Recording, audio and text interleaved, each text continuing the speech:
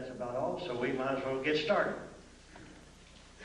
Robin Quayle and I last year about this time, and Sherry McCord sitting over here, with three of us brought Bill in last February, had a real good turnout, and we decided to do it again this year. Robin and I have been talking with Bill for over the past several months, and we found out that he's got a lot of brand new material that you people, if you were to the one last year, it's going to be new material. And one of the things he said last year, he said he was going to touch from kindergarten to about the 4th grade last year. And it made some people mad, but yet made them mad enough to want to come back. Now, this year, he told me the other night, he said we're going to hit from about the 7th grade to the 10th grade, so we're into junior high. So maybe in 2 more years, we'll be into high school or college. So this is some of the things. Bill spent about 7 years in Naval Intelligence, and he'll get in a little bit about what he did in there. And then he spent the last 17 years putting together what he is going to share with us this afternoon. At this time, I'd like to introduce Bill Cooper. Bill?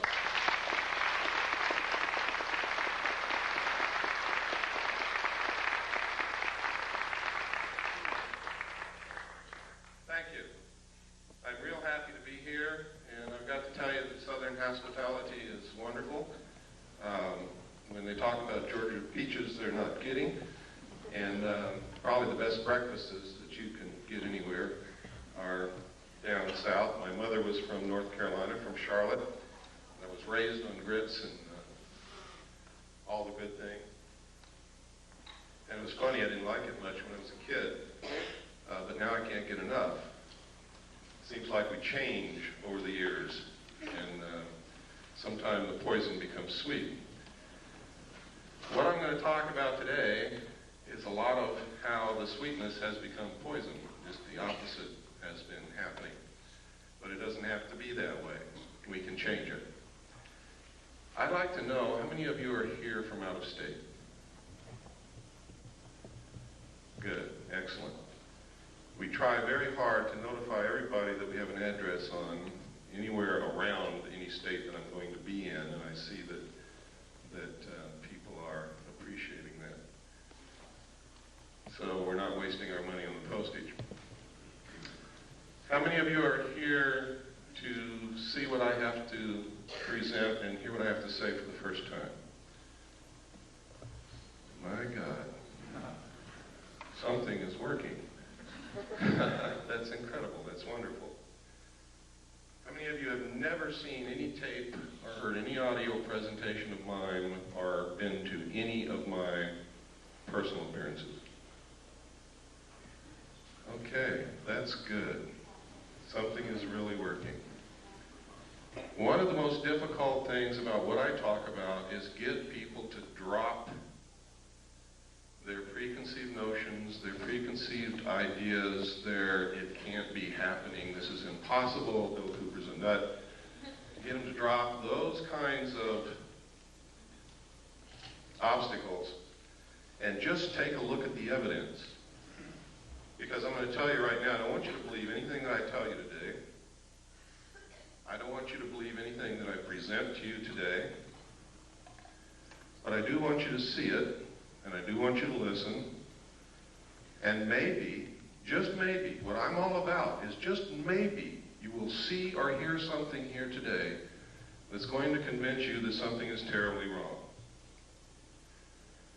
And it's going to empower you to become active and help us find out exactly what is wrong and fix it.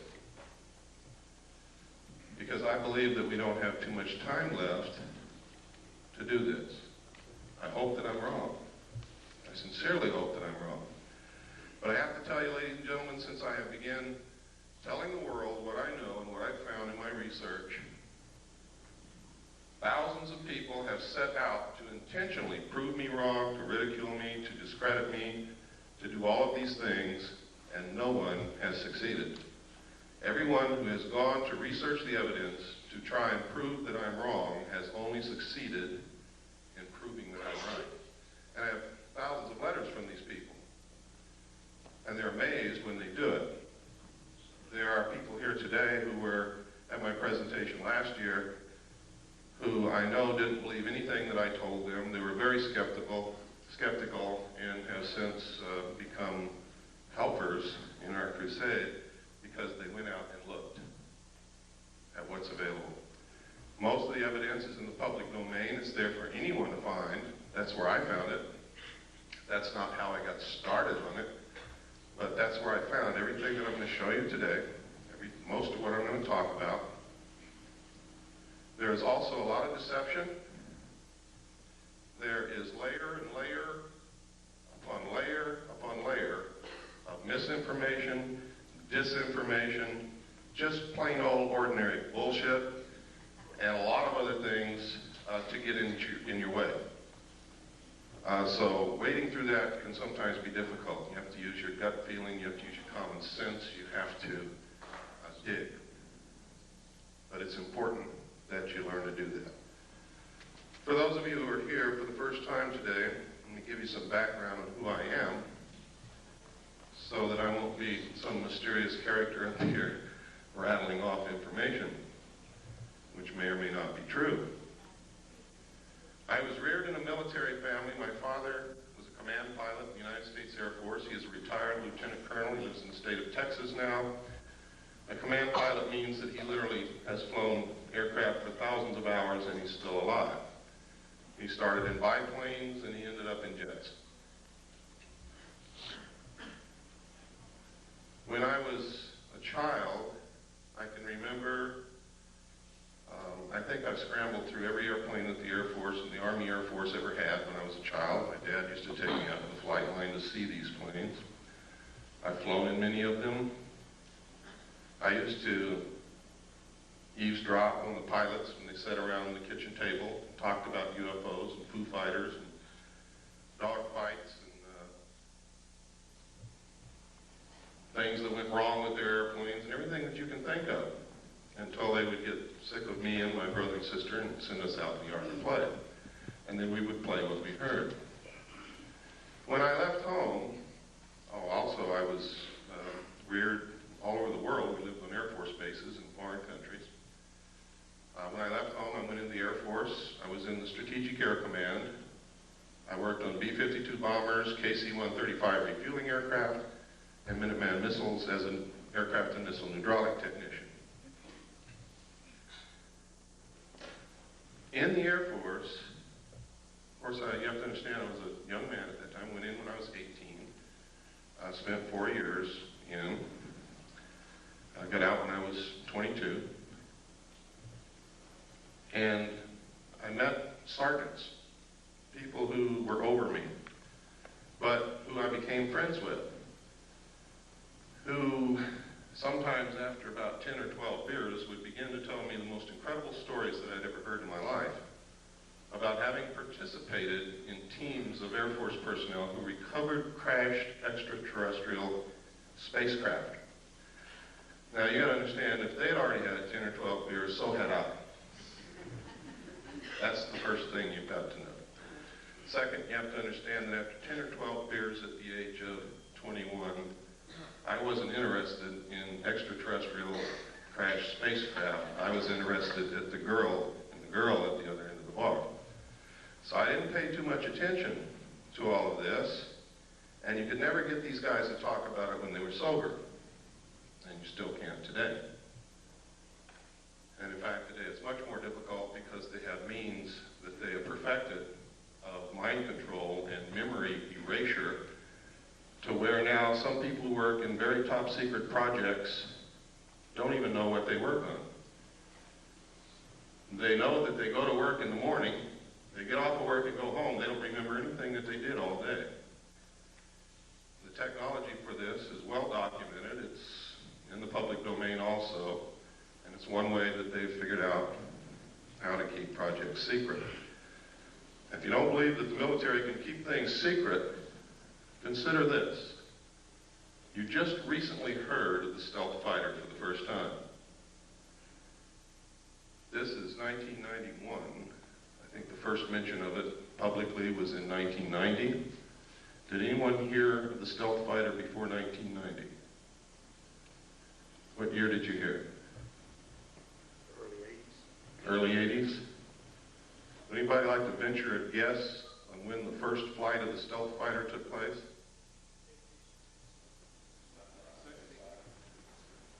That's close. It was in the early 70s, ladies and gentlemen, first stealth fighter flew.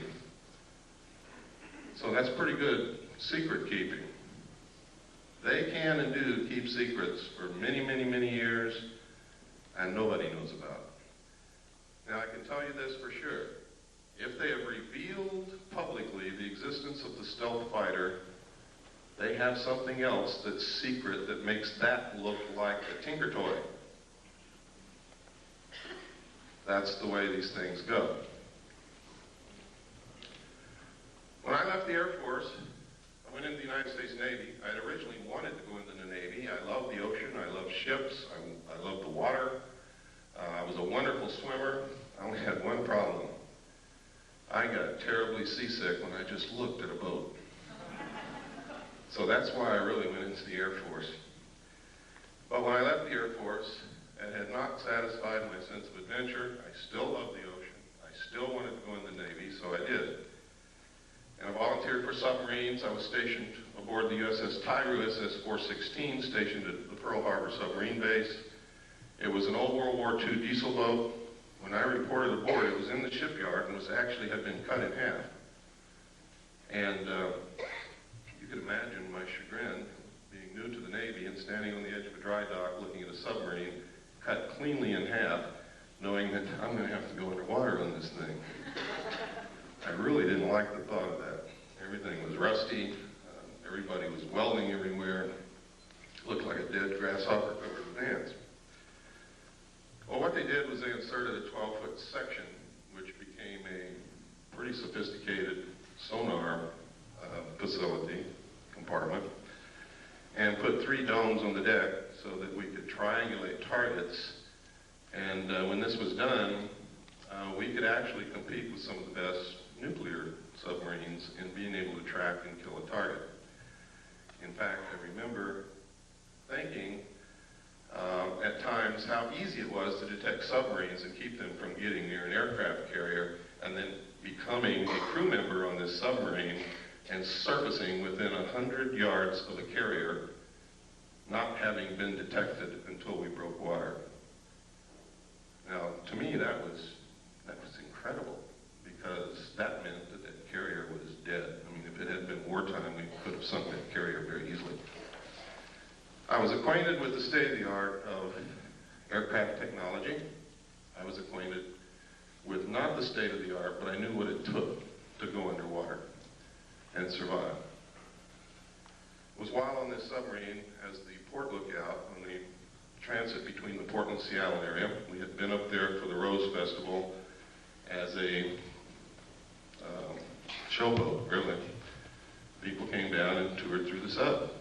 And we met a lot of girls and had some really neat dates, and then we left.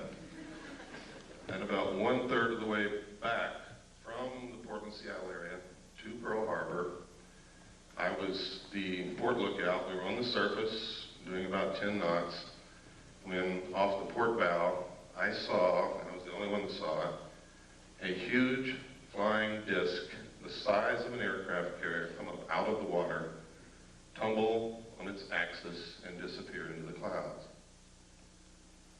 Well, needless to say, I was stunned, literally speechless. I started to say something, but couldn't talk. Nobody else had seen it, and I knew that they weren't about to believe what I had seen if I told them. And it scared me a little bit too, because I had never believed in these things, even though I had heard stories about them all my life. And I didn't see your little run-of-the-mill 30-foot flying saucer. I saw something as big as an aircraft carrier.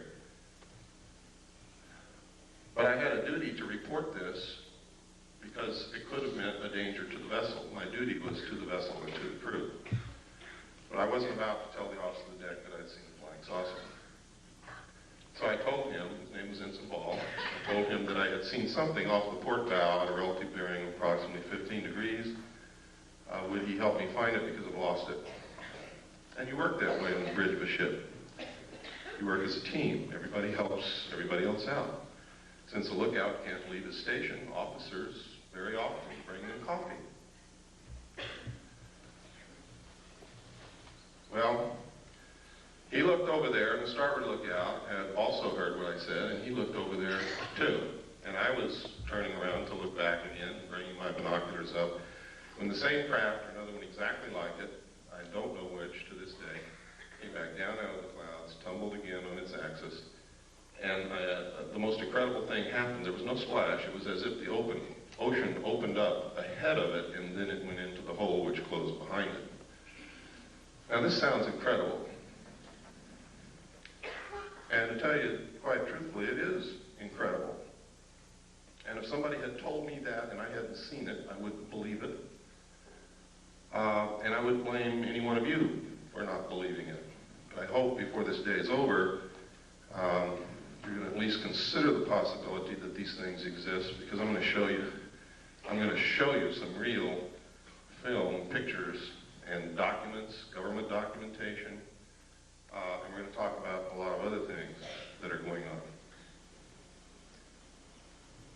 It's extremely important that people get out of the stuck in the mud, narrow view frame of mind. I can tell you that over the last 17 to 18 years that I've been doing research, I have discovered that our normal, everyday concept of reality is an illusion. It is a manipulation in most instances of the power structure that really runs this country and the world to keep us ignorant so that we won't know what the truth is. I can tell you that when George Bush says, out of the Middle East crisis will come a new world order, he is not joking. And the new world order is not what you think it is. Friendly nations working together. It's going to be a one world, totalitarian, socialist government. Some of the reasons for this are good, some of them are not. I can tell you that there is a hidden secret technology that is astounding, resembles nothing less than sheer magic, would literally set us free, enable us to cure most diseases, if not all, give us probably a source of, if not free energy, very close to free energy, very inexpensive energy, which we need very badly. And I'm going to talk to you why these things are being hidden, when this all came about, and try to give you a basic understanding of what's going on. All of it's covered in my book, which you may or may not have seen. The name of the book is Behold a Pale Horse.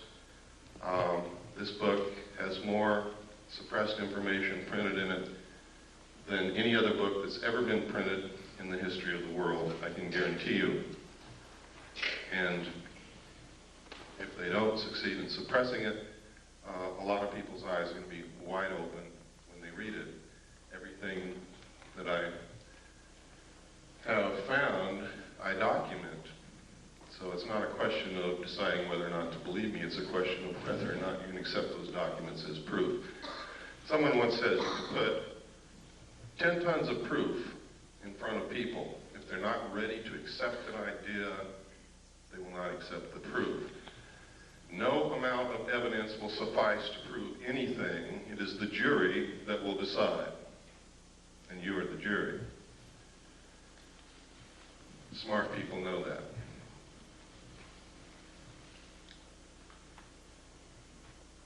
After having gone through this experience in the con, on the bridge of the submarine, I was later told by the captain that we were not to discuss this, not even amongst ourselves. I'd never been told that in the military. I'd never heard of anything like that. People who worked on projects together usually discussed them amongst themselves together. Now, when we reached Pearl Harbor, those of us who had been on the bridge, including the captain, were not allowed to go to shore. An officer, a commander from the Office of Naval Intelligence came on board, spoke with each one of us in the captain's stateroom individually, and literally what happened is he did not tell us what to say. But every time we said the wrong thing, we were threatened. We were yelled at. It didn't take me long to figure out, having been raised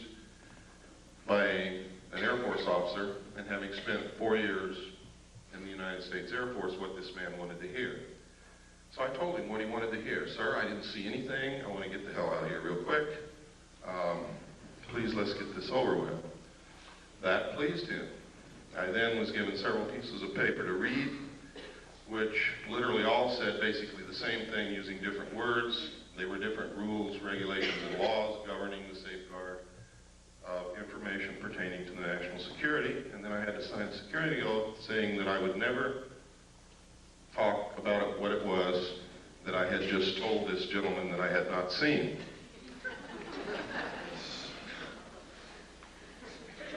And then I was allowed to go. Later I was selected and trained for Naval Security and Intelligence. I was given a secondary NEC of 9545, which is Internal Security Specialist. My job was to safeguard, control classified information, secure perimeters, buildings, naval installations, detect bugging devices, all of these things. I was specifically trained to conduct Pacific Area intelligence briefings. And then after all this training, I was sent to Vietnam and made a patrol boat captain for Naval Security and Intelligence. I was attached to Camp Carter, which was the headquarters of Naval Intelligence and I Corps. I was then sent to a division of Naval Intelligence, which was the Da Nang Harbor Patrol. I was given a crew, a patrol boat, and a lot of weapons and ammunition, and they turned me loose. And that was crazy, because I was a young man that didn't know what the hell I was doing. But I did okay, thank God. Some others didn't. Later, I was transferred up to the Dong Ha River Security Group, which was another division of Camp Carter Naval Intelligence. And my job there was to patrol the river, make friends with the people along the banks, gather intelligence, and maintain the safety and security of the river. That river was at the DMZ. It's the Takan River. The base camp was Qua Viet at the mouth of the river on the southern bank. And it was a major supply route for supplies that went to Khe Sanh, which was under siege. While there, I learned that there was significant UFO activity in Vietnam, a lot of it. Why? I don't know. There were rumors flying everywhere. We heard stories of enemy troops firing at UFOs, our side firing at UFOs, UFOs flashing back with blue lights that did crazy things, the same things that you hear happening today. I know of one instance for a fact that after UFOs hovered above a South Vietnamese village all night, the next morning there was not a living soul in that village. Don't ask me where they went, because I haven't got the slightest idea. But it's incredible. We were told that any UFO information that we sent in dispatches, messages, or discussed over the radio, we were to use the code word enemy helicopter activity. And that's what we did. The enemy had no helicopters in Vietnam, period. So anything you see in the history of Vietnam that refers to enemy helicopter activity is in fact referring to UFO activity, unidentified flying objects. When I left Vietnam, I was sent to the USS Charles Berry DE-1035 for a short period with NIS Naval Investigative Service to conduct an investigation on board that vessel. 3 months later, I left, was transferred to the staff of the Commander-in-Chief of the United States Pacific Fleet, who at that time was Admiral Bernard Clary, and was specifically attached to his intelligence briefing team. I also stood watches. In the Navy, you have a primary job. Some people don't know this, so let me explain it. In the Navy, you have a primary job, which you do. You also have to stand additional duty, which is called watches in the Navy. My watch station was Petty Officer of the Watch in the Command Center, which meant I was the senior enlisted man in the Command Center, in charge of the Command Center and the information. I was also the designated speak-out operator, which meant top secret, crypto, communications that came in under a specialized, compartmentalized category. I was the only one on watch who was allowed to handle that information and direct it to the specific place where it was to go. Now, normally these things are handled by radio men and communications technicians in a communications center. But in a command center where they have to have information instantly, everything that goes to the communications center also comes to the command center, so that there is not a delay in important information, urgent information getting to the right people who have to make command decisions.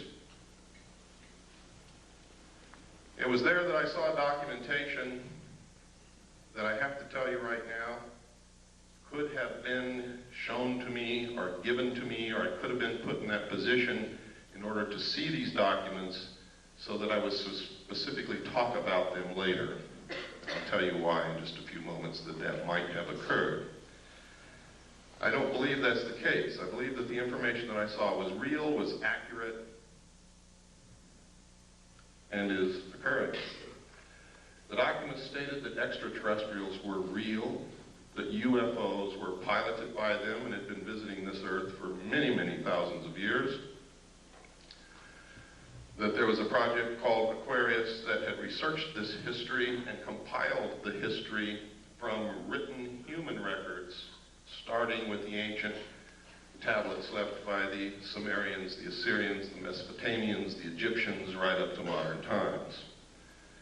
These documents were quite thorough and very convincing, believe me. There was documentation that the United States had actually recovered crashed alien craft. The first one occurred near a small town called Roswell, New Mexico in 1947. The crash site actually covered 2 locations. One location was on a ranch belonging to a Mr. Brazel.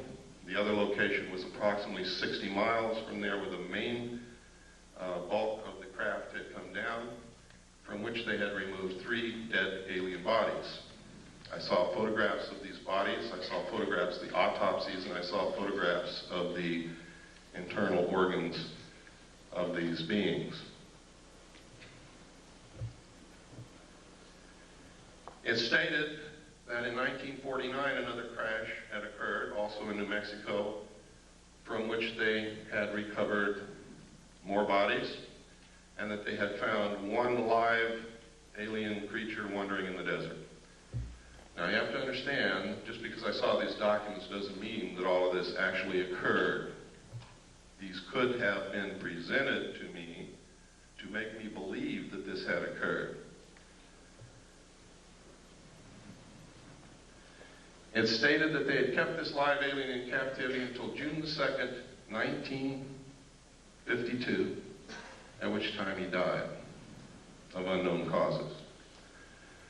They instituted a project called Sigma to attempt to contact the race that this being belonged to. Sigma evolved into the National Security Agency.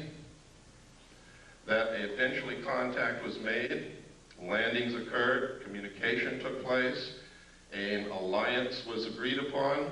This actually was supposedly happened at Muroc, which is now known as Edwards Air Force Base in California, in 1954. President Eisenhower was on vacation at that time in Palm Springs. During this time, you can see by reading the newspapers that he disappeared. The newspapers went crazy. Reporters were combing the countryside looking for the president. They were told that he had suffered a toothache and had flown by helicopter to a dentist. Well, this was not true. The true place where he was taken was Muroc, Edwards Air Force Base. The base was closed. This is also on record for 3 days. No one could go in, no one could come out.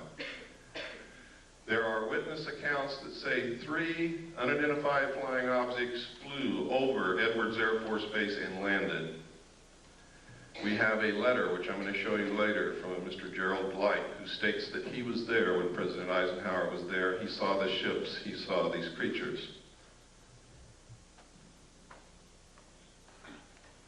And that's just the beginning, but I'm not going to go much farther than that. Right now, we're going to get into some documentation so that your disbelief can start to see that this is not as incredible as it sounds. And I know what some of you must be sitting there thinking. It wasn't too long ago I should have been thinking the same thing. Now, over the years, if this is real, it's been suppressed and covered up and hidden for very good reasons in the beginning. Reasons that don't stand up now. Reasons that have resulted in criminal activity, in erosion of the Constitution, in all kinds of things. Now, I said that I believe that this is all true. I don't believe that it's a hoax. The evidence is overwhelming that it's true. And by overwhelming, I mean exactly that. When you get into really investigating this, looking at it, the evidence will overwhelm you. It is incredible that such a cover-up has been able to be maintained for so long. On the other hand, I have found references as far back as the beginning of this century by a secret group of very powerful people to create an artificial alien threat from some other planet to help unite all humanity into a one-world government with them at the head. I have found a speech given by John Dewey in 1917 to Viscount Ishii and the Japanese delegation in New York City, where the first thing that he says in his speech is, "Someone once told me that the best way to unite all humanity and do away with war is if we were attacked from some other planet by alien beings from outer space." I have found reference in a report called the Report from Iron Mountain to the ultimate method of permanent peace on this earth and uniting humanity, doing away with nation states which cause wars, and substituting for war a tremendously wasteful space program that would unite humanity against an alien threat of an intelligent race from another planet. Now, I didn't know all this when I saw these papers back between 1970 and 1973 and the photographs and the records that I saw. This information came out during my research over the last 18 years. So it's something that has to be considered. I have to tell you that the intelligence communities, the powerful people in this world, have the capabilities to do this, to perpetrate such a hoax. They can do it. They have methods and ways to make us believe damn near anything they want to. But I will tell you this. The only question is whether extraterrestrials are real or not. There is no question whatsoever about the craft. The craft are real. They've been seen by millions of people all over the world. Credible people, military people, doctors, lawyers, bag ladies, elevator repairmen, people who work in grocery stores, heads of colleges, politicians, Jimmy Carter, Ronald Reagan, and many others. Now, Jimmy Carter said he saw a UFO before he was elected president. Now, if he's not credible, why did you elect him?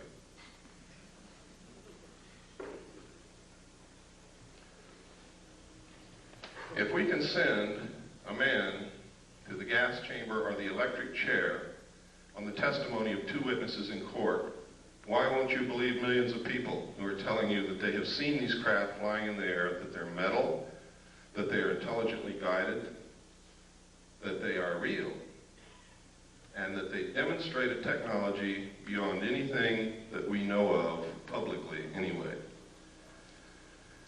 I can tell you that we have this technology in the United States. It is being flown in an area called Area 51, Groom Dry Lake, in the Nevada Test Range in the state of Nevada.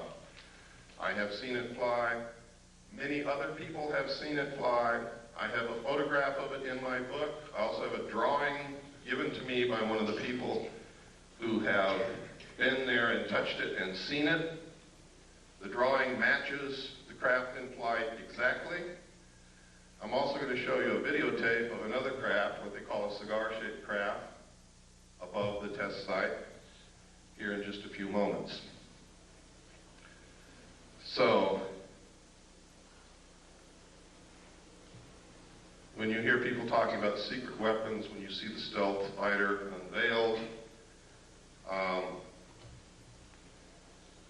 what they have behind it in the wings, that you too can also go see, by the way, in Nevada, if you have the money and the time to go out there and stand in the desert all night. If you look toward Groom Lake between sunset and sunrise on any given night, you can watch them test fly these craft. But you have to be prepared to stay there 2 or 3 nights because they don't always fly every single night. Now at this time, to show you that I'm not so far out in left field that you could turn it off, I'm going to show you a tape now, and this tape is going to prove to you that the government's been lying to you for a lot of years. Now when I say the government, I don't mean our constitutionally authorized and legal and lawful government. I mean the men who have infiltrated our government over the years and who are controlling it, subverting it toward their own end. Have been lying to us. Our government hadn't had a chance to work over the last 40 years. And you're going to see why. What I'm going to show you is a tape of the Kennedy assassination. It's not a tape that you've ever seen before. I hope you will pardon the editing because I'm not a professional editor and I have to do this at home because I cannot let this tape out of my possession because that would be totally irresponsible and it would probably disappear. Keep your eyes on the driver of the car. Do not watch Kennedy. Don't look around at the scenery. Keep your eyes on the driver of the car. That's important. They have always known who killed Kennedy, and they have covered it up for all these years. Okay, if we have the lights off, and please run the Kennedy tape. Can I sit down? Can that door be closed? Yes.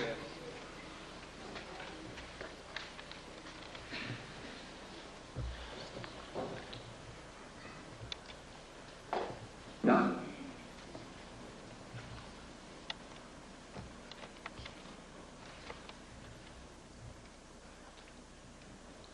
It was politics that motivated Kennedy to make the trip. Can you turn up the volume, please? It hoped to reconcile differences between two factions of the state's Democratic Party, as well as draw political support in the state that he had barely carried back in 1960. Kennedy, in fact, had felt the visit to be so crucial to his re-election chances that he persuaded his wife, Jacqueline, to accompany him. The first day of the trip, which included visits to Houston and San Antonio on November 21st, had been very successful. Despite his mediocre rating in the latest Gallup poll, overwhelming and enthusiastic crowds greeted the President and the First Lady at every stop along the tour.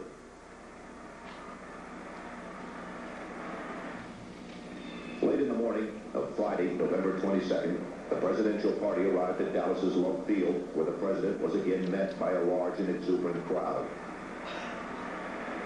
After taking time out to shake hands, the Kennedys, along with Texas Governor John Connally and his wife Nellie, stepped into a waiting limousine which would take them through the downtown district on the way to the city's Trade Mart, where the president was to give a luncheon speech. As the motorcade made its way through the streets of Dallas, it was obvious that Kennedy's trip was a tremendous success.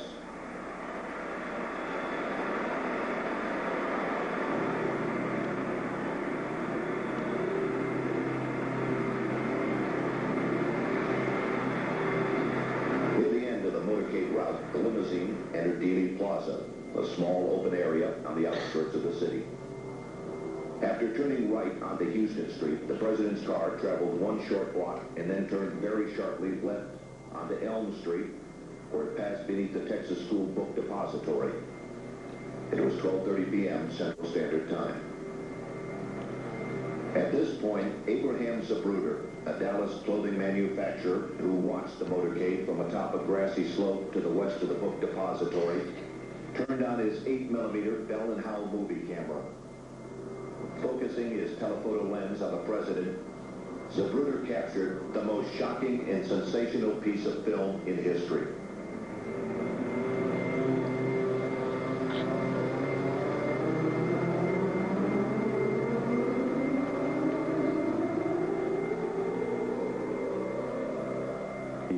Motorcade in Dallas on November 22nd, 1963. As the presidential car passes behind the freeway sign, President Kennedy is struck in the throat by a bullet that was fired from the grassy knoll. As he's grasping his throat through John Connolly, turning around to his right, he at that point is struck. You notice the passenger of the car turning back to see what has happened to the president. As he turns back to the front, the driver of the car turns with his left arm over his right shoulder with a pistol and fires. You see the 45 caliber nickel-plated automatic weapon in his left hand. He's firing over his right shoulder. You see it in relief. You see his head pointing backwards towards the president.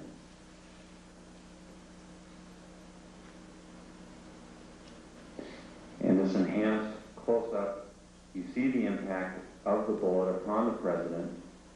The force of the shot drives him violently backward against the back of the seat.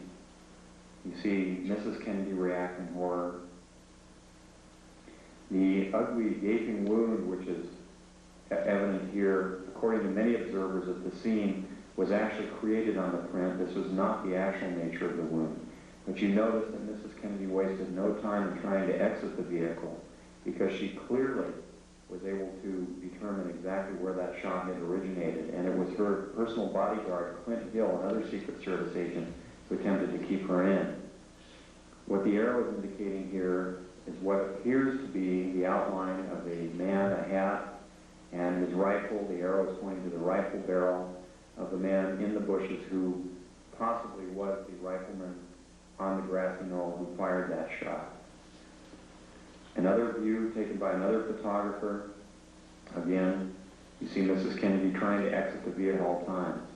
Here you see the passenger in the front turning back, looking at the president. Instead of jumping back to assist him, he turns forward. The driver is now rotating. The weapon comes into view and he fires. You'll see this repeatedly in these sequences. Kennedy's been shot in the throat. He's leaning to his left. The driver now begins to rotate. His left arm comes over his right shoulder and he fires now. Again, you see the driver rotate. You see the weapon come into view. He's rotating again. The weapon is in view. He fires. You can clearly see his head turning and his arm and the weapon extending into view over his right shoulder. Many of the witnesses indicated that the car slowed almost to a virtual halt at about this point. And here in the normal version, you see how much more quickly it is speeded up. It's much harder to determine. Many of the people who asked the question why Jackie Kennedy did not.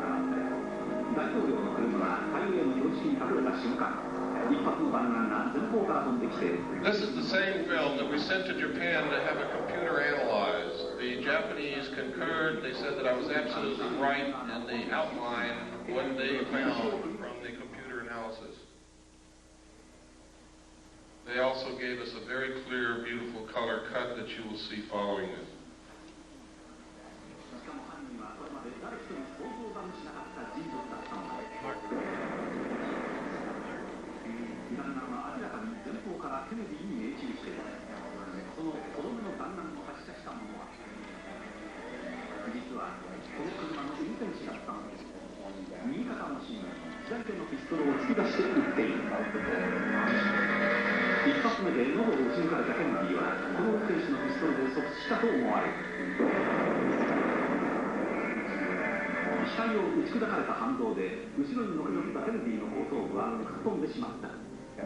Here, according to many observers, 目の前で真犯人を目撃してしまったジャクリーン夫人は自分の身の危険を悟って車から逃がそうとした。だがすぐ後ろからつけてきたシークレットサービスによって押し戻され、電気に逃げるチャンスを失ってしまった。このシーンの中に一発目の弾丸を発射した真犯人が映っている。登山帽をかぶり、ライフルを構えているのがわかる。And his rifle, the arrow. おそらくこの狙撃手が最初にケネディの喉を撃ち抜いたのだ。On the grassy knoll who fired that shot.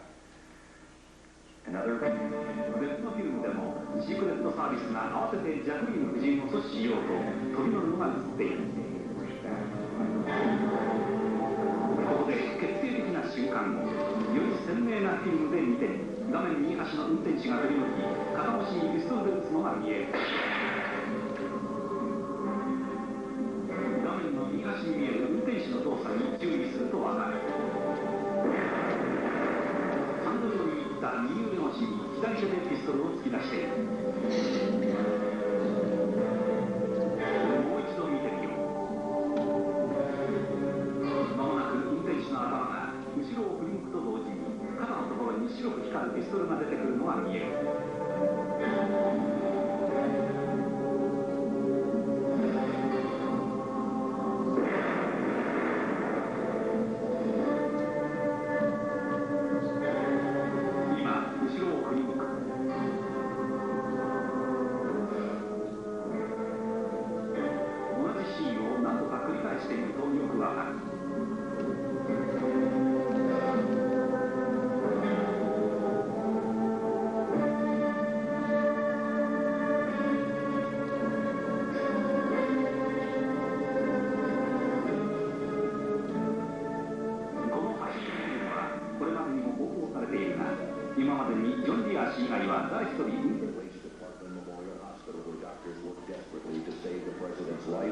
and to care for Governor Conley, who was also seriously injured in the shooting. Although the governor would make a full recovery, it was obvious to the doctors that Kennedy's wounds were fatal, and at approximately 1 p.m., the president was pronounced dead.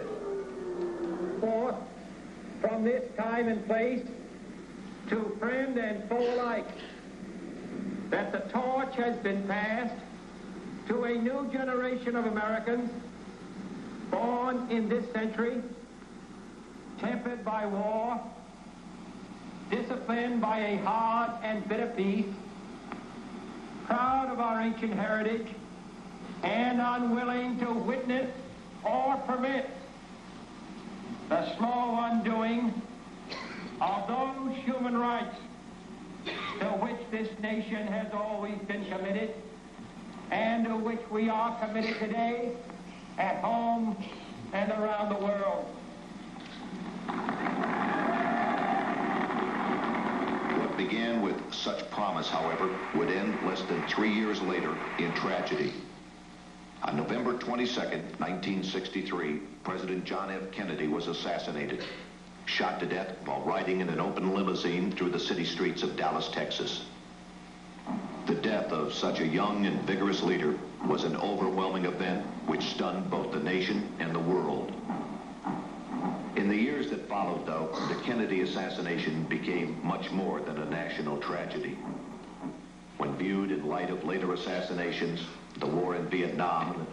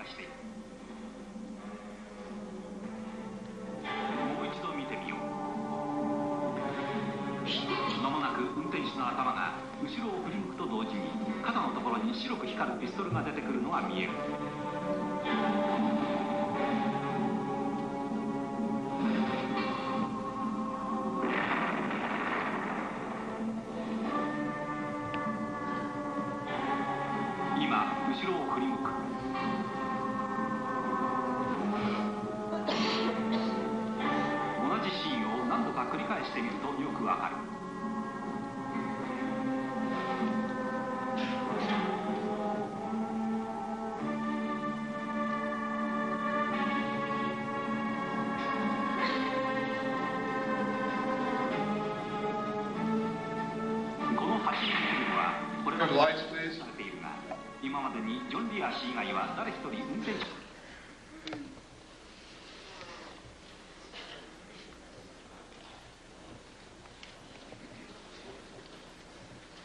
While I was with the Office of Naval Intelligence attached to the Commander-in-Chief of the United States Pacific Fleet staff, I saw documents that stated with no hesitation whatsoever, with clear understanding, that President Kennedy was killed by William Greer, the Secret Service agent driving his limousine in the motorcade. These documents disclosed to me that the people involved in the assassination of the President were the Office of Naval Intelligence, the Secret Service, Division 5 of the FBI, and the Central Intelligence Agency. The reason stated was that he was a security risk, that he had ordered them to stop the sale and importation of drugs to the American people, and that he had ordered them to develop a plan to disclose the presence of extraterrestrial visitation to this earth within the following year.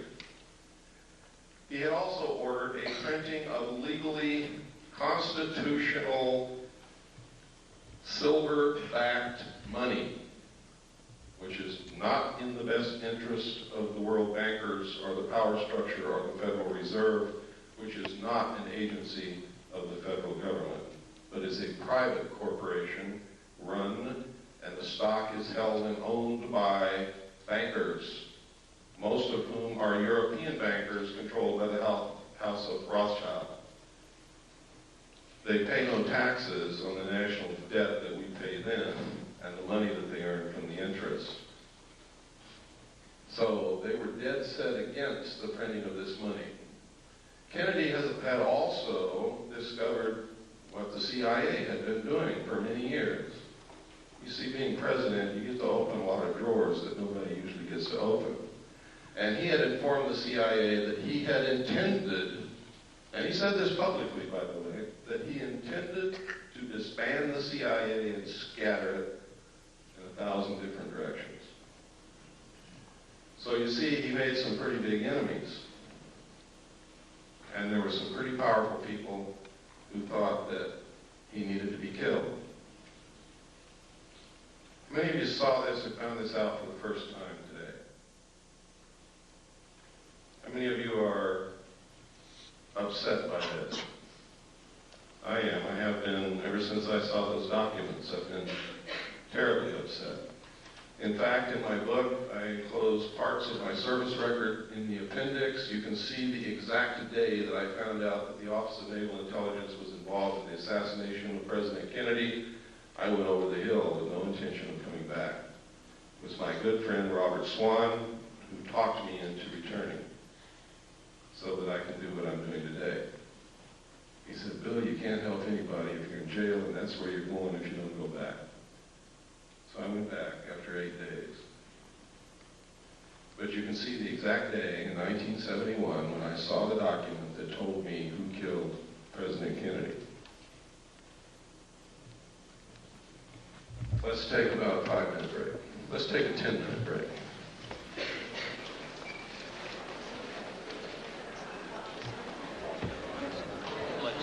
Bobby, please, we're going to get started again. I'm going to show a videotape of a UFO. You're not going to want to miss this because it's extremely rare footage of what they call a mothership, a cigar-shaped craft.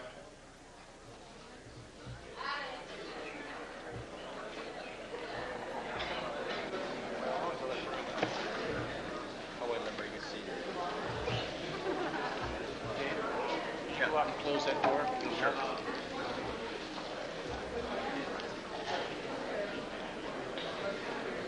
I meant to say this in the beginning, but forgot all about it. For those of you who have ordered my book, all the paperback books that were ordered have been sent. They've been sent for over a week. So if you ordered it and haven't got it, it's probably in your mailbox right this moment waiting for you to come home, or will be there in the next couple of days. The hardback books are printed, but they are not bound yet. They will not be sent for another 2 weeks.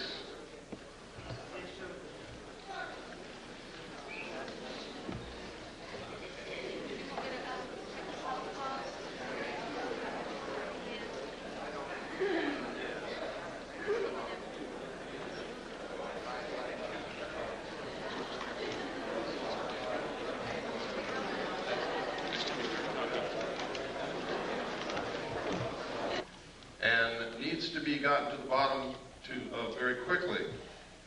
And that is that some people are coming forward and telling us that they're being abducted by alien beings and taken aboard their spacecraft. They're literally helpless. They can't move. Their clothes are taken off. They're given medical examinations. Some people are operated upon. Samples of their tissue is taken. Sometimes sperm and ova is harvested. Sometimes females are impregnated. It's all medical fact that these things are happening. It is not a joke. The only question is, was it really aliens and were they really taken into a spacecraft, or did something else happen and this is a planted story that's been put in their mind to disguise it? You see, this is a classic thing that they do in brainwashing. If they want to cover something up, they just put a different memory in your mind. Now that sounds difficult, sounds impossible, but if you go read the books that have been published by people who have participated in mind control experimentation, and the documents that have been released under the Freedom of Information Act, this is not a joke. They can do it, have done it, and will do it again in the future. Now, if this is a hoax, if it's the biggest hoax that's ever been perpetrated in the history of the world in order to create an alien threat from outer space in the consciousness of humanity so that we'll accept the elimination of the sovereignty of nations, the destruction of our Constitution, and will accept a one-world government wherein we may not have the freedoms that we have now in order to face this alien threat together as one humanity. If it's a hoax, that means we're being manipulated on the grandest scale in history, that people are being hurt, that their minds are being screwed with. And if this is happening, we have to find out if it's really happening. We have to be able to gather enough facts to prove it, and we've got to stop it. If, on the other hand, these are really extraterrestrials that are doing these things, we have to find out why. Because these people are being implanted with very small devices, about the size of a small BB, that are literally microchips in the brain.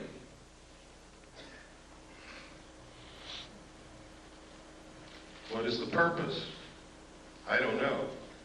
Can these people be controlled through these implants?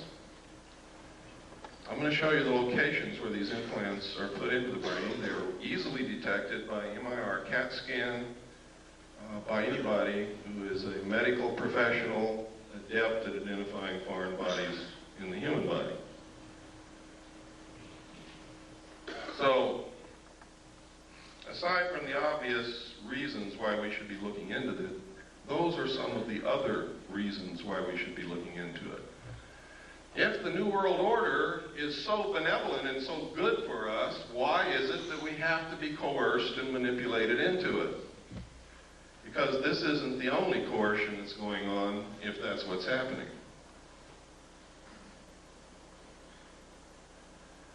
Now I'm going to preface what I'm going to say next, because I'm going to talk about the war in the Middle East for a few minutes. I'm going to preface what I'm going to say next with this statement.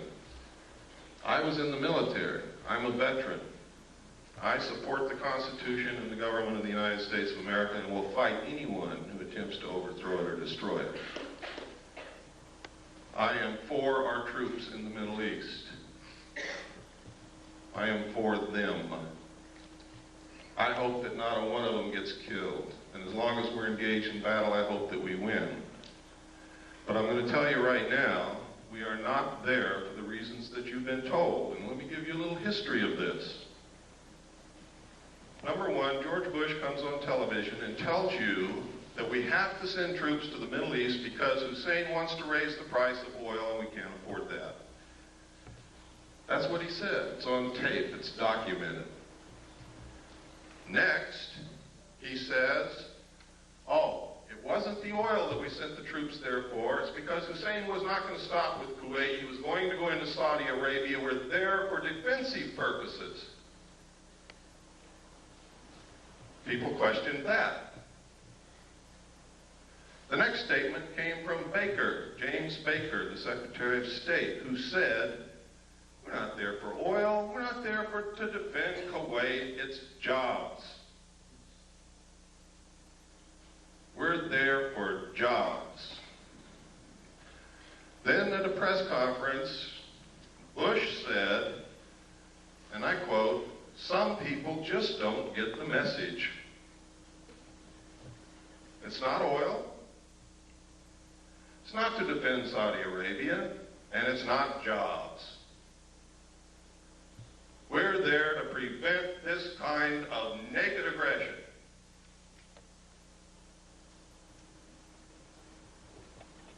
Now, I submit to you that if the President of the United States and the Secretary of State don't know why the hell we're there and they change their mind every minute, that none of the above is true. The truth is, a legal precedent has to be established that says that the United Nations is the ruler of the world. It has to be a legal precedent that all nation states submit to the will of the United Nations and give up their sovereignty to the United Nations and submit to the rule of the law of the world, which is the United Nations Charter and the resolutions passed by the United Nations. And the United States military is acting as the police force for the United Nations to establish that legal precedent. And Bush has said on television, no nation can ever again stand against a world united.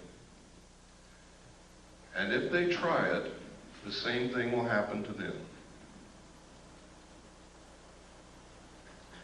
Margaret Thatcher was the last world leader who was opposed to the one world government. And she is no longer the Prime Minister of England because of that. I'm going to tell you now that the only obstacle to the New World Order coming together at this moment is the right of the American people to keep and bear arms. That is why there is such an effort to take your guns away from you. You see, the intent of the Second Amendment, the second article and amendment to the Constitution, was not so that we could go hunting. It was not to protect the possessions in your home or to protect you from burglars. The intent of our forefathers in establishing the second article and amendment to the Constitution was that as long as every American owned a weapon, whether they ever fired it or not, our government could never oppress us just with the knowledge that we all had that weapon in our closet. That's the reason. That's why every time you see a bill to take weapons away from the American people defeated in Congress, 4 more are introduced immediately. It's a never-ending battle. That's why they lie about the statistics. The truth is, in a town where everybody owns a weapon and everybody knows it, there is almost no crime.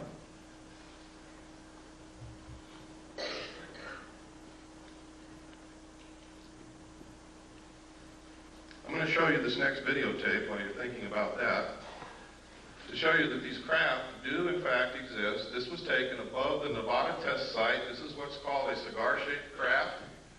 They are very large. They're also called motherships. Every time they're seen, except in this photograph, usually you see other smaller craft exiting and entering these craft, like scout ships or something. I don't know what you would call it. But it's absolutely incredible. This piece of footage you're going to see is so rare.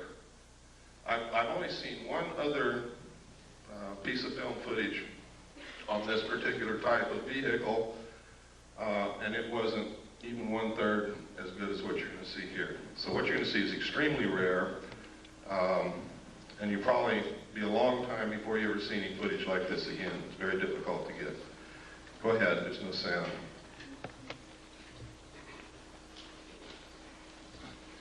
Kill the lights, please. Now you can see the craft just below the tip of the white cloud. And if you watch, it's going to move from right to left and then turn into the clouds and disappear.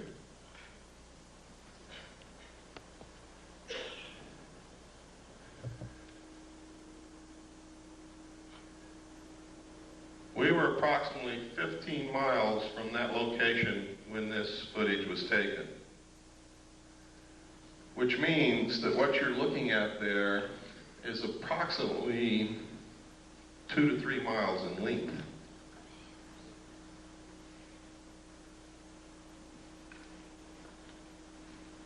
That's very impressive, and to me it's very exciting that someone can make something that flies in the air that's 2 to 3 miles in length. That is the actual time that you see there, those are the actual seconds passing.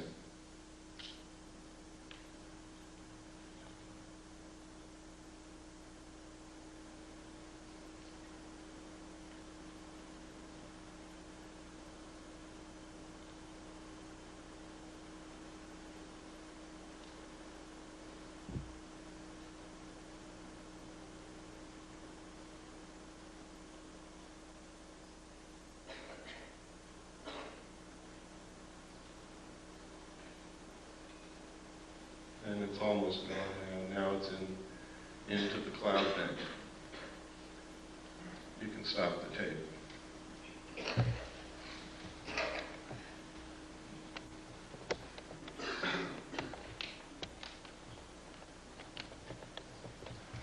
Okay, if you'll turn on the slide projector, we'll get into some of these slides. I'm going to be going very fast through these slides. Some of you have seen a lot of them before. You're going to see some very startling information here. You're going to see some documentation that's going to prove to you that the government's been lying to you for many years. You're going to see some documentation that proves who I am and what I'm all about. After I left the military, ladies and gentlemen, in December the 11th, 1975, I attempted to leak the material that I knew to the press. I was attacked twice. I've lost my leg. I've had my skull caved in. I kept silent for 16 years, during which time I was the head of the mixed gas deep saturation diving department of the College of Oceaneering. I was the executive director of Adelphi Business College. I was the executive director of Pacific Coast Technical Institute, the executive director of the National Technical College. I was the national marketing coordinator for United Education and Software. And I owned a gallery and studio of fine art in Long Beach, California.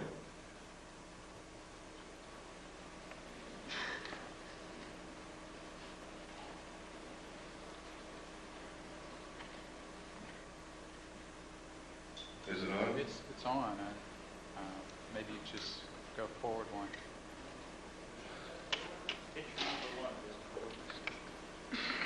I'm hitting it. Something's wrong. There we go. You want to go forward? That's the wrong. I want to go forward. There we go. Okay. This is a letter from Jim Joyner, who's the head of the mixed gas deep saturation diving department at the College of Oceaneering. And basically what he's saying in this letter is I worked for him, I was the head of the department, I was an instructor, and I'm a good guy.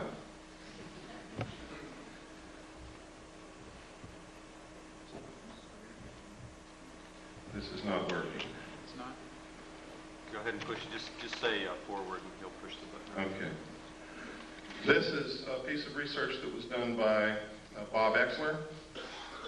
In his own research, he verified something that I had not told anybody, and that was that when I was with the Commander-in-Chief of the United States Pacific Fleet, I worked directly under Bobby Ray Inman. He verified all of this, verifies that I was there, and that I had reported seeing UFO-related documents under that command. And it goes through to outline Bobby Ray Inman's career path, which is incredible. He believes that Bobby Ray Inman is very much connected with the cover-up group, is one of those in the know, knows everything about the alien situation. Born April 4th, 1931, graduated from college at the age of 19 with the BA from the University of Texas in 1950. He entered the United States Navy in 1952, advancing to the rank of Admiral in 1981.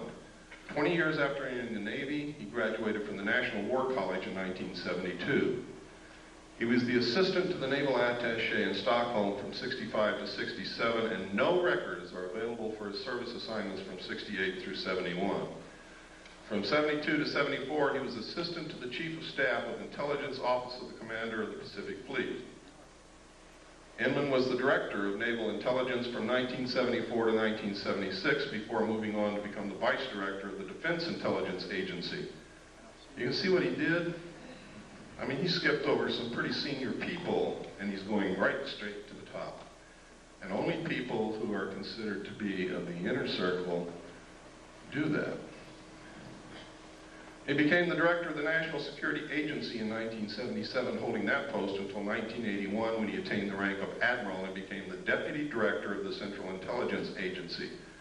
He retired from government service in 1982 and became the CEO for MCC. Remember what I was telling you about implants? Microelectronics and Computer Technology Corporation. MCC is a private sector joint venture supported by and share funded by the government and corporate shareholders. The venture was motivated by the Japanese fifth generation artificial intelligence computer project. Yes, next. This is a letter from Bob. Remember I told you Bob Swan was the one who talked me into going back after I went AWOL. Later, I got married on June the 2nd, 1972. On June the 1st, 1972, I sat down with Bob and a bottle of scotch and I told him everything I knew and gave him a set of documents to prove it. Bob acknowledges that conversation in this letter. He acknowledges what I told him about alien installations on the moon, about the Kennedy assassination, about the fact that I gave him documents that were highly classified, and he says that he doesn't know what happened to them, he doesn't have them anymore, and it's exactly what he should say. Next.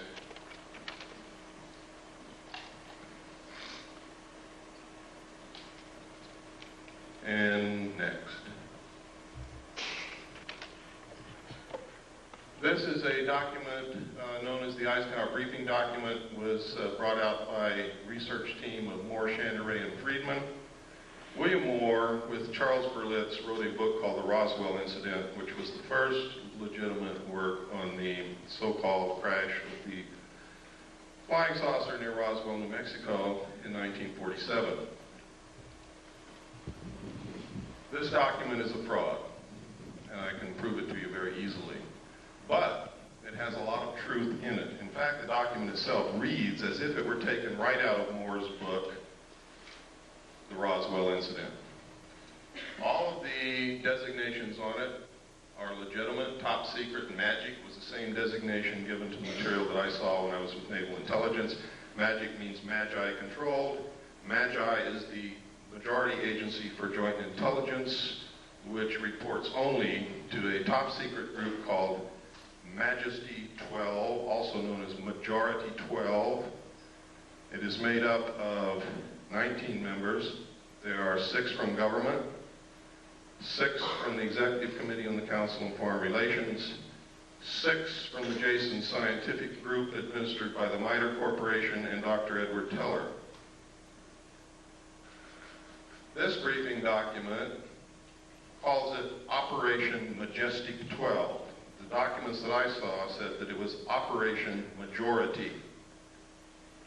Also, look at the date, 18 November 1952. Eisenhower was not yet president, and if this is truly one of the highest held secrets in this country, he would never have been exposed to this information until he actually took the oath of president. He was not even in government service at the time he was elected. He was the president of a college. Next, please. I can tell you that of those listed there, those names, Admiral Roscoe Hillenkoetter was the director of the CIA when this group was supposedly formed. If in fact it was formed at that time, he would have definitely been a member.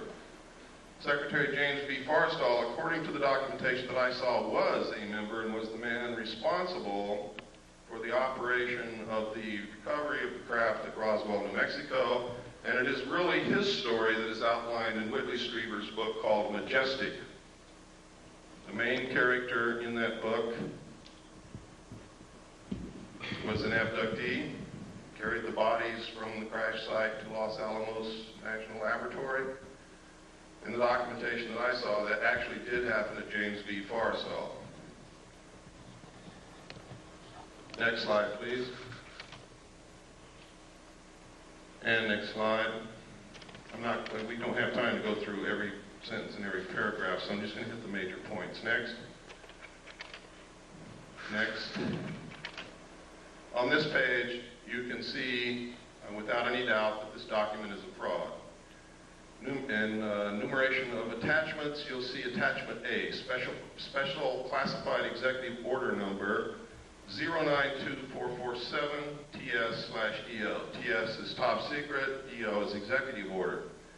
Executive orders are numbered consecutively from president to president, from executive order to executive order, no matter who occupies the White House, for the purpose of continuity and record keeping. Truman wrote executive orders in the 9,000 range. Eisenhower wrote executive orders in the 10,000 range, and so on and so forth. President Nixon wrote in the 11,000 range, and some of the ones that he wrote were actually signed by Carter. This is 92,447. Any way that you look at it, it can only be a date. 09, which would be what month? September the 24th, 1947. Executive orders are not listed by date, they are listed by number. Next slide, please. This is a memorandum for the Secretary of Defense. This also is a fraud. Next slide, please. This is legitimate. This came directly from the National Archives. It is legitimate. One thing that makes it important is it does mention NSC, National Security Council / MJ-12 Special Studies Project. In the documentation that I saw, Majesty 12, also known as Majority 12 for security reasons, where I got the name Majority 12 is that they had to have a majority of 12 votes to carry on any motion or any operation or anything that they wanted to do. If they didn't have 12 votes, they couldn't do it. It was abbreviated MJ-12. I also saw documents that there was a special studies group made up of scientists and prominent people belonging to a secret society called the Jason Society, which actually makes up the core of the Council on Foreign Relations, and under them is a Jason scientific group administered by the MITRE Corporation to study all the facts, lies, evidence, disinformation of the alien question and arrive at what the truth was. It was a 3-year study. Dr. Zbigniew Brzezinski headed the study group for the first 18 months. The second 18 months was headed by Dr. Henry Kissinger. During that time, Dr. Henry Kissinger, this is historical record, wouldn't even speak to anyone. He was gone, get up early, he'd leave, he'd come back very late at night, didn't talk to anybody, didn't care about anybody. He was so engrossed in whatever he was doing that it was like he was living in another world. His wife actually divorced him for this. So it fits. If he was really studying the alien question, I think that's the only thing that I can think of that would engross me so much that I would neglect my wife. Something of such historical and monumental consequence as that. Next slide, please.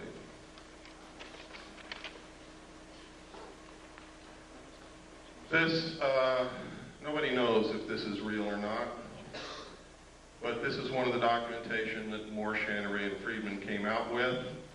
Next slide.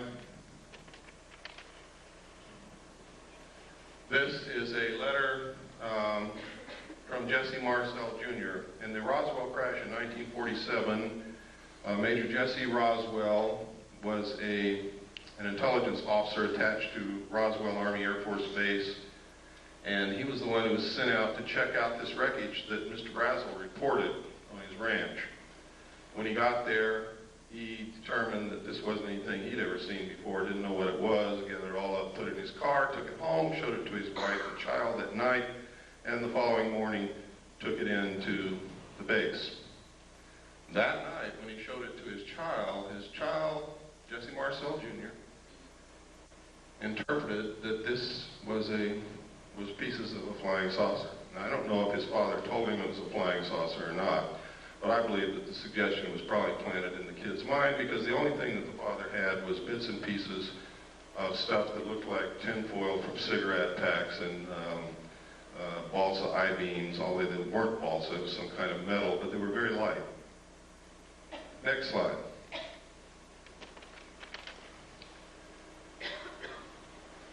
In this letter, he recounts that he saw the pieces and it wasn't the remains of any kind of aircraft that he knew of and that he thought it was a flying saucer. Next slide. This is the results of an interview from Jesse Marcel himself, the father. The father goes through and he makes several interesting points.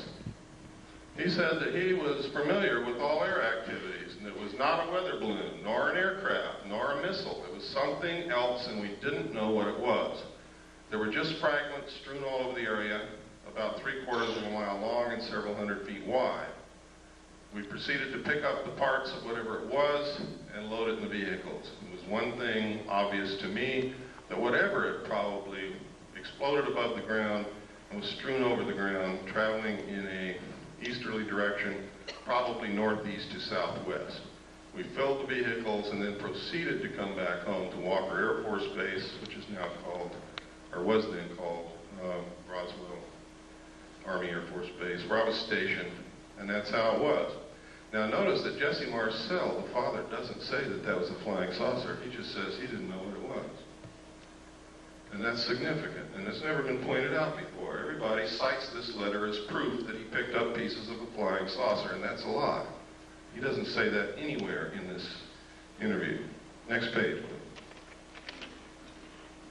And he goes on here, and he talks about the metal and the pieces and what it did. He said they tried to burn it, could not be burned. Would not burn. The same with the parchment we had. The metal was so thin, just like the tinfoil in a pack of cigarette paper. I didn't pay too much attention to that at first until one of the boys came to me and said, you know that metal that was in there? I tried to bend that stuff and it won't bend. I even tried it with a sledgehammer. You can't make a dent on it. And he talks about some other things that they did. But nowhere in here, it's significant, does he ever say that it was a flying saucer or an extraterrestrial craft. He just says he doesn't know what it was. Next slide, please. And even here, he doesn't say or venture any guess as to what it was. Next slide. This is a letter. This is called the Smith Memo. Smith was a radio engineer for the government of Canada. He came down to Washington to see if he could get the United States government to participate in electromagnetic experiments and experiments involving radio waves and other things of that nature. While he was there, he read a book written by Frank Scully called Behind the Flying Saucers, and he wanted to know if it was real. Scully in his book had said that the government had recovered crashed flying saucers and was hiding this from the public. He went to his embassy, the Canadian embassy in Washington, asked them to find out the truth. The Canadian embassy contacted Dr. Robert Sarbacher, who was a senior scientist working for the Pentagon at that time. And if you'll give me the next slide, this is what Dr. Sarbacher told the Canadian embassy, and they relayed it to Wilbur Smith. A, the matter is the most highly classified subject in the United States government, rating higher than even the H-bomb. B, flying saucers exist. C, their modus operandi is unknown, but concentrated effort is being made by a small group headed by Dr. Vannevar Bush. D, the entire matter is considered by the United States authorities to be of tremendous significance. Again, no mention of extraterrestrial or alien beings. And as you're going to see later, yes, flying saucers did exist. Next slide, please. This is the rest of the Smith memo. It's important that you see the signature and the official stamps and the classifications that were on this thing. It is now declassified. Next slide. At the same time that the government was denying that they were interested in flying saucers or that flying saucers were real or that they were investigating or anything, this poster was on the bulletin boards of Air Force bases everywhere. I remember seeing this for many years on bulletin boards where my father worked. And it says, the first thing up there, UFOs, serious business, and outlines the fact that every base must have an officer designated to specifically investigate UFOs and report the evidence. And down here, it tells him what he has to have. And one of the things is a Geiger counter, a magnifying glass. I don't know what he's going to do with that. And have a source for containers in which to store samples. Camera, binoculars, and other things. Next slide, please. This is a news release. At the same time that poster was on the bulletin boards at Air Force bases, the Air Force was issuing news releases saying that we're not investigating flying saucers, there are no such thing, what you're seeing is weather balloons, and we don't even want to know about it. Next slide. And next, that's the last of it. One of the things they did though, that last one, I should have held it there, but that's okay. They said that, you know, it's possible it could be a foreign country experimenting with some weird aircraft flying over our airspace, but of course they couldn't possibly be doing that. Next. At the same time, this poster was also on military bases, and one was the winner of Poster of the Month. Next slide.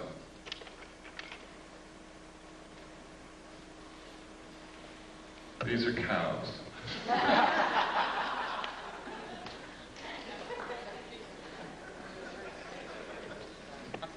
But I wanted to show you what they look like in case some of you haven't been out of the city in a while.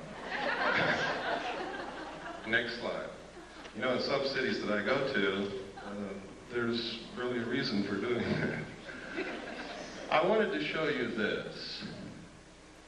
There's something happening with this phenomenon that is absolutely incredible. Everywhere on this slide where you see an M, there has been a classic case of cattle mutilation. I'm going to describe to you what a classic case of cattle mutilation is so that you will know in your mind what I'm talking about. I'm talking about the lips on one side of the face gone. The jaw, the flesh and the muscle on the lower side of one of the jaw, lower jaw, gone, stripped to the bone. The tongue missing, one eye missing, one ear cored out and missing. Usually a 6-inch diameter patch of skin somewhere on the animal has been cut out. If it's a cow, either the entire udder or a portion of the udder is missing. The rectum is cored out in a perfect cone shape. These sexual organs are always missing. If the cow is pregnant, sometimes the fetus of the calf is gone, but the fetal bag is not opened or cut and has not been invaded in any manner. Now that's incredible. But the most significant thing is that all the blood is drained from the animal's body with no vascular collapse, and there's not a drop of blood anywhere. There are no cigarette butts on the ground, there are no tire tracks, there are no shoe prints, there are no footprints, there are no gum wrappers, there is nothing. The government says that coyotes did that.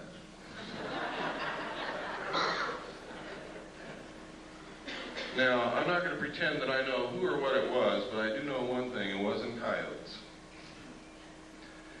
And I also know that our medical personnel, with the best surgical tools at their disposal, cannot make or duplicate the same cuts that are bloodless, that seem to be literally between the cells. There's no blood in any of the wounds. There are always 2 holes on the neck of the animal. Now, we got very curious about why would these specific parts of the animals be missing? And we came up with some things that are very interesting. Dust collects in the ear. Things that float around in the atmosphere collect in the ear. The lips touch the grass and the earth, so does the lower jaw. The eyes exposed to the atmosphere. The rectum is where most of the heavy impurities, the things that cannot be digested, that are poison to the system, collect, and that's why people get rectum cancer and colon cancer from these things. The sexual organs would show genetic damage. And where does radioactivity show up first in a mammal? In the milk. So then we got very interested in where these mutilations occurred, what time of year, which way was the wind blowing, and what was upwind from these locations. And we found in every single instance there was a nuclear site of some kind, a power plant, a weapons base, a weapons storage installation, weapons manufacturing plant, a testing area, missile stockpile, uranium mines, and tailing piles, waste disposal areas. In every single instance were upwind from these sites. From that, I deduce that whoever is doing it is trying to find out how much radiation has leaked into the atmosphere, the food chain, and the groundwater, and what is it doing to the living mammals in its path.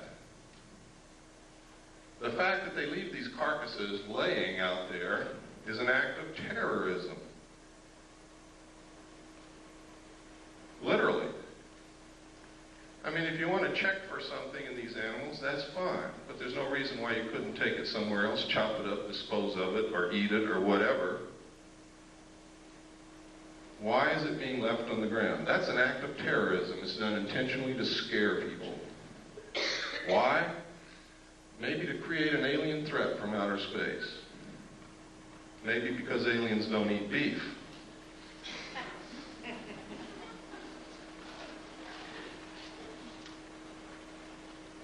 Next slide, please. Sometimes these are seen in the sky over the areas where these things occur. Next. Sometimes it's these things with something going up and down from them. Next. Sometimes these things are found, they're being found all over England. One of the incredible things about the crop circles in England is they are literally a message of some kind.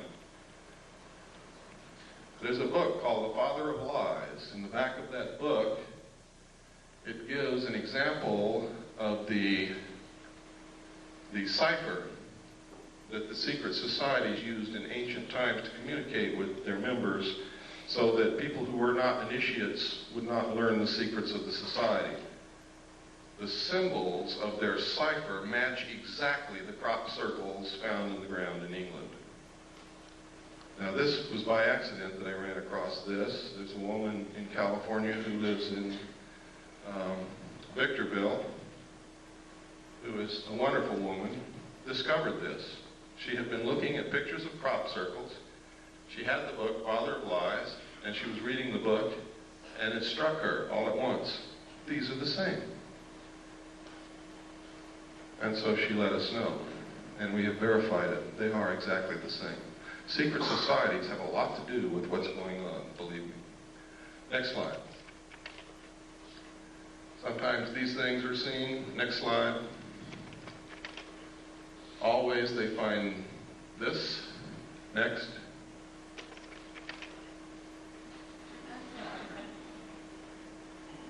Then we got to wondering, gosh, all through history there's records of people and animals being found with the blood sucked out of them. Is this the source of the vampire legends? Back through history, we have found that there are accounts of animals and humans who have been mutilated in this classic manner.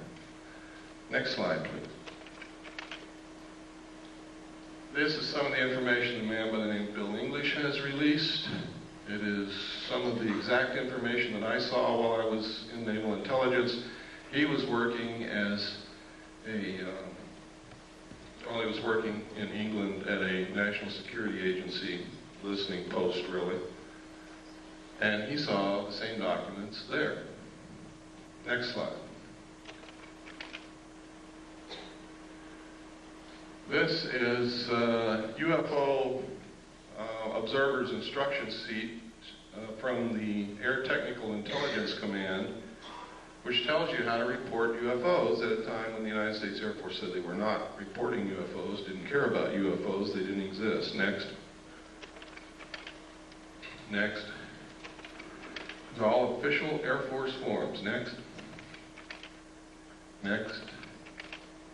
Next. Now this is part of Air Force Regulation number 200-2 Alpha, unidentified flying objects, intelligence. Now, this is significant. The Air Force is not supposed to lie to us, but they were telling us, no, UFOs do not exist. We're not interested in UFOs. There is no evidence of UFOs, and anybody that says they say a UFO is crazy. We don't care about UFOs. Yet they have written a U.S. Air Force regulation called 200-2. And this says on the cover sheet, direct communication is authorized between ATIC and other Air Force activities in matters pertaining to UFO investigation. Specifically, the ATIC may call upon the commander of the 1127th Field Activity Group, Fort Belvoir, Virginia, to conduct further field investigations if review of the initial report indicates such a requirement. In this event, the headquarters, 1127th U.S. Air Force Field Activity Group, will prepare the final report by order of the Secretary of the Air Force, Thomas D. White, Chief of Staff. Next page. This tells how to report it, what forms to use, identifying information, weather and winds, comments of preparing officer, classification, time and date of sighting, manner of observation. Next. General information, releasing information. That's funny. Releasing information, it says under here.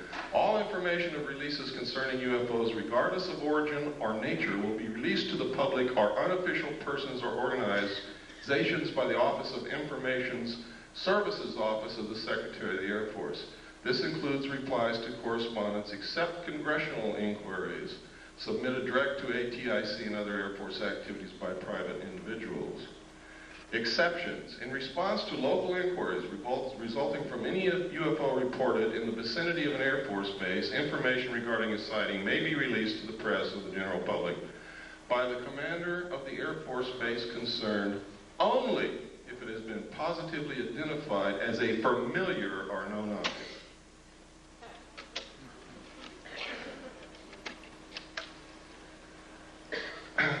Next, please. And it goes on, but we just don't have the time.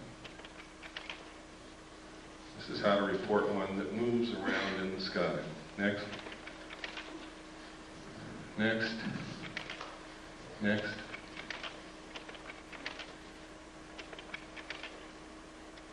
People always ask me, why don't they just fly around the White House? Well, there's a UFO. This photograph was taken in the early 50s, and that's certainly the White House. Next slide. Those are not butterflies. The truth is, in the early 50s, there was extensive UFO activity in the immediate area of the White House on an almost nightly basis over a long period of time. It is in the headlines of the newspapers. Pilots were scrambled in their aircraft to go and get them out of the airspace around the White House because it's prohibited airspace. And every time they would scramble, get in their planes, take off, the UFOs would disappear. The pilots would go back and land, the UFOs would come back. This kept happening night after night after night until the pilots got so disgusted and so frustrated they wouldn't even get in their planes anymore. Next slide.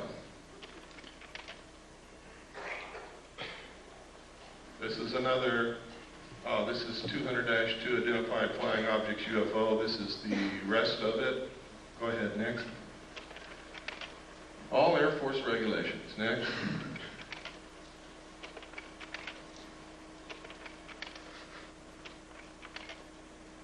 Okay, I told you earlier about implants. Let me show you where these implants are being found in human beings. We don't know who's putting them there. The people who are being abducted are telling us that they are alien extraterrestrial beings from outer space. They all tell the same story. They all describe the craft exactly the same. They all describe the beings in the craft the same. They all have describes the same things that have not been made public knowledge, and they don't know each other. And these are people from all around the world. One of the best abductee researchers that I know is here in this room with us, Robin Quayle. One of the implants is inserted up through the nose and is lodged next to the optic nerve in this region. Another implant is inserted beneath the skull cap next to the medulla oblongata in this region. Another implant is found subcutaneously behind usually the right ear and can be seen and felt. I always like to watch everybody feel behind their right ear when I say that. Implants have been found in the wrist, in the calf, and in the lower arm. Next slide. Now, this is very strange because just before these began happening and after we began finding these implants, we began noticing newspaper articles like this. Computer chip implants can help find lost pets, and it goes to outline how this happens. And it tells us that the sheriff's department or the police department in the cities are given electronic equipment to communicate with a satellite that the government has put up. And if you put an implant in your pets, this satellite can find your pet wherever it is when it's lost, and your local law enforcement people, by tuning into this satellite with their electronic equipment, can tell you where your pet is and go get it.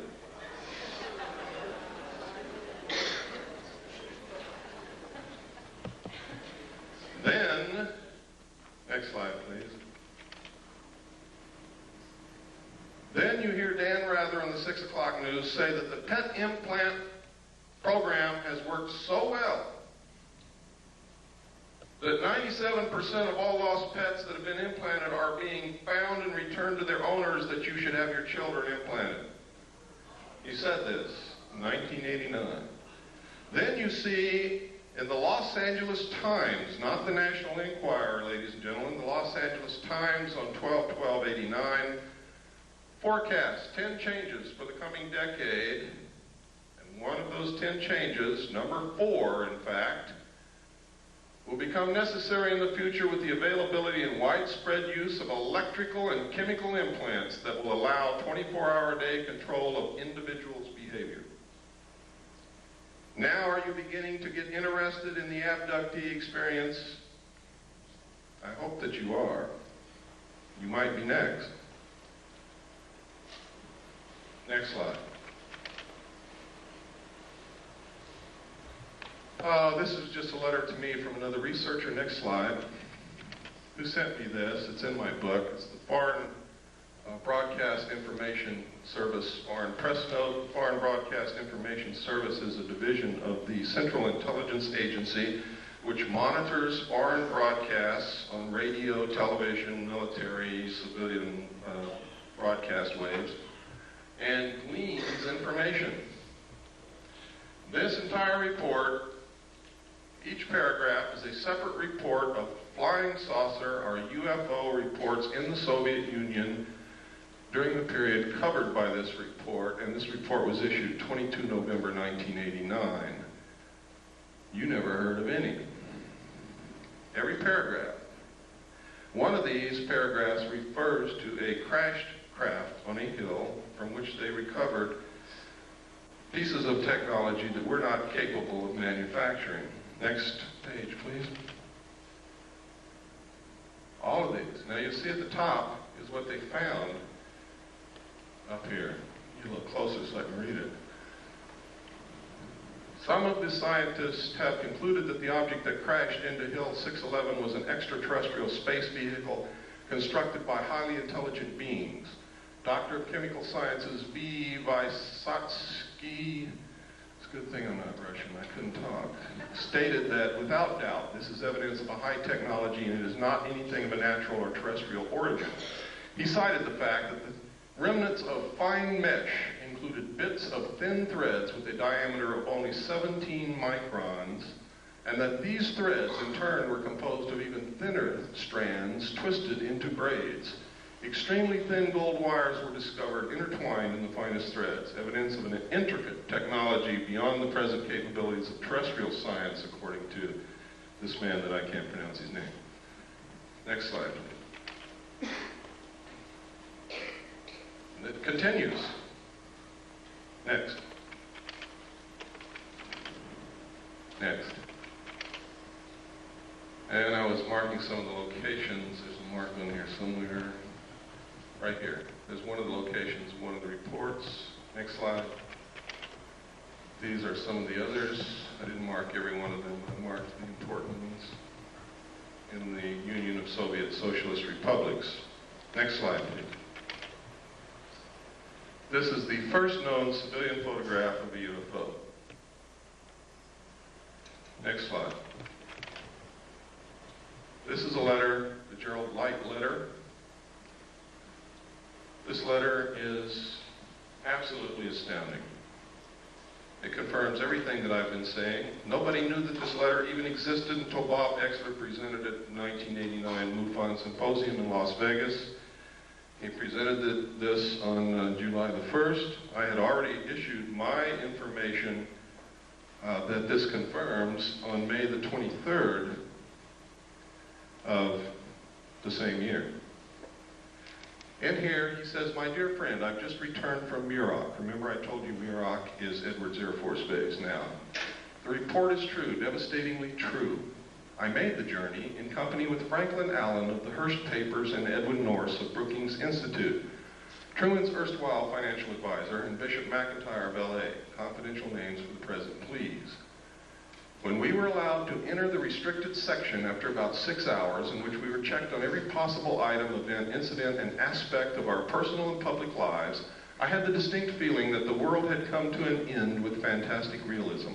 For I have never seen so many human beings in a state of complete collapse and confusion as they realized that their own world had indeed ended with such finality as to beggar description."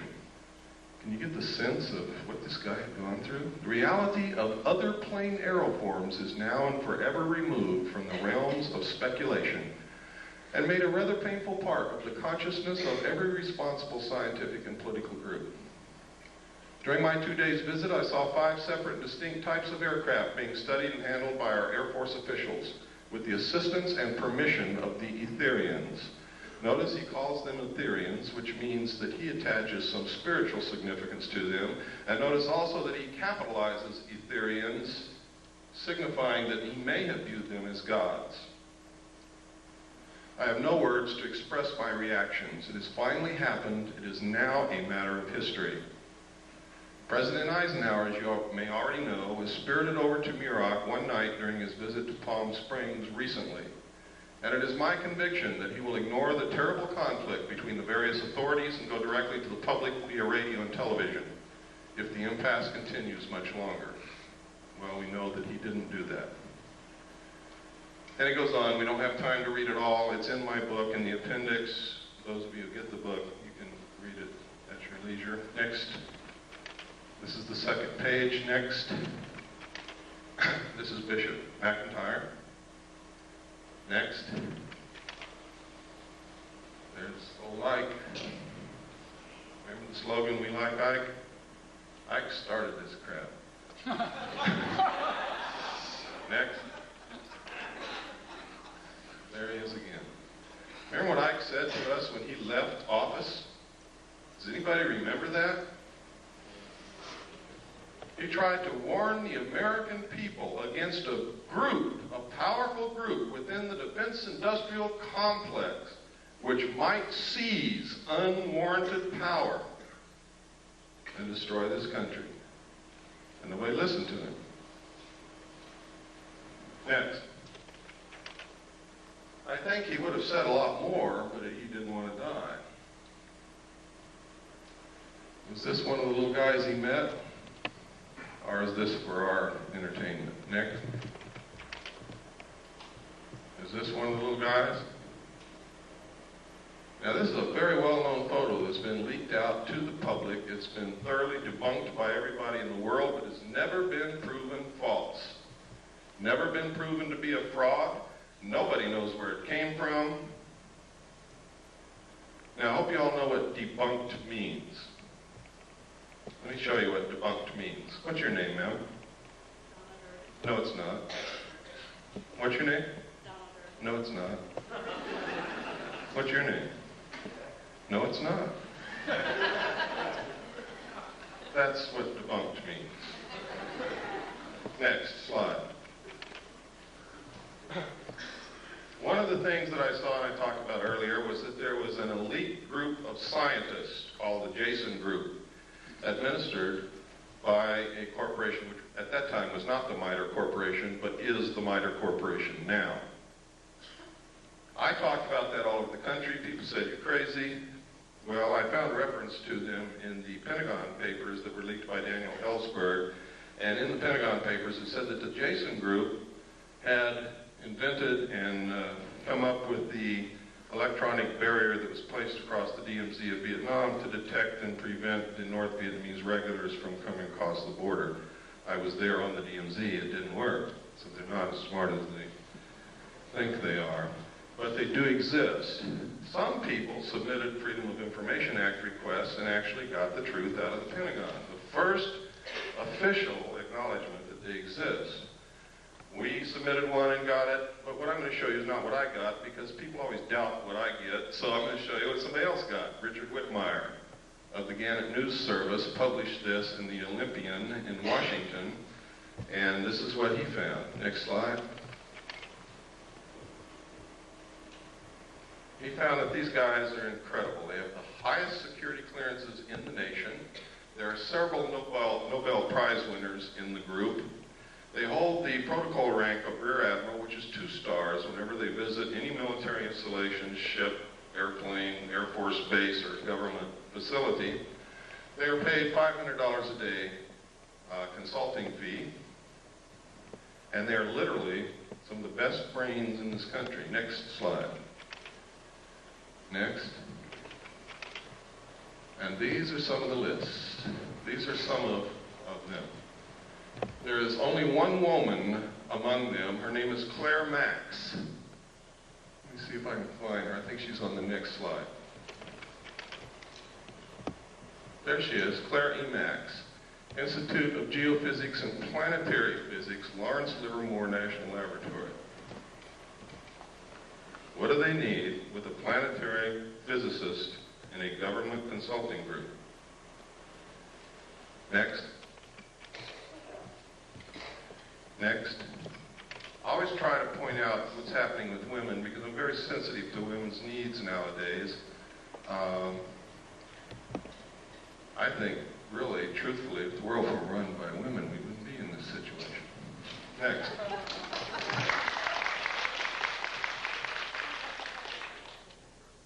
This is Bob Exler's idea of what the cover-up structure looks like.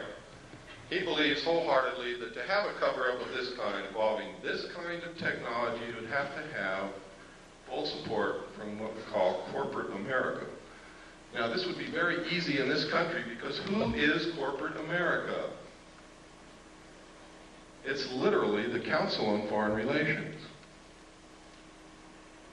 And I'm going to show you later that not only is this possible, it's probably absolutely right on. Next. Next, we've already looked at this. This is a piece of film that was sent to Leonard Stringfield, who is another researcher, who, the person who sent this film said that this was an alien extraterrestrial body recovered from a craft that had been burnt. I've looked at this at every angle that I possibly can think of, and I can't tell what in the world it is, except that you can sort of get a sense that it's probably biological something. Next.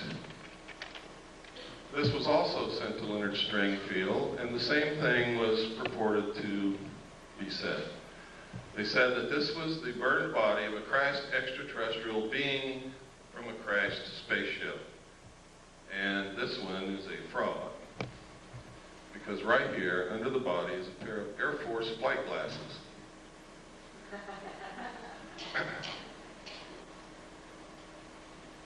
seen enough of those in my life to know exactly what they are. Next. This is an official U.S. The newsreels captured it. We went down to watch Roy Rogers on Saturday morning, and they showed us this thing hopping around the flight line in front of a bunch of reporters in bleachers, and it never went anywhere. It just sort of hopped around, and the pilot had this incredible, terrified look on his face. Next slide. This is a photograph taken at a junkyard at a, I believe it was White Sands test range. Nobody knows what it is. Looks like a mad welder went wild. Next. This is a photograph. It's supposed to be able to learn how well parachutes of different designs work with this thing. Is that true? I don't know. Next.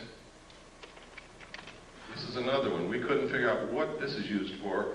We compared the shape and the size of this to the known nose cowlings of large aircraft, and we haven't been able to find anything that it fits. But there's a lot of experimental aircraft that you never get to see, so that doesn't mean anything really. Next. These are photographs of 3 UFOs, or actually 4. One's almost out of the photograph up there, over a power plant. They seem to really like power plants. They're seen a lot, especially around nuclear power plants. If my theory about the cattle mutilations is correct, that might explain it. Next slide.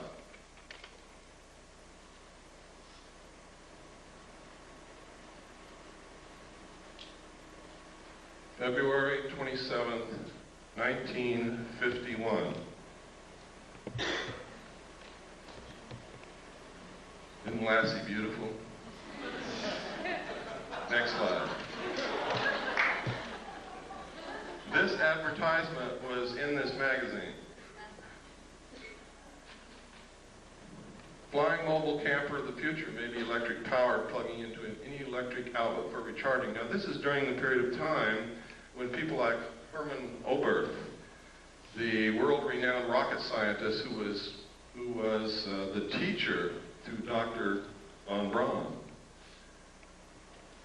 was saying that we couldn't take credit for all the technology that we've developed in the last decade. And when the reporter asked Dr. Oberth, what do you mean? What other nations helped us? He said, it wasn't another nation, son. It was those little guys from out there. And security people grabbed him and hustled him right out of the press conference. That was at his retirement. It was also the same period of time when William P. Lear, John Lear's father, said on a television talk show when asked what he could see for the future, he said, you will be able to get into a phone booth in Los Angeles and step out in New York City. And he wasn't joking, and the audience laughed at this man. This was one of the bigwigs in the defense industrial complex who knew exactly what was being researched in our laboratories at that time. Next slide. And also in this magazine, this scientist, Richard Wilson, exposes flying saucers. He says what they've been saying for day one, they're weather balloons. Next slide.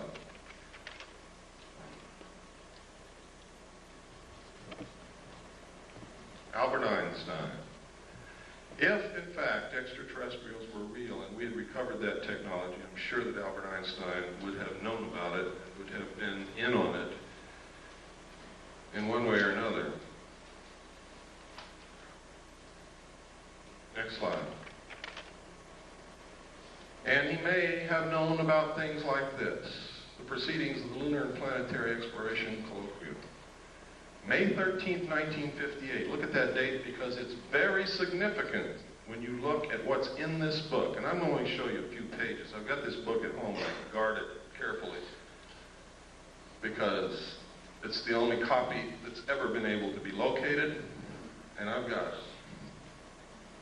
Introduction to the Initiating Group, Scientific Aspects of the Lunar Surface. How did they find that out? The physical characteristics of the lunar surface. The geological aspects of the interior of the moon. Evolution and nature of the lunar atmosphere. Didn't someone tell us that there was no lunar atmosphere? Isn't that correct? Or was I not paying attention that day? Next slide. In this paragraph, they say the introduction to the initiating group is that this is a lunar-based planning group. And then it's going to be attended by the RAND Corporation, by people from UCLA, by North American Aviation. Next slide, please.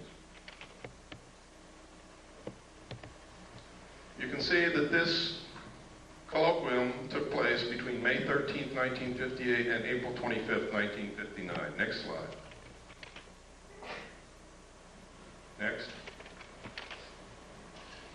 Here's another contents of a separate section of the same document. The chemistry of the moon, chemical resources on the moon, power for a lunar colony, where to land on the moon, observations on Mars and Venus. It doesn't say observations of Mars and Venus.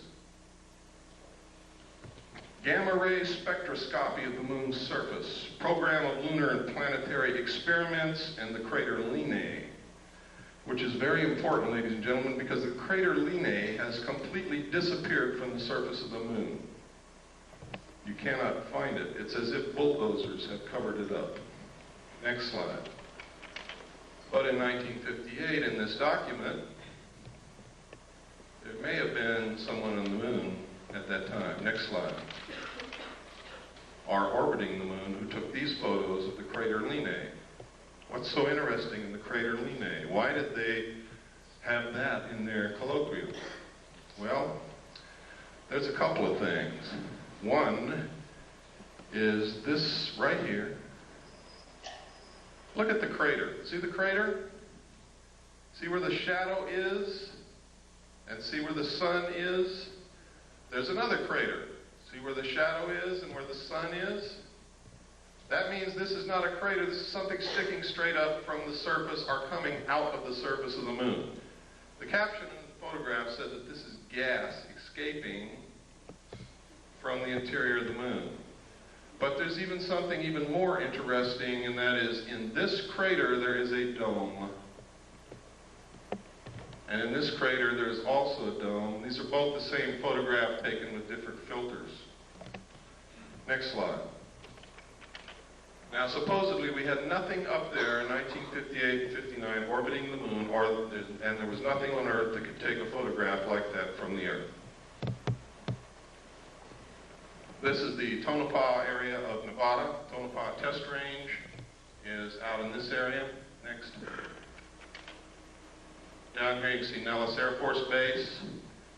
See again up here, Tonopah test range. Down in here is Mercury. Over here is Groom Lake. Next slide. This is the Tonopah test range with some revelations on it. Stealth fighter flight path, turn off to TTR, rocket on stand, radar road, large radar facilities, unmarked runway used by stealth fighters is here. We could go on and on, but we don't have the time. Next. This area is also the test range. Nellis Air. Over here it says Force Base. Gold Flat. You see over here is Tonopah. Right up here it says Saucer Mesa. See that? Saucer Mesa. I don't know if that means anything, but I think that's a hell of a coincidence in an area where they're testing flying saucers, that you've got a name on a map called Saucer Mesa. Next. This is a letter from a man who worked in, this is in my book, so I'm just going to brush over it lightly, who worked in Area 51 and saw the saucer fly. Next. That's just a lens cap for my camera. We cover up names to protect the identity of people so that they don't get hurt. But in here, he talks about seeing crates labeled Project Red Light. Project Red Light is the name of the project that I saw that flew crashed alien discs and the technology that we had for flying saucers. He also talks about the fact that when a certain siren would go off, they were supposed to run into a building and they couldn't look out the windows. Or if they were caught outside, they all wore a little pouch on their belt that contained a black hood. They were to take the black hood out of the pouch, put it over their head, and lie down on their stomach on the ground and not move. Next. And he goes through, he talks about, he says he saw the pilots, they were human and they were just slightly larger than he was. Next. And next. This is a photograph of one of the craft flying above Area 51 in Nevada. Next. This is a photograph of some craft. I forgot where this was taken. It was not in Nevada, but this symbol, some people say that this symbol belongs to a group of aliens called the UMO group. Now, I did a lot of research to find out if there's anything in this earth named UMO. I found an UMO corporation in London, England, that was a KGB front company. Just like the CIA has front companies. One of them is Gray Advertising in New York City. Belongs to the Central Intelligence Agency. They are the ones who pay the expense checks for UFO Cover-Up Live. Next. This is a saucer developed and flown by the French. It is real. It flies. It's not a joke. Next. It's another view of the same saucer. You can see the hatch down here. This is significant. That is a watertight, airtight hatch. What kind of technology is that based on? Boy, you got me. It says here, it says 3 135 horsepower engines would supply the power. Doesn't say that it did, and it doesn't say what kind of engines. Next.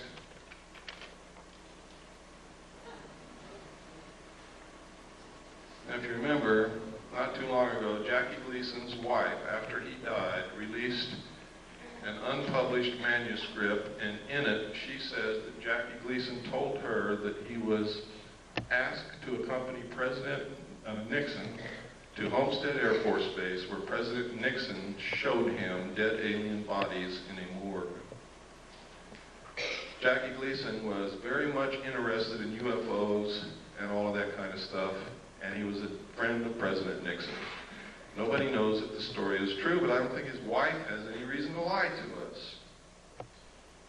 Why would she want to discredit her dead husband with something ridiculous that wasn't true? Next. And that was the cover of this magazine, June 14th, 1955. Next. In which this story appeared. This was information leaked by a general. And he gave them a scoop. These are actual drawings of a United States Air Force flying saucer. Tells how it worked.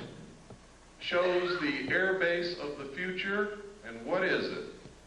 I'll be damned if it isn't an underground base.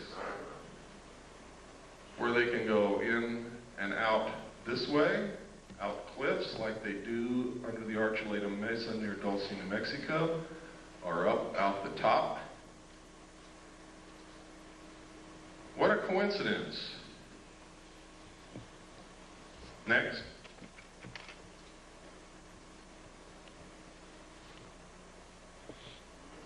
Next. As it evolved into this. Here we are again at the Nevada test range. Next slide. Now, this is Broom Dry Lake right here. Notice it says danger. Right up here is where the 29.5 mile marker is. Right up here somewhere is the little alien. Down here is Las Vegas. This highway goes up out of Las Vegas through Alamo to Ash Springs. Then you take this highway down here to the 29.5 mile marker, and you look directly at Groom Lake on any given night from dusk till dawn, and you will see them fly. You can take photographs of them. You can videotape them. Thousands of people have done it. They have called into radio shows and said what they saw. When Billy Goodman was on KVEG in Las Vegas, every night, dozens of people would call in and report what they saw out there. Next slide. That's Groom Lake again, showing the tunnels that go to Los Alamos and up to Tonopah. Next. These are the facilities at Groom Lake. The United States Air Force and the government say that there is nothing there. It is a barren desert wasteland with a dry lake bed. There is nothing there. This is where they developed the U-2. Next. It's another view of the same thing. Next. Here's another view. Same. Another view. Another view. Another view. I guess by now you all know there's something there. The runway is over 30,000 feet long. That's 6 miles. It's really closer to 7 miles from the people that I've talked to. This is a satellite, an SR-71 photograph. Next, this is, no, the other one was a satellite photograph. This is an SR-71 photograph, I'm sorry. Next slide. And this is what we've been able to identify as being there. The runway was built in 4 phases. They have a TACAN, which is a tactical navigation tower, navigational aids, access road, refueling ramp, tank farm. Tank farm is fuel tanks. Pipeline, road, housing, MiG haven. They have one of every kind of MiG that was ever built here. Power lines, water supply. This is a National Security Agency, CIA satellite intercepting dish antenna. Next. This is one of the underground tunnels. We found a publication, we'll look for something called Project RAND, which turned out to be a deep underground symposium hosted by the RAND Corporation and attended by some of the biggest defense contractors in the country. And in it were these photographs. Next. The date of this symposium in this publication was 1959. Next. Next. Look at that drill bit, ladies and gentlemen. In this, they said they had the technology to drill a tunnel 45 feet in diameter at the rate of 5 feet per hour. No one knew this technology existed at that time. We thought the Hughes drill bit that drilled for oil was the greatest thing since butter. Next. Look at that. Next. Now you know why Howard Hughes knew almost everything. These were developed by the Hughes Tool Company. Next. Next. Next. What kind of engine turned these things? In the symposium report, it says, just as airplanes, ships, and automobiles have given man mastery of the surface of the earth, tunnel boring machines and shaft sinkers will give him access to the subterranean world. What in the hell are they talking about? And construction of underground facilities. I also saw in the documents that there were underground bases all over this country, specifically in the Four Corners area of Utah, Colorado, Arizona, and New Mexico. Next. Next slide tray. You got to go back to the beginning. Okay, next slide tray. Everybody stand up and take a stretch so you don't get kinks in your muscles. And we're just going to keep going right on through, and then we'll take a break in about 30 minutes.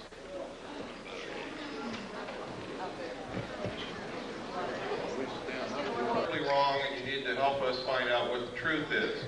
I don't pretend to know all the truth. I think I have some of the answers. I think I have reached some pretty good conclusions, but again, those are my conclusions, not yours.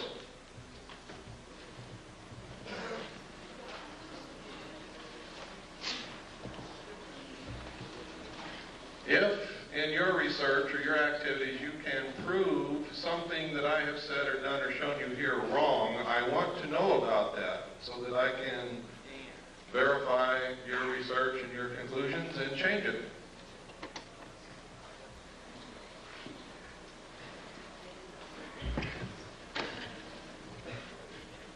Just go ahead and put the first slide in.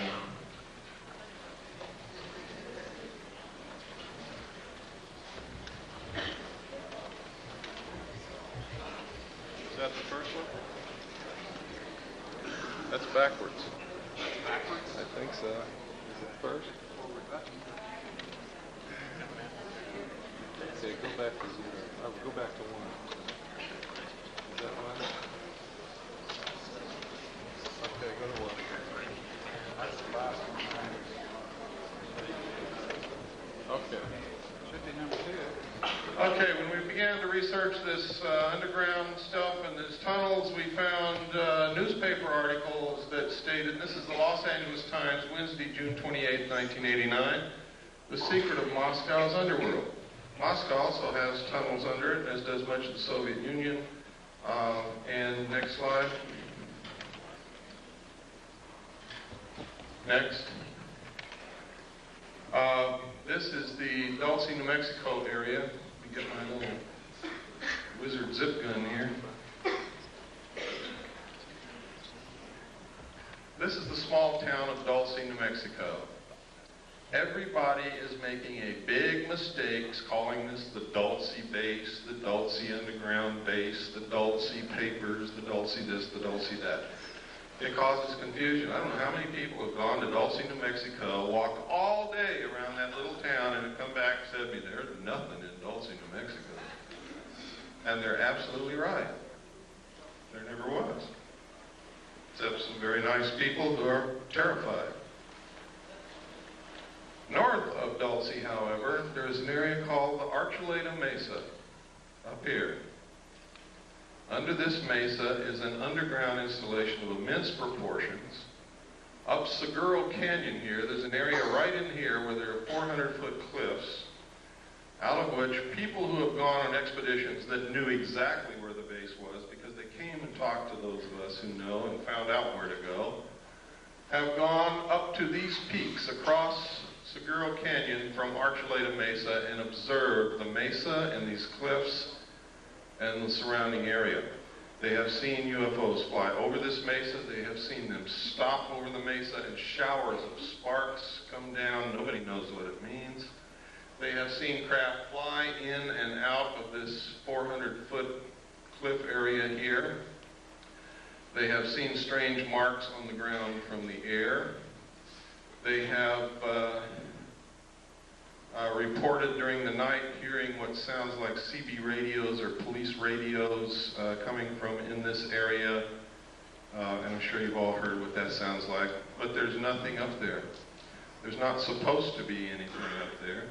The old-timers who live in the area will tell you that, and that's on the Colorado side up here, the old-timers who live up here on the Colorado side, will tell you that back in the 50s, there was a logging road built up in there, and logging trucks went back and forth every day, but they never brought out any logs. Next slide. This is the Colorado side of Archuleta Mesa. Here's the logging road that they built. You can see it. Went all the way up here and then up into the mesa. It's not being used now. This is all under the Jicarillo Apache Indian Reservation, and Archuleta Mesa is considered to be their holy land, their holy ground. It's an excellent security proposition for them.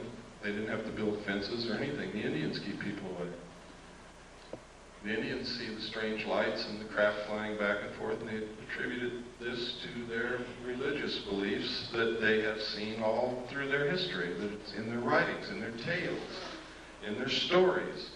You can get some of the most incredible stories about UFOs from American Indians, when they will talk to you. Next slide, please.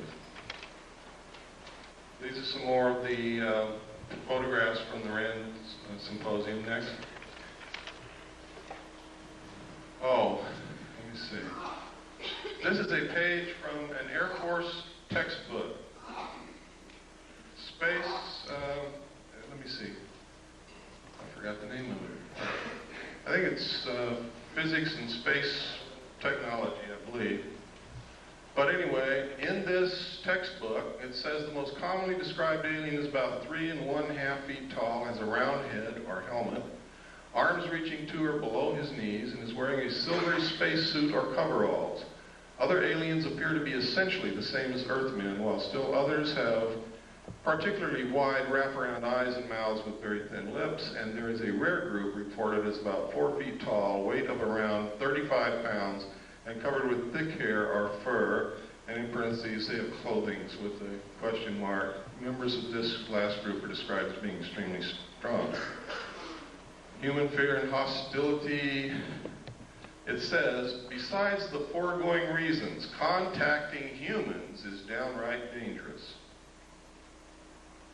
Might be one reason they want to keep themselves secret if they're really here. Now, this is a textbook. This is a page out of a U.S. Air Force Academy textbook.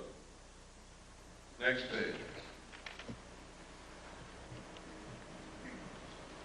This is another page out of the same textbook. It says, this leaves us with the unpleasant possibility of alien visitors to our planet, or at least of alien-controlled UFOs. When this textbook got into the hands of researchers, they excised the entire chapter from the textbook. Next.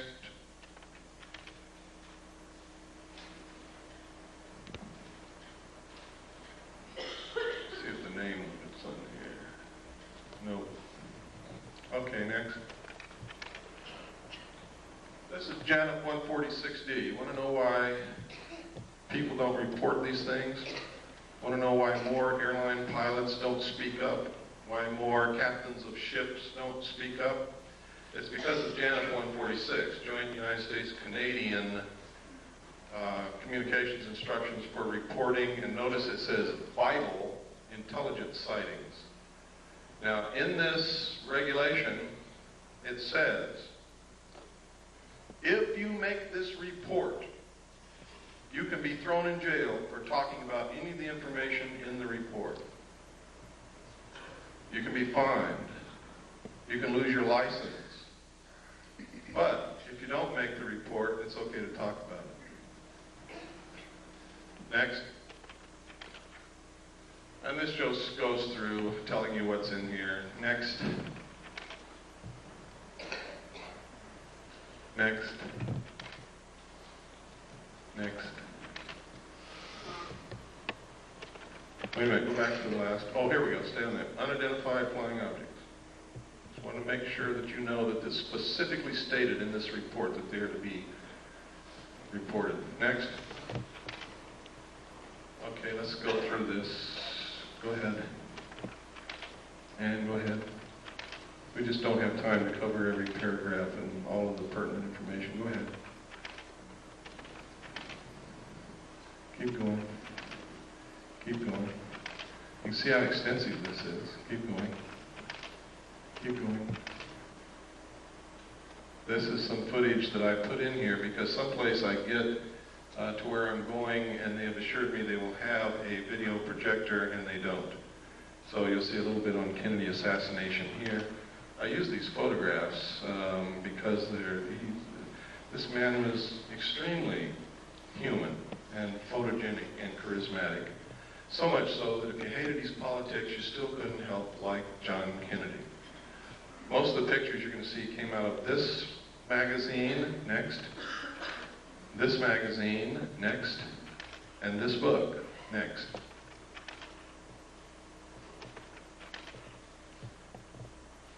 Go ahead. Can you imagine pictures like this of Richard Nixon? Lyndon Johnson, George Bush, Gerald Ford, oops. Next. Next. Look at that. I'm not going to ask you this because some people are probably not going to be able to raise their hand, but I just wonder how many men in here have kissed your father lately. Next. This is a photograph of Kennedy after he'd been shot in the throat. Jacqueline is looking at him in horror. He's clutching his throat. Next. This is William Greer beginning to turn around. You can see his hand here, his arm. You can see the end of the gun barrel right there. Next. Now you can see him. Here's his hand, his arm. The gun is right behind this flash of reflection here. You can see him looking directly back at the president. Next slide.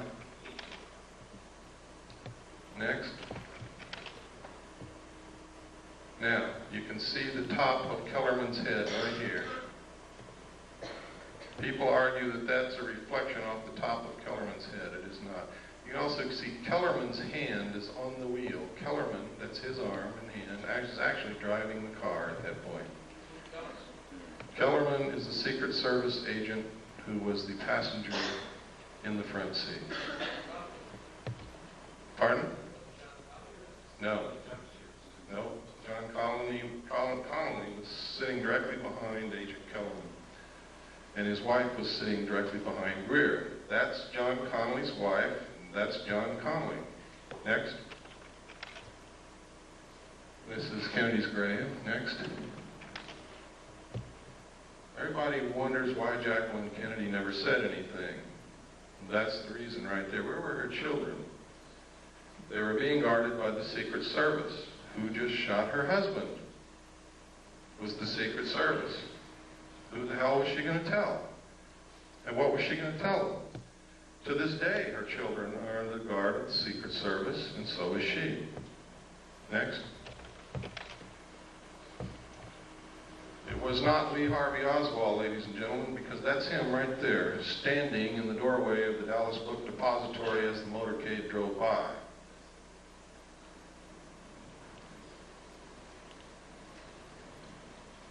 The Central Intelligence Agency has agents in the civilian community writing books and making statements to keep you confused. They will tell you that's not Lee Harvey Oswald, it's somebody who looks like him. What was Jack Ruby's part in? I don't know, but he certainly had a part. Next. There he is again. Lee Harvey Oswald. We have done body proportion measurement comparison. We have studied the clothing. We have studied the jawline, the features of the face. Next. And it is Lee Harvey Oswald.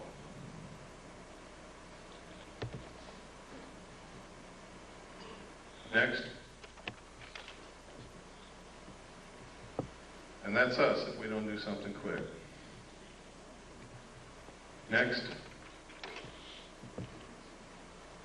Now, everybody wants to know, why do we have to have a one-world government? Why is it that they won't let us have these things that we know will cure disease? Why are they so hard on homeopathic medicine? Why this, why that, why this, why that? It's simple, folks. Once you really get into it, there is no doubt about it, there is a serious population problem. At the end of World War II, or actually during the war, they did a study to try to determine the effect of the returning soldiers from the war upon the economy.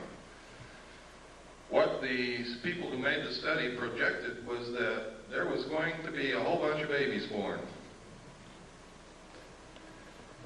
They did a study again in 1957, which stated that the exponential increase of the population would ensure that the population would double between 1957 and 1990, and it did. They said that if something wasn't done, the increase in the use of insecticides, toxic chemical waste, effluent sewage, the pollution of the air, the use of fossil fuels, the use of timber, the increased need for raw materials was going to put us in a crisis, because they said that if something wasn't done to stop the growth of the population would double again 28 years from 1990, and it will. And then we will need twice as many trees, twice as many homes, twice as many cars, twice as much oil, twice as much food, twice as much everything. We will be putting twice as much sewage into the earth, twice as much pollution into the atmosphere, twice as much toxic waste material. And the study said if we don't stop this, if something isn't done, the human race will cause itself to become extinct shortly by or after the year 2000. Some people still didn't believe it. So the Club of Rome was formed secretly by Dr. Aurelio Pacheco in Rome, Italy. He got together a group of elite men and scientists, and they did another study and came up with exactly the same answers. They then commissioned a group of people in the United States at MIT. They put together a team to establish a computer model to determine what can be done to stop this, what can be done to ensure that it doesn't happen again, what can be done to ensure that the human race survives. And the answer is some of the things that I'm going to show you. All of this is in my book. It's thoroughly documented. It's going to really upset some of you, but it's true. The first indication publicly was this book written by Dr. Paul R. Ehrlich. Now, y'all wonder why is Dr. Paul Ehrlich writing these books? That's because his wife, ladies and gentlemen, is a member of the Club of Rome. Next slide. This was copyrighted first in 1968. It was the first indication of the results of the secret studies. This was published by Paul Ehrlich. Next. It says here, probably accurate to say that if all the food produced in the world today were in some sense equally distributed, that everyone would have an adequate diet. Does that mean that those who claim that there is no population problem, only a problem of distribution, are correct? Absolutely not. Population pressures are a product of animals as they exist, not as they might be. If lions ate grass instead of antelopes, the plains of Africa could support many more of them before the plains would be overpopulated. Similarly, the carrying capacity of Earth for saints is considerably higher than the carrying capacity for Homo sapiens. In theory, the problem of human overpopulation could be solved by a reduction in population size or by a change towards more saintly behavior.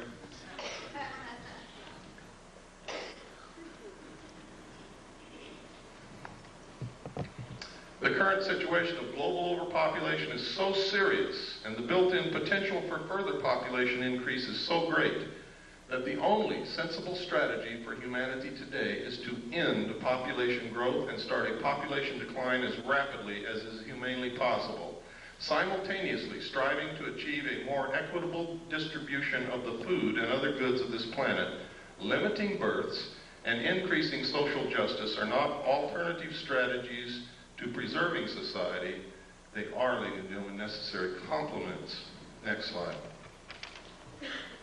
Now, here is the key. In this book, Paul Ehrlich told us that they had already decided on the solution because they had tried zero population growth and we didn't buy it. We didn't buy it. It worked in some small areas, but it didn't work in many, and it certainly didn't work worldwide. This paragraph tells you everything that you ever need to know about what is happening today and will answer a lot of your questions. Basically, then, there are only two kinds of solutions to the population problem. One is a birth rate solution, in which we find ways to lower the birth rate. Didn't work. Didn't work. The other is a death rate solution, in which ways to raise the death rate, war. You asked me about the Middle East. You asked me about what happened to Iran. You asked me about El Salvador. You asked me about Nicaragua. You asked me what's going to happen in the future. This paragraph tells you what's going to happen. Famine, pestilence, find us. They have just shut off the water to all the farmers in the San Joaquin Valley.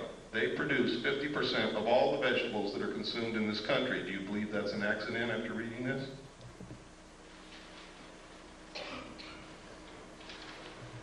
Large corporations and banks have been forcing the small farmer out of existence and buying up land which sits fallow.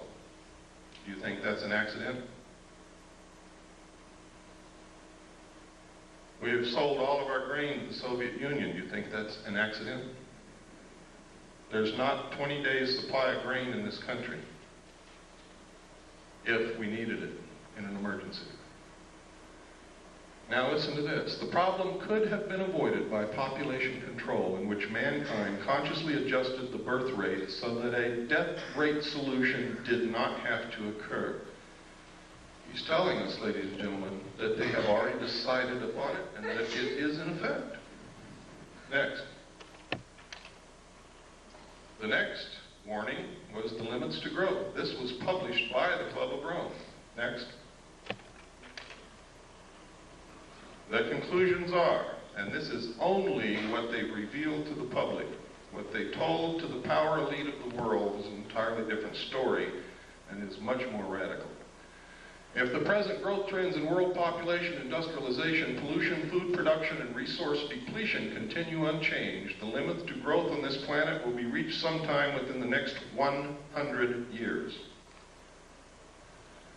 The most probable result will be a rather sudden and uncontrollable decline in both population and industrial capacity. And what they don't say here that they said in the secret report is that the masses of people in the world will result to the overthrow of their government and anarchy will reign as they try to feed themselves and their families and find jobs. It is possible to alter these growth trends and to establish a condition of ecological and economic stability that is sustainable far into the future. The state of global equilibrium could be designed so that the basic material needs of each person on Earth are satisfied and each person has an equal opportunity to realize his individual human potential. Who would suffer the most under such a plan? Not the rich, ladies and gentlemen. They are in control. It's going to be us. Americans consume most of the raw materials in the world. 50% of the energy supply is consumed in this country. We pollute the earth more than any other nation. It is us who are going to have to go back and live like our ancestors did, and they're going to make us if we don't learn how to do it on our own.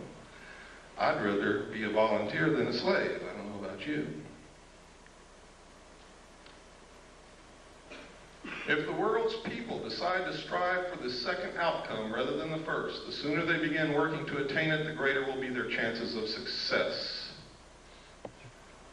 And down in the last paragraph, something really important. These conclusions are so far-reaching and raise so many questions for further study that we are quite frankly overwhelmed by the enormity of the job that must be done. We hope that this book will serve to interest other people in many fields of study and in many countries of the world to raise the space and time horizons of their concerns and to join us in an understanding and preparing for a period, and listen to this because they're not kidding, it's coming very soon, for a period of great transition, the transition from global equilibrium. Henry Kissinger said when asked what he foresaw for the coming decade, he said, everything will be different. There will be a new world order. Many will suffer. For those who survive, the world will be better. And the last thing he said, we will have the world we have always wanted. Now, if you know anything about Henry Kissinger, he never wastes words, and he knows what's going on. Next.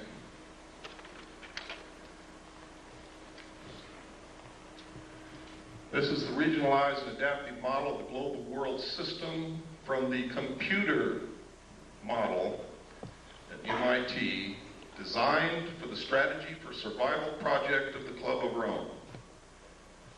Patriots in this country have been running around calling the Club of Rome a subversive organization. They've been trying to ensure our survival.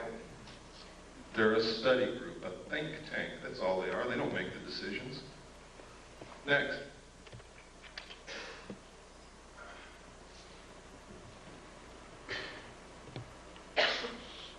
We don't have time to go through all of this, but it's in my book.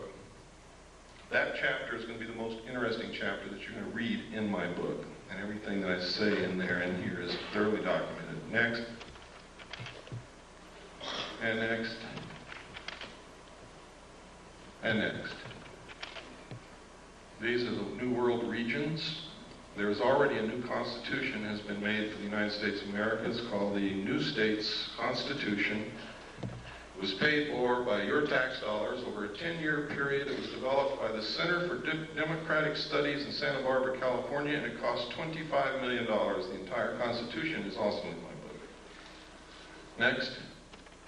You could see by there, Region 1 was the combination of the United States and Canada, and that's the real reason for the lowering of the trade restrictions between the United States and Canada. We are fixing to be merged. Next. And next. There are 10 regions in the New World Order, and you are looking at them now. Next. Next. What's one of the answers? Alternative 3. I also saw documentation, and I've already shown you documentation on slides, that there may have been somebody in the moon in 1958, and I can tell you right now, there is a base on the moon. We are attempting to colonize space because if their attempts to control our greed and our wastefulness and our destruction of this earth do not work, the only hope for the survival of the human race is colonization of other planets.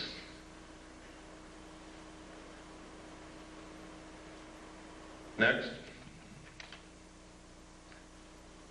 This is verification. I can't tell you who wrote this letter, but it is a letter that was delivered into our hands from, well, I can't tell you that, but this confirms that as far back as 1962, working for the Jet Propulsion Labs in Pasadena, she was working on photography taken of the moon and Mars from objects that went there. I can tell you that the first landing on Mars of a probe occurred on May the 22nd, 1962, sent back photographs and verified the existence of an atmosphere that could support life.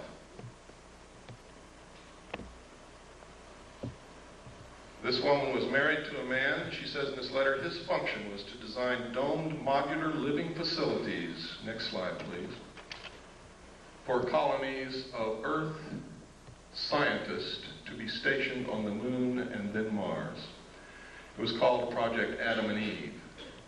We didn't get this letter, ladies and gentlemen, until August of 1989. I had already revealed the presence of a colony on the moon and Mars on July the 2nd, 1989.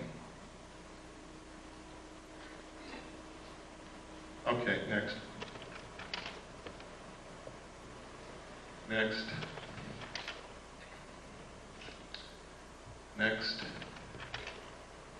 Report from Iron Mountain on the possibility and desirability of peace.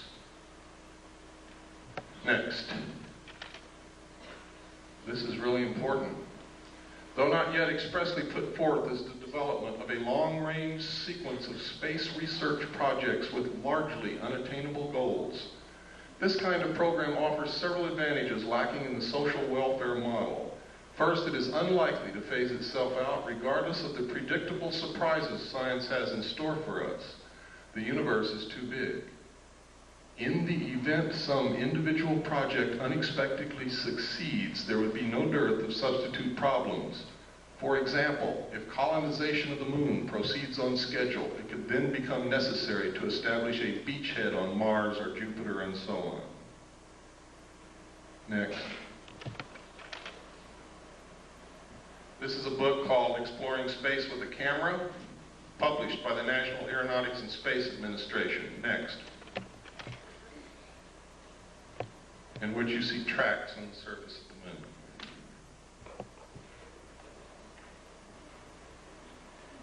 Now I want you to notice where these tracks go. They start way up here, they go down, down into this valley, up over this hill, down in this valley, up over this hill, down in this crater, up over this hill, and down here, and NASA says it's rocks rolling downhill.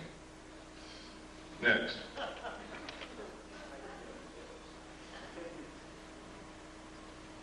Next. Here's another one.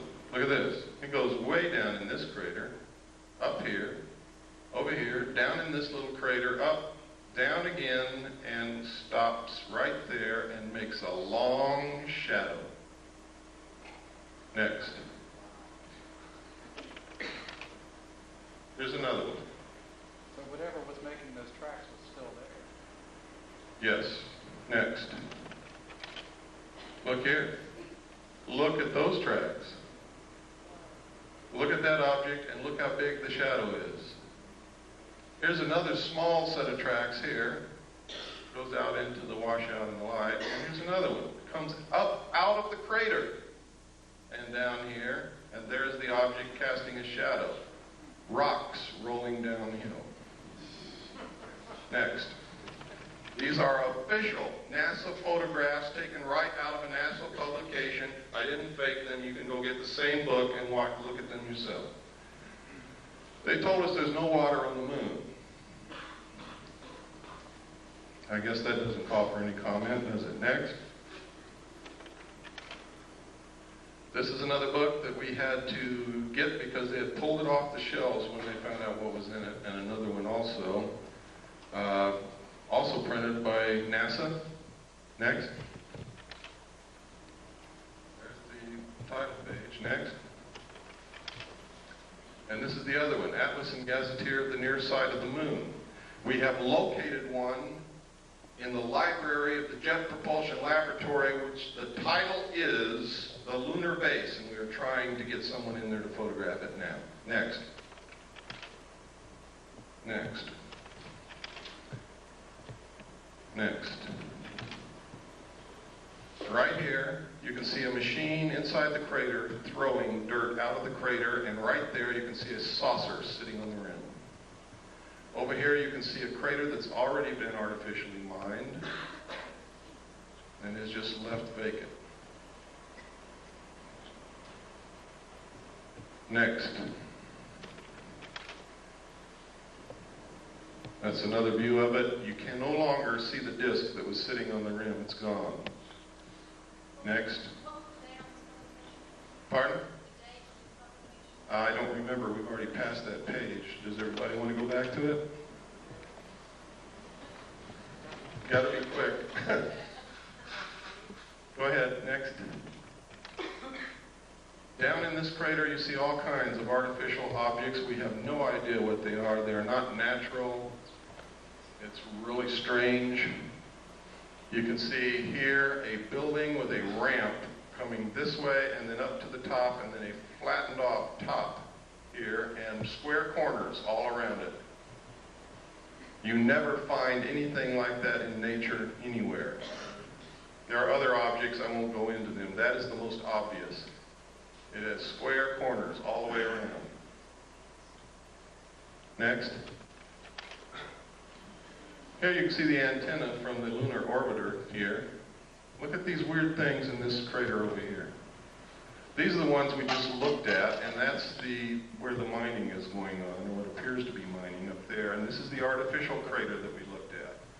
All of the other photographs that you saw were macro photography taken from this photograph out of the book. Next. Anybody see anything strange there? It's right out of the book, folks. Don't see anything strange? What's that?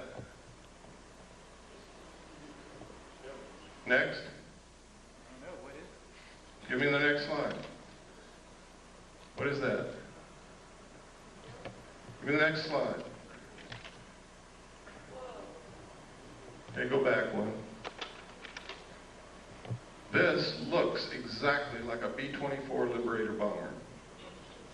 Is it? I don't know. Look over here. Here's another one. There's a wing, there's a body, there's a tail section, small plane. Next. Look here. See this mountain that has been shaved off? The top is flat and there are 4 domes on it. Can you see it? Give me the next slide. I know there's somebody out there that's faking. They don't see it yet. Okay, give me another slide. Now can you see it? Right out of the book. Look at this dome here on this flattened off area. It looks like a piece of pie. There's a dome. 4 domes on this mountain. And we're talking from way, way up. Those domes are big, even though they look small to you. Next. This is the crater Kepler. Anything unusual there? Right out of the book. Look at this. You see those 4 domes lined up in a row right there? You see where the side of the crater has been cut out? You see where somebody's built it's either a road or a wall beside a road that goes from here down into the crater.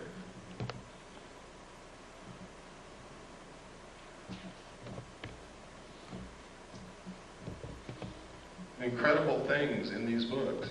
Now, we only had a short time to look. We didn't have any magnifying glass of any kind, and we had to take these pictures. If we had had the time, we probably would have found a lot more.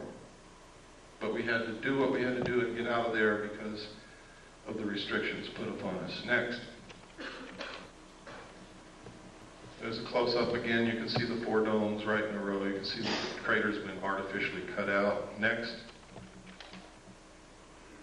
Look at this. What is this? This is the weirdest thing I've ever seen. We don't know what it is, but it resembles the freeway interchange in Los Angeles, doesn't it? We don't know what it is. We didn't know what it is. But look what's in this crater right here, and you see it all over the moon. If you look real good in these craters, it's a big, giant, T-shaped object that can bend itself to conform to whatever it's sitting on, and you see them in all of these photographs. Next.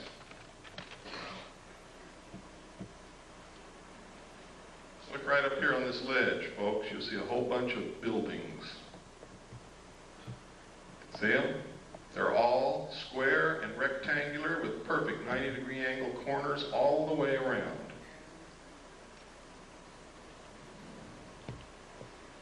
Next. This is what we were looking at, the freeway interchange. I don't know what it is. I just call it that because...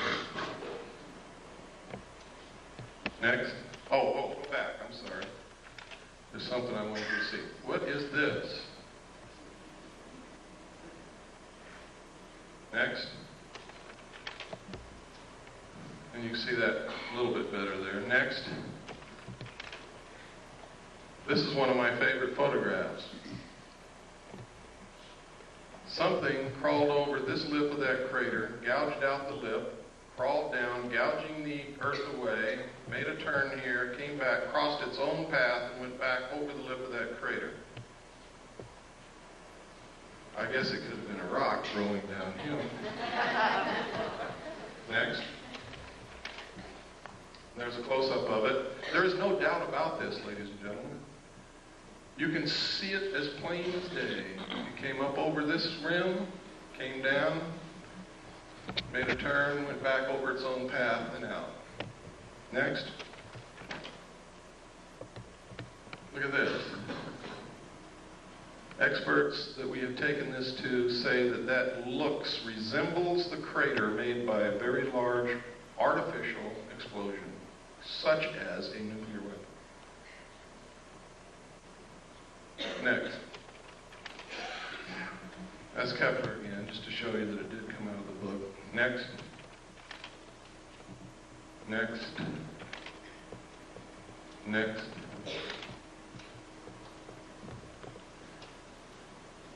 What was it? Oh, you can see these T-shaped things again. There's another one. You can see here an opening into the moon here, shaped almost like a triangle or a pyramid, and there's something parked right there. I have no idea what it is. There's another one up here, the opening, triangle shape, and something parked right there. Look here, there's another T-shaped object here, or cross-shaped here. There's a building right here, or what appears to be a building. Look here. Look at these tracks.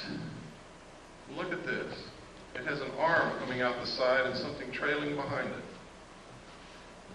Next. Look at it. Boulder rolling downhill. Next. I forget what this was. I think we were just looking at this strange, looks like somebody's been running around there with a bulldozer. We don't know what it is. Next. Can you see the clouds? Can you see the clouds in the lunar atmosphere, ladies and gentlemen? This is an official NASA photograph out of an official NASA publication, a book that they printed that shows clouds in the atmosphere of the moon. Next. Of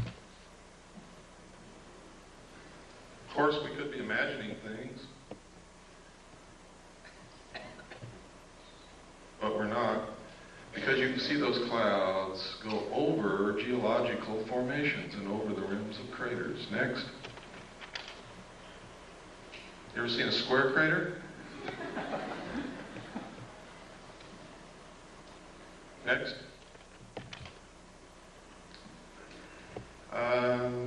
Oh, look here, folks. What is that? Doesn't that look like a triangular-shaped lake or reservoir with an island in the middle? Is it? I don't know. Next. That's the same picture a while ago. I kept trying to get a better picture of this object because you can sure see that thing sticking out with an arm trailing behind it. Next. Yeah, we saw it. This is, and this is incredible that they would allow this to be published. It says here, they resemble many steep terrestrial slopes, including those of some man-made craters produced by explosives. Next. Here are again 2 triangular-shaped openings into the moon. They are not the same location as the other ones, and they have a platform at the lip, but there's nothing sitting on these as there was on the other ones. Next. Anybody see anything unusual here? What we're looking at is across the entire crater Copernicus. What I'm looking at is a page of the book in which, in a very small portion of that photograph, I have taken this with macro photography, and in this you can see a base in that crater across on the far side of the crater, and you can see towers, you can see buildings, you can see tanks, you can see another tank or tower over here, and you can see it even better. Next slide. Check it out. Next slide. Look at this. Look at this big Christian cross right here. Look at these buildings here. Look over here. It looks like what's a building up under this ledge. These are all perfectly square corners. They do not occur in nature. Any expert will tell you that. Next.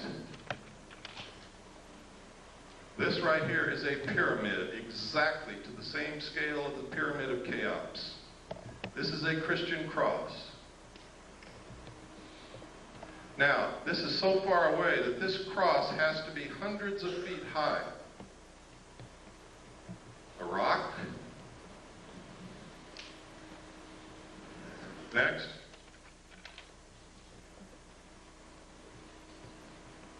See the pyramid? See the tower? See the buildings?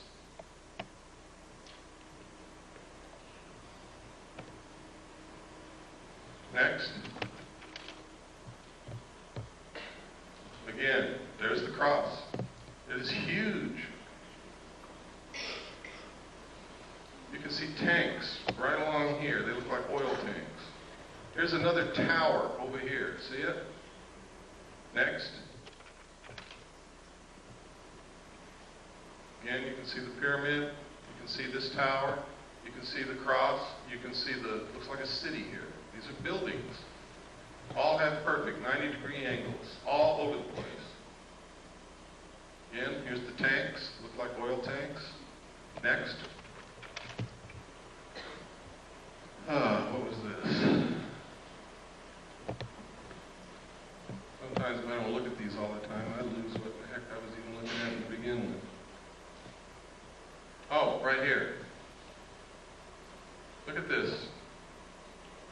This is some kind of an artificial installation that has been built. Look, here's a perfect square. Here's perfect right angles. Here are two arches. Here is an arch that goes over something that goes underneath it. What is it? I don't know. But I can assure you that it is artificial. It is not natural. Next. Look at how this has been flattened out here.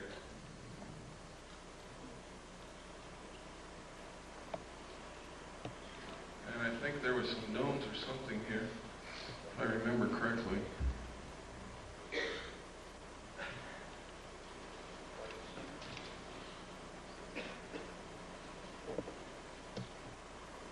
I can't see it now. Next. And next. Now this is the photograph that I took of the base across the crater. See the tower? We're looking all the way across the crater Copernicus, and you can still see that tower sticking up. That's how big it is.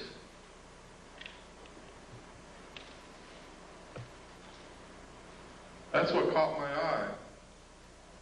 And then I began to take macro photographs. It wasn't until we really developed the film that we knew that we had anything from that, because this is the photograph that I was photographing. That's why NASA put it in the book. They overlooked it. Next. That's Kepler again. Next. That's the crater Copernicus. That's the one. This is the photograph that I took the pictures over there. The last one you looked at was a close-up of about this area. And the close-ups that you saw where the base was were right in here. Next. That's the one, remember, we talked about, we didn't know what it was. It looked like a bulldozer had run back and forth inside the crater. Next. Next. Next. Next. Boulders, downhill, moonquakes. There's the Christian cross. This is the base again. These are the buildings in here. Next. These are photographs of Mars, ladies and gentlemen. What you're looking at is agricultural terracing. Ancient agricultural terracing. You can follow each terrace all the way around. NASA says this is wind erosion. But NASA tells us that Mars doesn't have any appreciable atmosphere, only 1% as dense as Earth's. Next.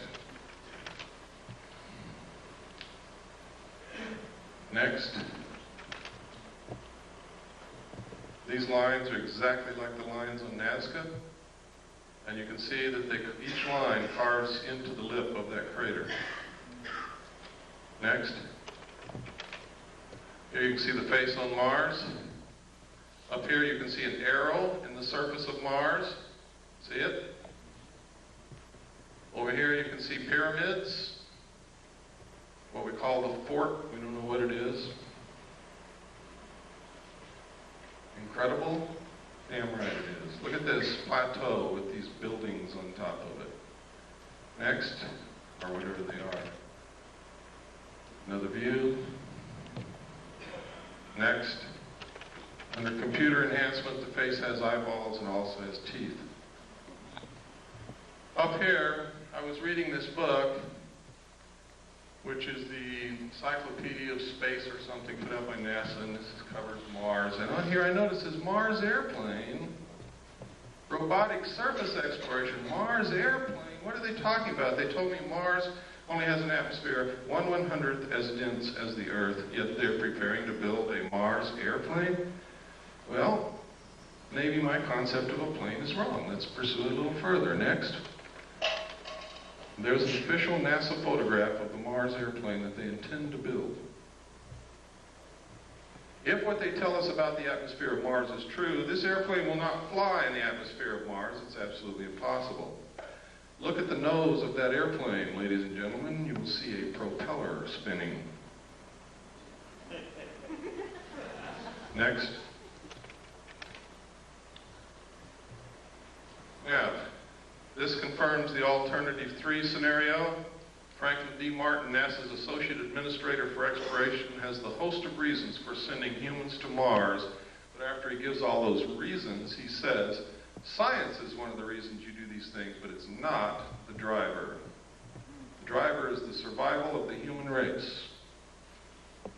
Next.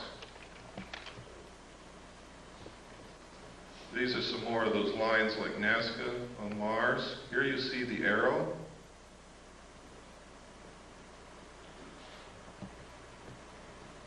Next.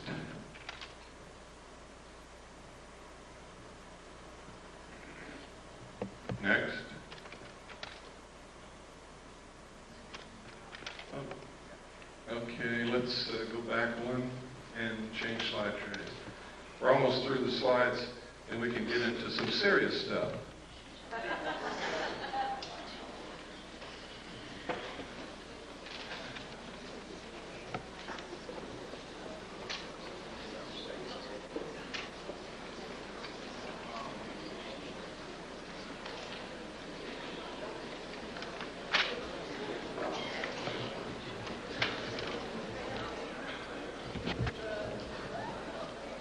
Robin Quayle told me if I came to Georgia and did this, that she would take me to dinner tonight.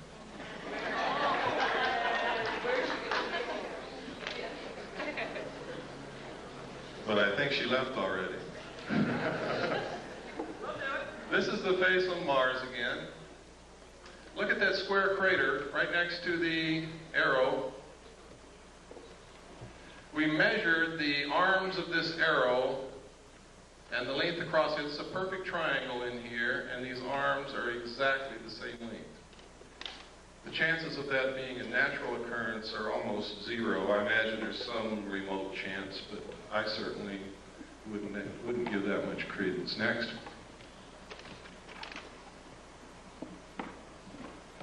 And look at this down here. It's almost boat-shaped, with what appear to be buildings on top. They may not be buildings. We can't get perfect 90-degree angles on it, but that could have been eroded away over who knows how many centuries. Next. The black dots. Those are places where the spacecraft was sending back the information and it didn't make it to Earth. They're not freckles, they're not painted dots on Mars. They're just where the bits of information didn't make it from the spacecraft to the Earth. Yeah, the face is approximately 1 mile across. Next. I really don't know, ma'am. I try not to guess at things, especially if it doesn't even remotely look like what we might guess it might be. You have to understand, when we're trying to interpret something totally alien to this Earth, we have to understand the concept of what the word alien means. What we might perceive as a landing strip might be a carnival to them. Who knows? Look at this. This is the Martian probe that we landed in 1976, I believe. And it took this picture of something flowing from up here down to here. Could be sand. Sand does flow under the right circumstances, or it could be water. If that's flowing water, then that's significant. If it's sand, it means nothing. Next. Government scientists call newly discovered heavenly object a stray asteroid. Sounds kind of interesting, doesn't it? Until you read the subhead Astronomers worldwide in disagreement with official explanation call phenomenon an intelligently guided object. London Evening Standard. I think that's 7/10/60, page 3. Next. Now, if you won't believe all this other stuff, how many people in here believe that Gordon Cooper, the astronaut, is a credible individual? Can I see a show of hands? He's an astronaut. He's also a colonel in the United States Air Force. Now he's retired. He wrote this letter to the United Nations, and in the first paragraph he says, "I wanted to convey to you my views on our extraterrestrial visitors, popularly referred to as UFOs, and suggest what might be done to properly deal with them."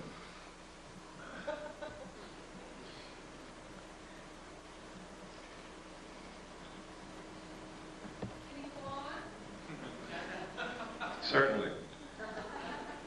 I was waiting for the gasps to die away. I believe that these extraterrestrial vehicles and their crews are visiting this planet from other planets, which obviously are a little more technically advanced than we are here on Earth. I feel that we need to have a top-level coordinated program to scientifically collect and analyze data from all over the Earth concerning any type of encounter and determine how best to interface with these visitors in a friendly fashion. What's another reason for a one-world government? I'll tell you why. If people can't get on a bus with black people without causing incidents, if they can't accept a Chinese person who moves into their neighborhood because they're a chink, how in the hell are we going to interface with a completely alien race from another planet?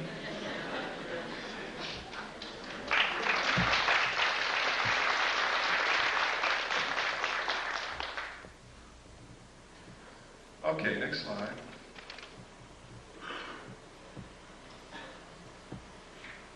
This is in my book too. A lot of this stuff is in my book with a lot of stuff that you're not seeing here. In fact, there's a lot of stuff in my book that nobody has ever seen before in their life outside the secret government. This is an accident report that occurred at Ellsworth Air Force Base, South Dakota. 7 miles southwest of Nyland, South Dakota. They got an alarm situation that at a missile site called L9, there had been a security breach. They sent a SAT team out that consisted of Airman First Class Jenkins and Airman First Class Reiki. There was SAT alert team, or security alert team called SAT. Next slide. When they got out there, they saw these crazy little guys running around in silver suits with helmets on their head and something hovering real bright above the missile silo. Reiki went up the hill, challenged them, told them to stop. They didn't stop. He raised his M16, and they blasted him with some kind of a light and melted his M16. They never even found a piece of it, and gave him second and third degree burns all over his hands and arms. He called back to Jenkins, who came from the vehicle. Jenkins saw 2 of them, fired at both of them, hit one in the helmet, one in the chest. They both fell to the ground. A few seconds later, got up and ran off and went up into this craft, which zoomed away into the sky. Further investigation showed that the nuclear components of the warhead was missing from the missile. Next. And next. UFO photographed over Disneyland, that's it down there.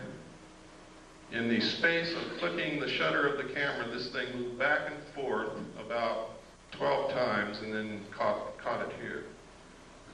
That's how fast it was moving. And the reason I included this, because while people who go to Disneyland may be interested in fantasy, they're usually families, they're usually middle-class people, they're usually respectable, they're usually credible, and thousands of them saw this. Next. There it is.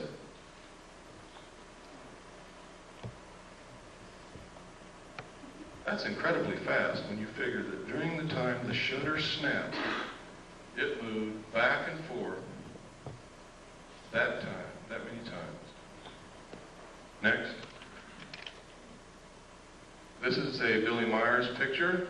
One of the things that I think is incredibly suspicious about his still photographs is they're always sticking out of the tree. However, I must caution you because he has produced some movie film which is incredible. It's been analyzed by different countries, different people, different scientists. They can find nothing wrong with it.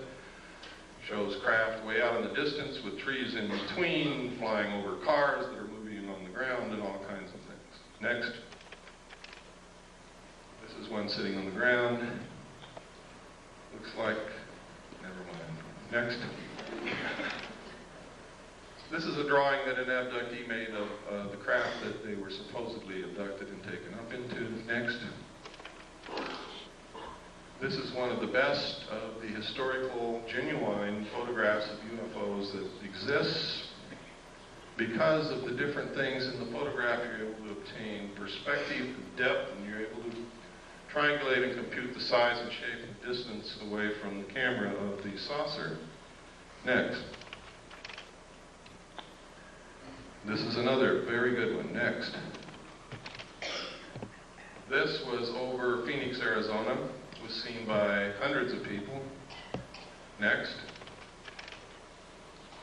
This was taken over Mount Rainier in 1948. It's original Kodachrome slide, which we made the prints from. And I made slides from the prints that we had then, and we also made 4x5 negatives and transparencies in case something ever happens to the slide. This was given to us by someone who works in the government whose identity cannot be revealed. This is perfectly symmetrical. It is not a meteor. It is moving exactly parallel to the ground. This is ionized air. It is not fire or flame. Next. This is commonly what's known as a lenticular cloud formation. This red haze over here is the test firing of a rocket at the Rocket 9 facility at the west end of the San Fernando Valley. I only know that because I used to live right on top of the mountain next to it. Next. Somebody's hat blew off. Next. Notice that photograph was taken by the local barber.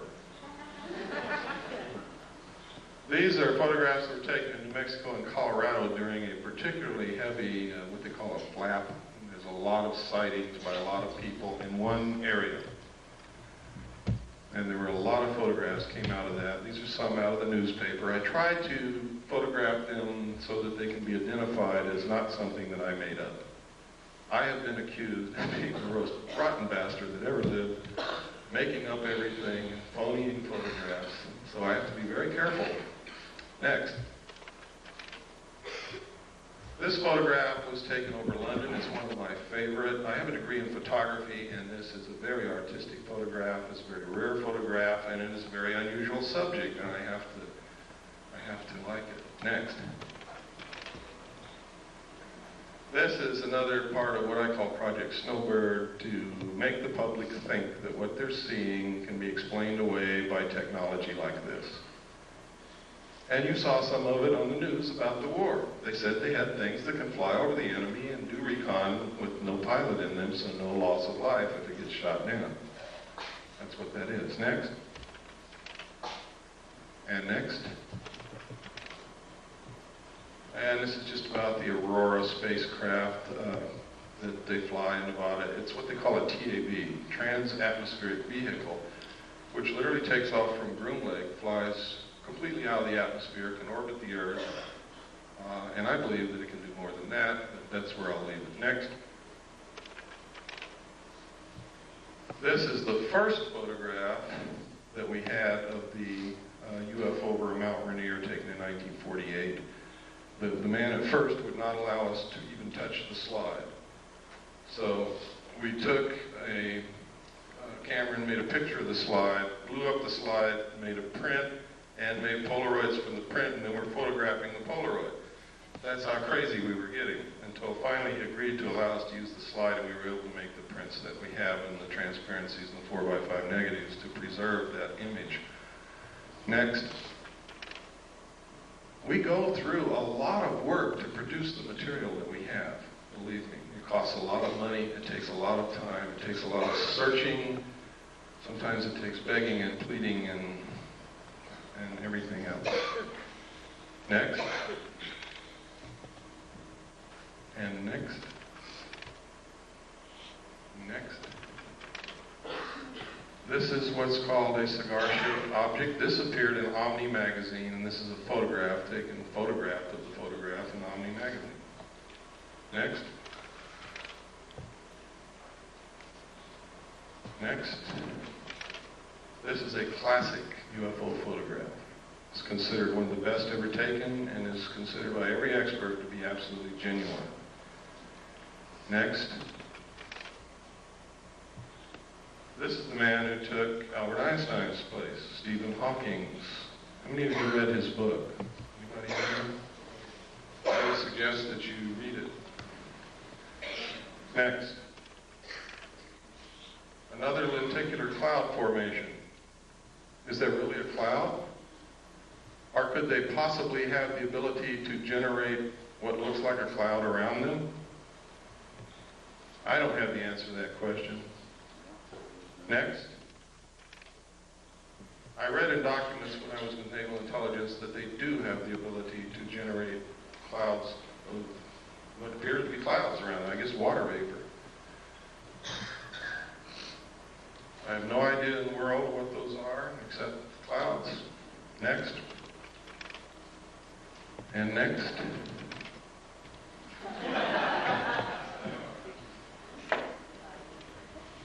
Is this what they're trying to make us believe is happening? So that we'll accept a one world government, give up our freedoms, submit to totalitarian control? Is that the easiest way to control us so that we don't destroy the earth? Is that what this is all about? That, by the way, is from The Creature from the Black Lagoon, which was a classic horror film for the buffs. Next. And next. They do exist, folks. For those of you who thought they didn't, never saw any, they exist. This was taken from an airplane window. So you know that nobody threw a hubcap into the air. It's above the clouds. Next. This was taken by a tourist in Hawaii. He didn't even know that it was in the sky. He was taking a picture of these beautiful women, and it wasn't until he got the pictures back and he was showing his vacation photographs to a friend, or at least this is the story, that his friend said, "What's that?" And he said, "What?" I never saw that. And this is a close-up. Next slide.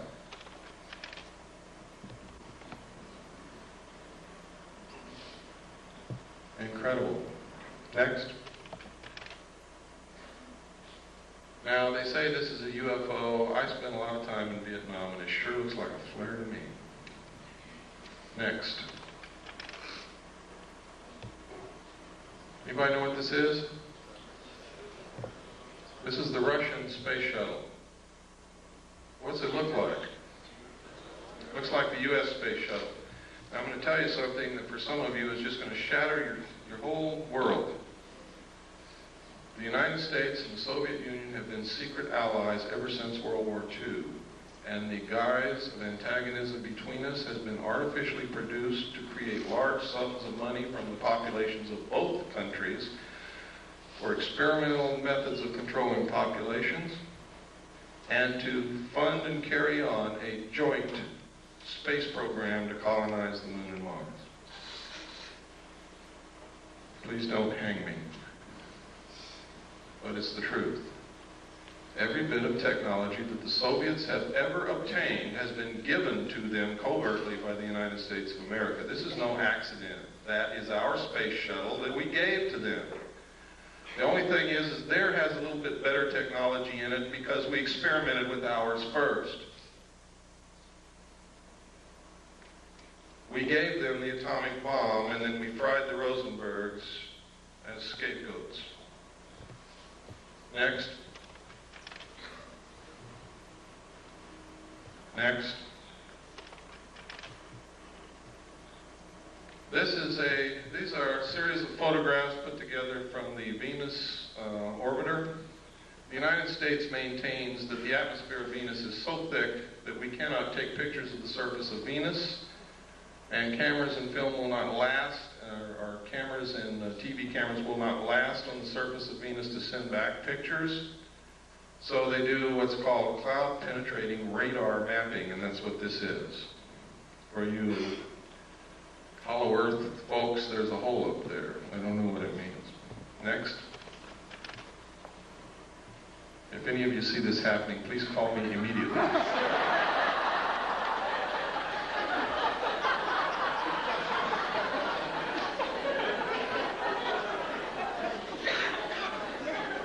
Next. This is a photograph of the Russian Venusian lander sitting on the surface of Venus, sending back pictures of a sun-drenched desert landscape. Somebody's lying. Immediately after the Russians released this photograph, officials and government people from Washington called a high-level meeting with the Russian space program people, and you never saw it again. Next. These are comparisons of the two, the Russian photographs and the photographs that we get. Now, I want to give you some food for thought. Recently, they had a flyby of Uranus. Remember that?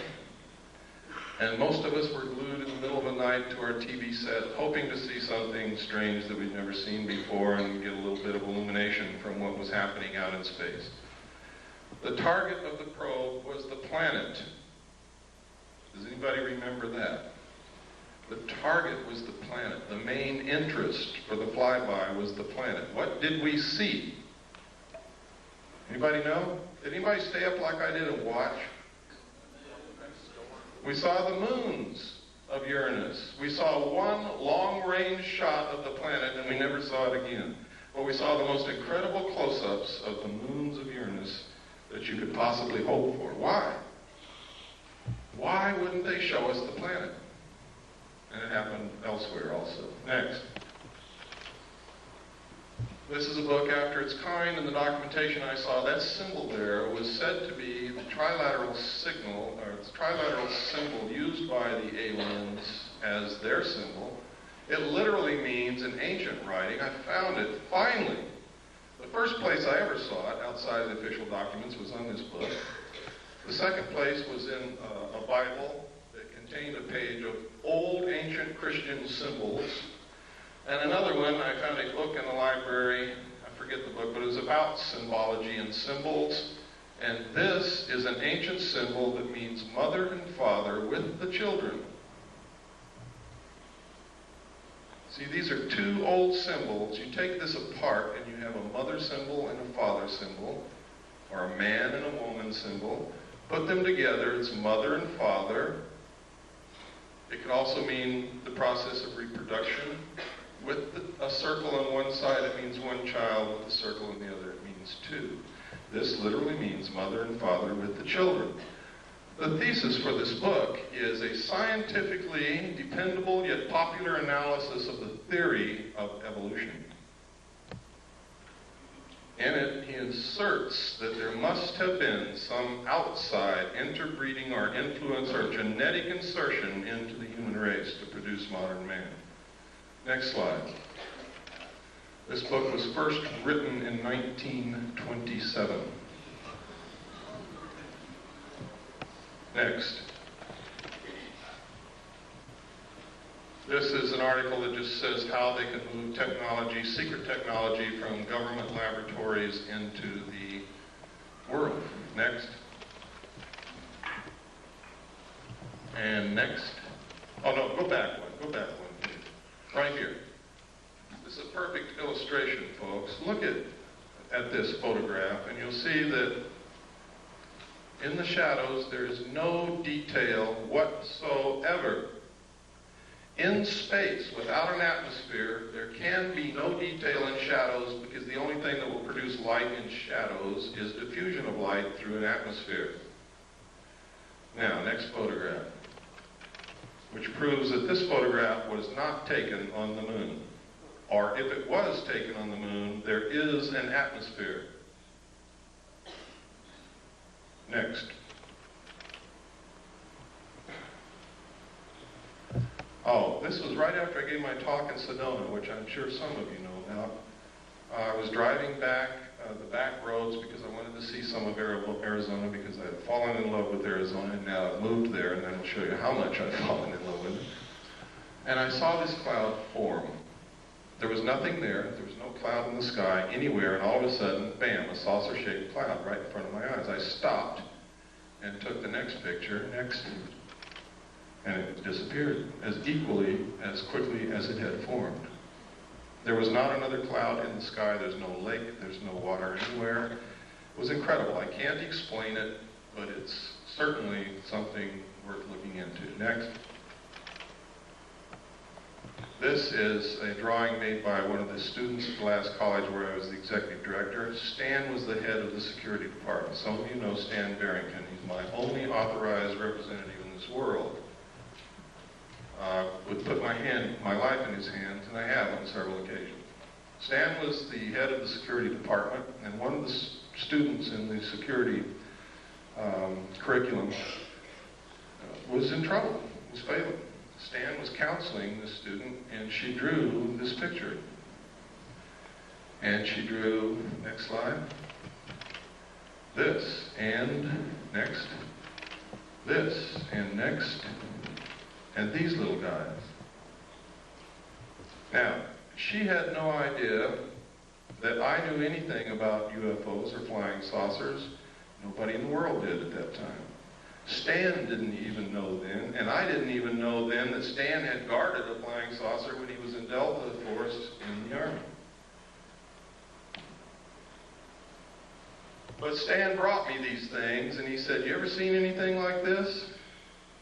And I said, "I don't know, Stan, where'd you get it?" He told me, and we brought the girl into my office and sat her down, and I began to try to find out why she was failing and where this stuff came from, and it turns out she had a year of missing time.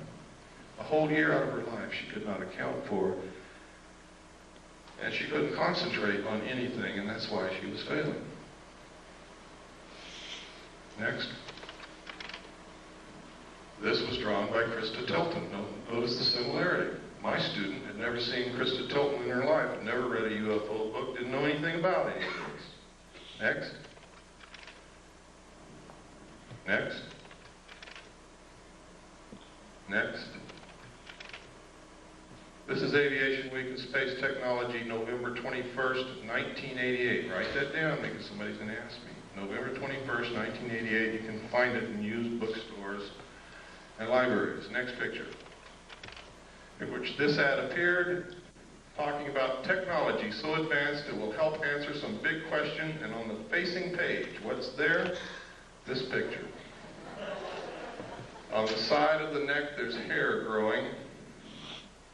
We did extensive analysis of this photograph. We rephotographed it, we relit it, we blew it up.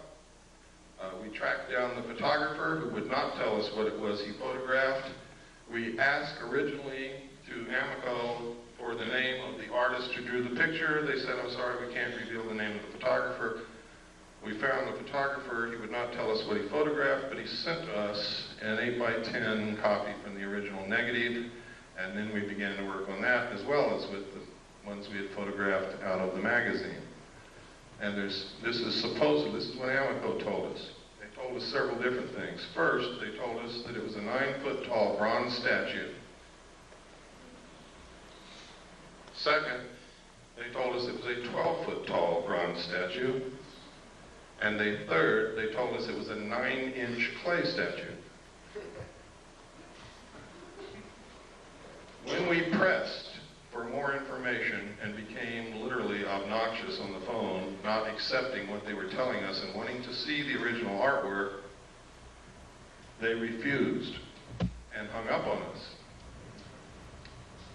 So, whereas I cannot say definitely that this is a live alien, I can tell you one thing: it is not a bronze statue. I can also tell you it's not a clay statue. And hair don't grow on the necks of statues. Next.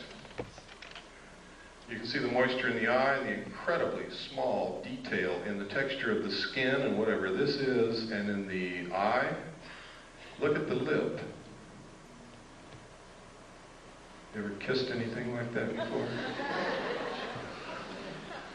I know a guy that did in the back seat of a Chevy. Next.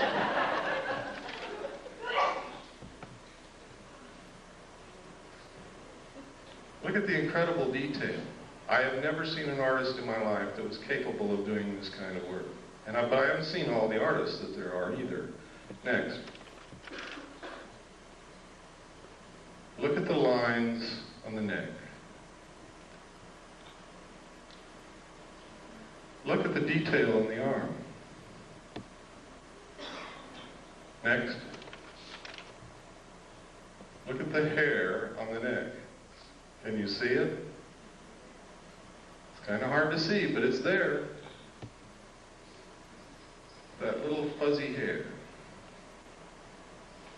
Look at the lips. Look at the throat, the detail. The wrinkles.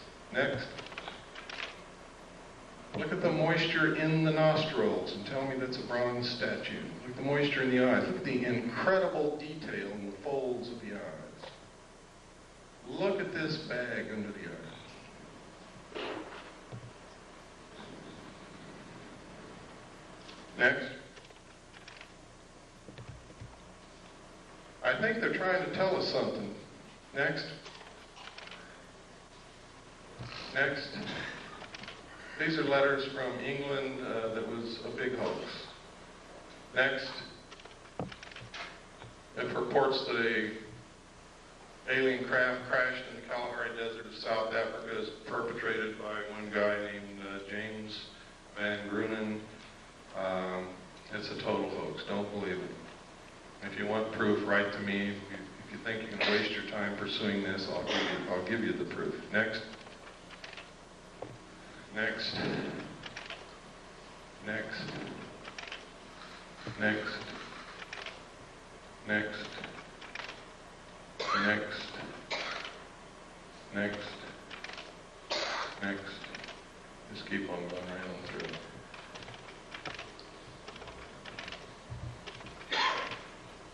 Okay, next. Oh, this is significant. 1917, the Imperial Japanese Mission, record of the reception throughout the United States, the special mission headed by Viscount Ishiki.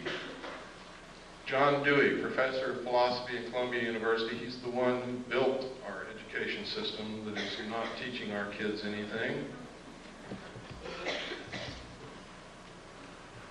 He said, first sentence in his speech, someone remarked that the best way to unite all the nations on this globe would be an attack from some other planet. In the face of such an alien enemy, people would respond with a sense of their unity of interest and purpose. Next. Knowing who John Dewey was, and knowing what he's done to our educational system, and knowing that this was written and planned a long time ago, this is probably going on. Next. This is from the report from Iron Mountain. Credibility, in fact, lies at the heart of the problem of developing a political substitute for war. This is where the space race proposals, in many ways so well suited as economic substitutes for war, fall short. The most ambitious and unrealistic space project cannot of itself generate a believable external menace. It has been hotly argued that such a menace would offer the last best hope of peace, etc., by uniting mankind against the danger of destruction by creatures from other planets or from outer space. Experiments have been proposed to test the credibility of an out-of-our-world invasion threat. It is possible that a few of the more difficult to explain flying saucer incidents of recent years were in fact early experiments of this kind. Next.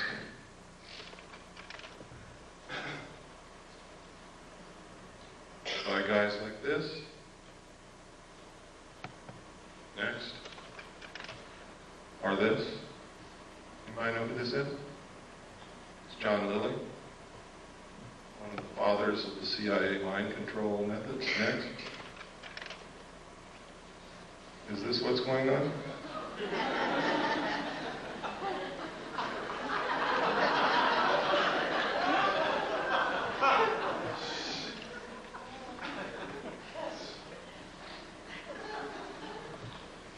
Next.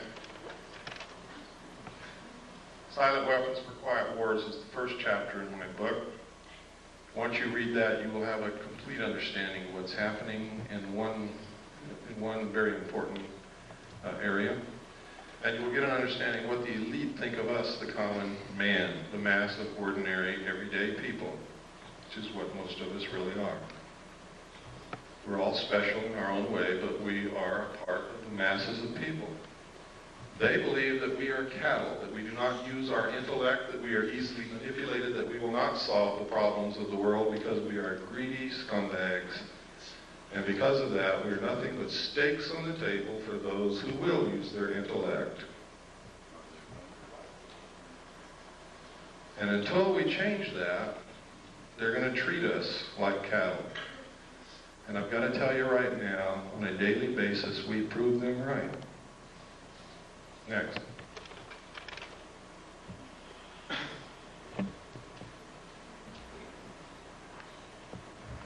Close Encounters of the Third Kind, E.T., V, many others. Many movies. We've been bombarded with alien movies, alien commercials, an alien spaceship landing at the end of the 1984 Olympics to reinforce in our consciousness the creation of an alien threat that does not exist, or to wake us up to an alien presence that has been here for many years. It's not an accident that these things are happening. It's not an accident that you're seeing on your TV. Was ITT or ATT? AT&T, one world, one card. These aren't accidents. Right out here in the lobby of this church, you see a picture of the world on the bulletin board. And go, when you leave, just look what it says. Next. Don't get me wrong, ladies and gentlemen, I'm not opposed to a one-world government at all. I think in the evolutionary future of mankind, it is absolutely necessary and unavoidable. What I'm opposed to is being manipulated into something I know nothing about, and knowing the fact that if I have to be manipulated into it, I'm not going to like it. And knowing that the best government that's ever been created on the face of this earth is going to be destroyed in the process. And that we're going to lose our Constitution and our Bill of Rights in the process. That's what I'm opposed to. I want to be included. I want to help them decide what this is going to be, so that I can be satisfied with whatever it turns out to be. Stephen J. Kurzweil, MD. I've met this man, I've talked to him, I've researched this case thoroughly. This is his credentials, his curriculum vitae. Look at who this man is. This is no flake. This is a medical doctor with many degrees, a lot of credentials and memberships in many of the medical society, what do you call them?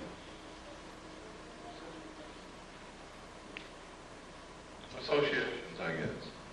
He's also Phi Beta Kappa and an Alpha Omega Alpha Honor Medical Society.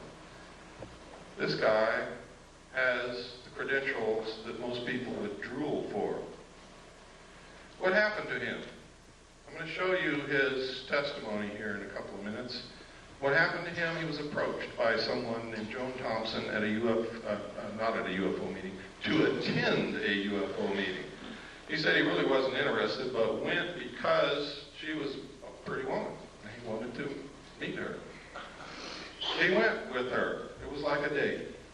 He said what he learned there astounded him. He never heard of any of that stuff. But he also met somebody named Bud Hopkins. Joan Thompson told him that she was an agent of the Central Intelligence Agency, and Bud Hopkins identified himself as also being an agent of the Central Intelligence Agency and recruited this doctor to help them work with abductees and report information to the Central Intelligence Agency. He worked with them for a while until he found out that Bud Hopkins had no credentials whatsoever, was an artist, a painter, but was hypnotizing people who had been abducted, was conducting group psychology therapy sessions with them, was extracting as much information as he could out of them and then dumping them like a hot potato. And this man, Stephen Kurzweil, MD, with all these credentials, reported Bud Hopkins to the New York State medical authorities, and nothing happened to Bud Hopkins. Stephen Kurzweil, on the other hand, was charged for being delusional, and they're trying to take his medical license away from him, because he told them that Bud Hopkins was engaged in this research of alien abductions that the government was covering up, and he was judged to be delusional. We have all the documentation, the medical reports, everything. Next. It's all in my book. These are the official charges that the state of New York brought against him. It's incredible. Next.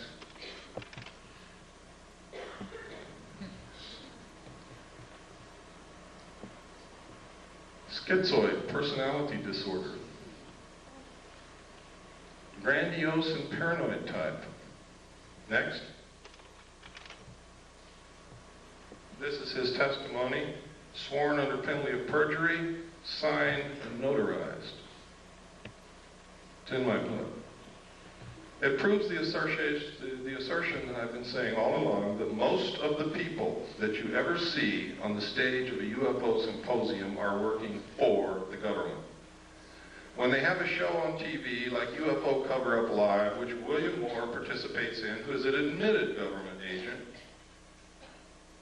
with all the others, and then they give a phone number at the end for you to call in to tell if you've ever had an abduction experience, and you go to your phone and call the CIA and tell them that you have had one.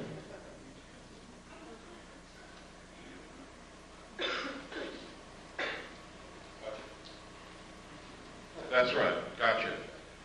You guys better start being careful, and you better start listening to those of us who are really looking for the truth and not trying to bullshit you.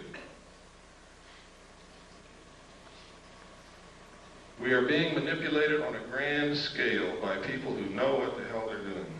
And if we don't wake up, we're going to be wherever they want us to be, and only we're going to discover that that's not where we want to be. Next.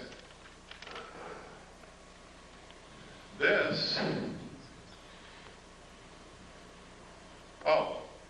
In my original paper, The Secret Government, which I published May the 23rd, 1989, I said that there had been a military coup in the United States. I documented in my book. 3 other people have confirmed that they saw the same message that I did, and the message was, before Nixon resigned. Nixon was not going to resign. He didn't think that they could impeach him. And I don't know whether he could or not. Nobody will ever know because no trial occurred. But the Joint Chiefs of Staff sent a message to all military commanders of all the military forces, and the message said, upon receipt of this message, you will no longer accept any orders from the White House. Acknowledge receipt. That's unconstitutional. That is a military coup. Nixon was forced to resign because they yanked the military out from under him. They cut off his communications to his commands because those communication centers are under control of the military. In my book, it's documented. You no longer have to take my word for it. Nobody believed me when I published that at first. But now 3 other people have come forward and stated that they saw exactly the same message that I saw. And that's in my book. Their names, everything. Their statements, sworn statements. This is the sworn statement of David Race. It is notarized on the original. You can see the notary seal, which didn't photograph very well. Next. He also named 4 other witnesses that saw it with him.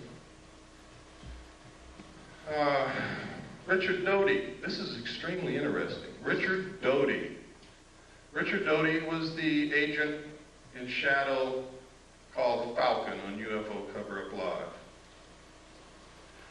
I also found reference to a project called Project Mogul, which you have to remember that it was in July 1947 that the Roswell crash supposedly took place. You have to remember it's William Moore, a confessed government agent who researched and wrote the Roswell incident. It's Richard Doty Falcon who's been working with Moore for years to supply him information. Richard Doty is the counterintelligence agent for the Air Force Office of Special Investigation at Kirtland Air Force Base. These are the notes of an interview that Barry Greenwood did with Richard Doty.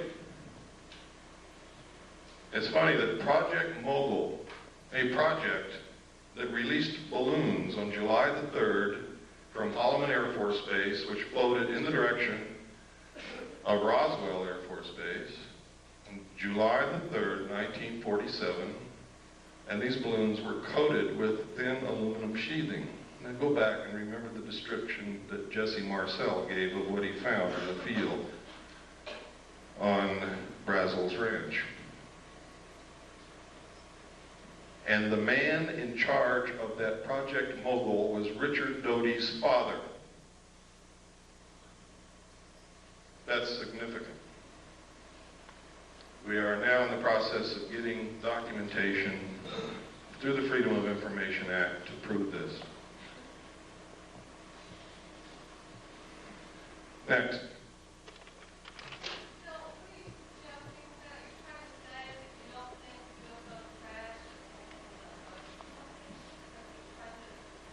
I'm saying that we can no longer accept that a UFO crashed on the basis of the evidence that we now have. We've got to find out there's something else to this.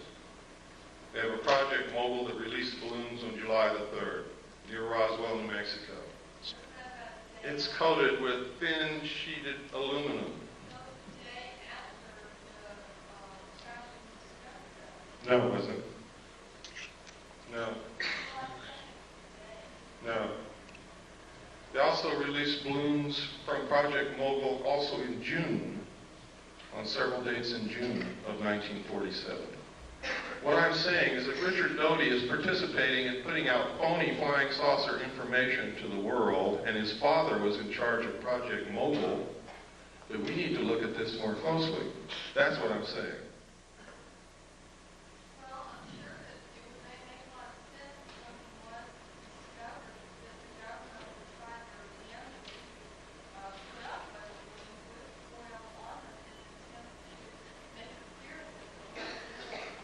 You don't understand. These balloons were also released in June of 1947. The crash at Roswell occurred in July.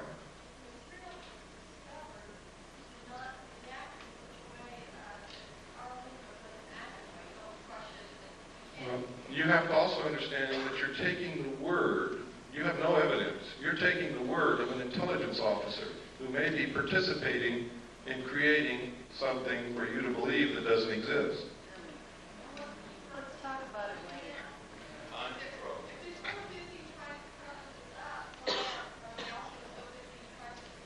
Listen to me very carefully. One of the best ways to bring about a one-world government and get you to accept the destruction of your Constitution and the loss of the sovereignty of this nation is to create an artificial alien threat from outer space so that all humanity will give up whatever they have to and band together to face this threat. That's not what I'm saying. I'm saying I'm presenting evidence to you that should make you want to do some more investigating before you believe anything. And I specifically stated at the beginning of this lecture, I don't want you to believe anything that I say or anything that I show you, but I want to create enough curiosity and maybe anger and maybe a lot of other things in you that you help me start looking for the truth. That's what I'm about. Earlier, you said that you would explain why the government's spent billions of dollars on stealth aircraft and other conventional aircraft with this technology that we have. Why are they so ignorant of the fact that we have this kind of technology, if that be the case? I've already explained it to you, sir. Some people can't, and I know it's hard to put all this together. You saw that there's a population problem. The technology that they're hiding from us would make us live longer, would give us better lives, would give us a source of possibly free energy or next to free energy, would probably give us methods in which to kill most, if not all, illnesses and diseases. And their goal is to cut back the population. They're not suppressing cancer cures so doctors can get rich.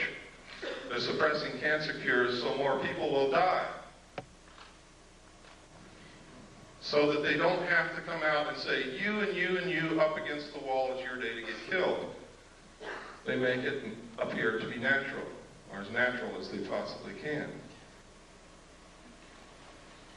That's why. Can you talk about AIDS? This is a letter no, that's in the book. I'm not going to get into AIDS today. That's in the book. This is a letter that was written to the White House to Mr. Fitzwater, who was Reagan's press guy. And what he wanted to know is who wrote the paragraphs about aliens that Bush inserted into the end of 6 speeches that he gave during his administration. Most people don't even remember that he said those things, but he did. Next slide. What Marvin Fitzwater wrote back was that the president himself inserted those paragraphs. They were not put in there by the speechwriters. One of the speeches was to Boston High School students and faculty. Next. In which he said, I couldn't, but one point in our discussion privately with General Secretary Gorbachev, when you stop to think that we're all God's children, wherever we may live in the world, I couldn't help but say to him, just think how easy his task and mine might be in these meetings that we held if suddenly there was a threat to this world from some other species, from another planet outside in the universe. Do you think all this stuff is coincidence? I hope you're beginning to wake up. He said this 6 times in 6 speeches in his administration. This has come together one world government stuff. This is alien threat from outer space stuff. 6 times the president said. Next. To the General Assembly of the United Nations. Next. In our obsession with antagonisms of the moment, we often forget how much unites all the members of humanity. Perhaps we need some outside universal threat to make us recognize this common bond. I occasionally think how quickly our difference worldwide would vanish if we were facing an alien threat from outside this world. And yet I ask you, is not an alien force already among us? What could be more alien to the universal aspirations of our peoples than war and the threat of war? What would a one-world government do? Abolish war. What is the threat that will bring it about? An alien threat from outer space. Please wake up. Next.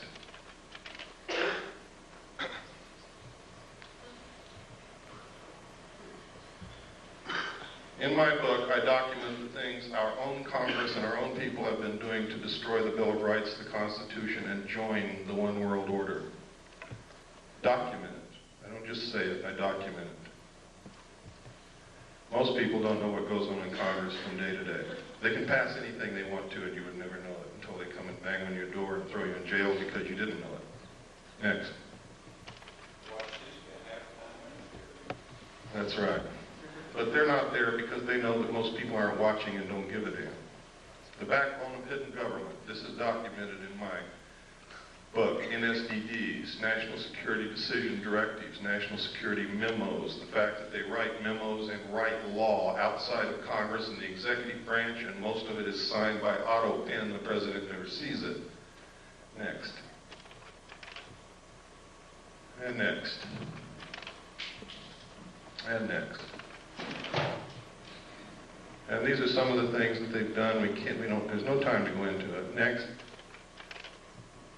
Next. This is the United States with the Soviet Union into a one-world government.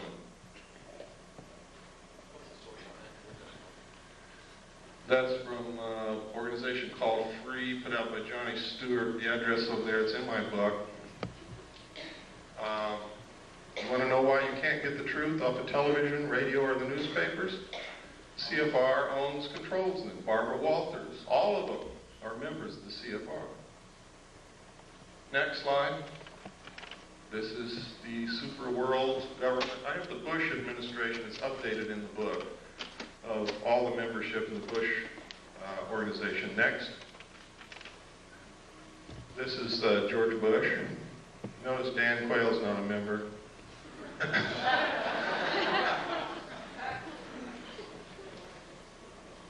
Now this is serious. Their goal is a one world order, one world government, the destruction of the sovereignty of the United States and the merger of the United States and the Soviet Union. Why do you think our generals and admirals have been going back and forth to the Soviet Union and theirs have been coming back and forth over here? They're getting ready to do it. Why do you think the Soviet Union began giving some more freedom to their peoples? The people didn't bring that about. It was given from the top down because it's time to solidify the New World Order when the European states come together. Why do you think that there are so many attacks upon our Bill of Rights right now? Because we all have to be on an equal level. We can't have all these freedoms if the rest of the world doesn't. How does Israel fit in this world pattern? I don't know what you mean by how they fit. There's certainly a thorn in everybody's sides, but not because they're Jewish, but because they will not settle the Palestinian question. There'll never be peace in the Middle East until they do.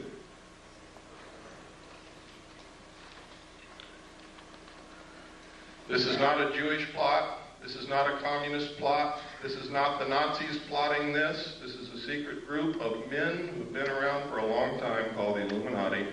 They are made up of all different religions, all different political viewpoints. They believe in reason. They believe in solving problems. They believe in controlling the populace if the populace won't control themselves.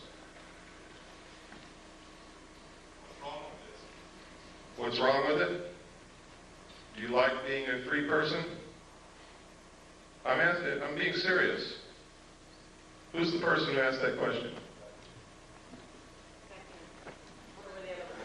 Where at? I'm saying we don't know what goes on in our government now as it is. Whose fault is that? I'm not trying to pick on you. I'm trying to get at an answer. Really, I'm not picking on you. But I have to... I don't know, I'm just questioning. Okay. The reason that this is happening is because we've all abdicated our roles as responsible citizens in this country. We bought a business. Here's what we did. We bought a business. We hired everybody that's going to work in this business. We stocked the shelves with merchandise, and we went on a permanent vacation. What do you think is going to be left of our business in 20 years when we come back?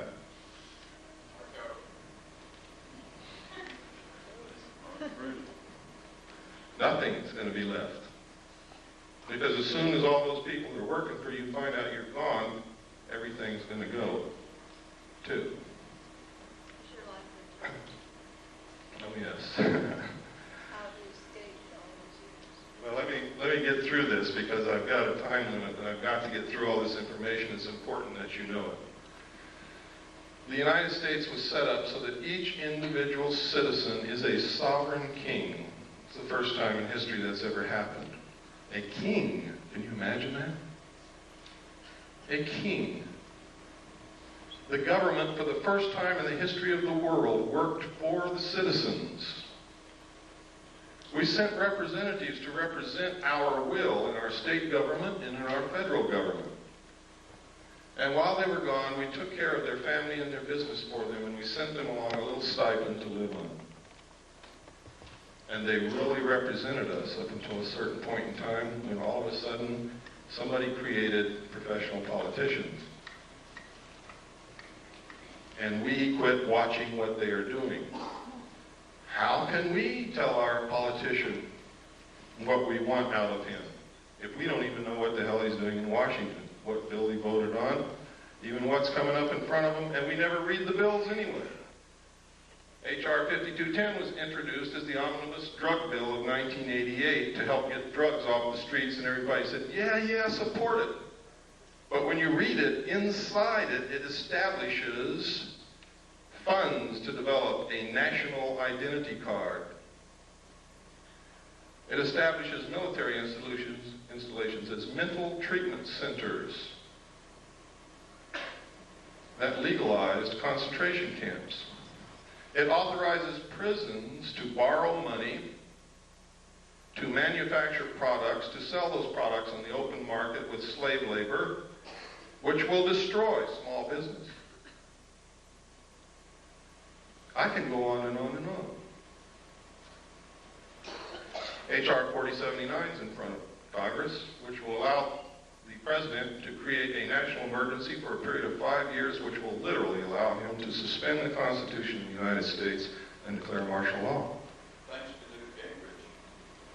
That's right. Could you explain that bill that you had in Congress? That's it. That's it. Yes. So what I'm saying is, this is our government, our country, and we're going to lose it if we don't get smart real quick. And we're going to find ourselves a part of a one-world totalitarian socialist state, merged with the Soviet Union and the other countries of the world in a cashless economic system. Bankers already know it.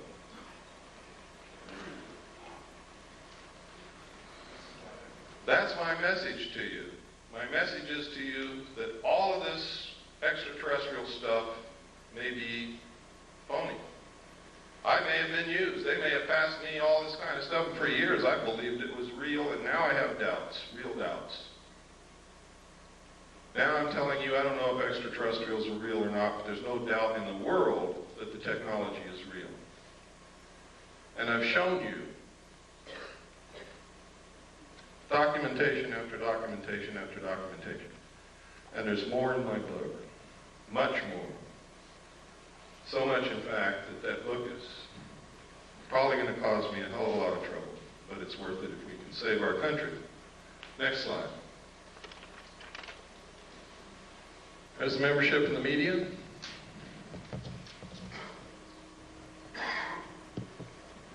The only one that's relatively free is Cable News Network. Daniel Shore is the only member. And that might be why you see a little bit more on CNN than you see in any other network or station in this country. Next. But you only see it when Daniel Shore is off that day. Military. They have been teaching interdependence, one world order, one world government is the solution to war in the Naval Academy, the Military Academy at West Point, and the War College since the end of World War II. I'm a little confused. I thought the war was one of the things they were trying to promote solve conflict. No, war has traditionally been used to solve the problems. They want to bring about a one-world government that will eliminate war altogether, but they have to have a replacement for war. The replacement would be a tremendously wasteful space program to repel an enemy from outer space that may or may not exist. What we got to do is find out what the truth is. How would that reduce the population?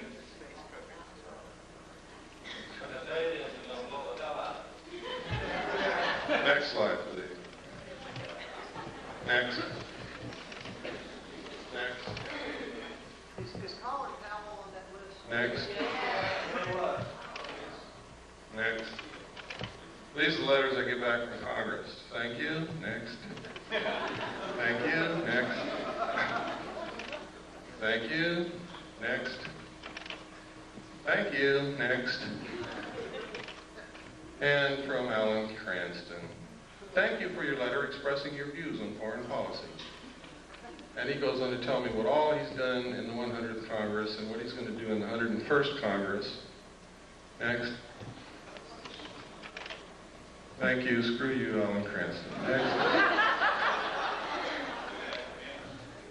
Out of 500 and I forget how many letters, sent a letter to every senator, every congressman. Those were the only replies that I ever got. Ever. I sent one to the president. I sent one to the vice president. I sent one to the attorney general and each of the Supreme Court justices. I never received replies from any of them. This is one reason why I never received replies from congressmen. This is a person who is a staff member of a congressman on Capitol Hill. She's actually the office manager. She says she sympathizes with everything that I sent, But the reason that the congressman isn't going to answer my letter, my inquiries, is that she threw it all in the trash can. Next. This is George Bush and the secret team.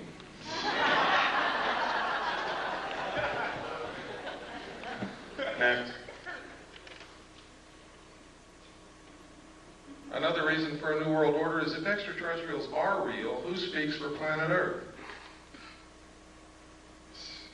Who? I mean, if they're really real, who's going to speak for all of us? Who's going to represent the Earth?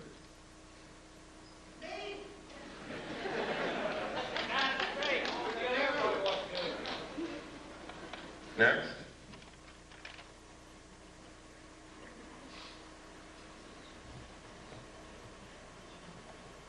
For all of those of you who were going to tell me that you're just one person, there's nothing that you can do, I think this says it all. That young man stopped 17 of the most dangerous killing weapons of war that have ever existed right in their tracks, and they didn't move again until he walked away. That's a real hero. He has not been executed yet. He is a real hero. He's the only real hero that I know in this whole world. In this whole world. That's him right there, and he's Chinese, and most of us would say, here comes the chinks into the neighborhood. That man is my brother. I don't care who he is. And I hope that you learn that he's yours. His heart's probably bigger than all of ours in this room put together. But that's your answer when you come to tell me that you're only one solitary little person. There's nothing that you can do. This is our country. It belongs to the people. And we can do whatever we want to do with this country, but we have to do it together. I hope that we can all find a way to do that. If we could have the, I believe that's the last slide. If we could have the lights, we'll have some questions and answers. Or we'll have some questions. I don't know how many answers.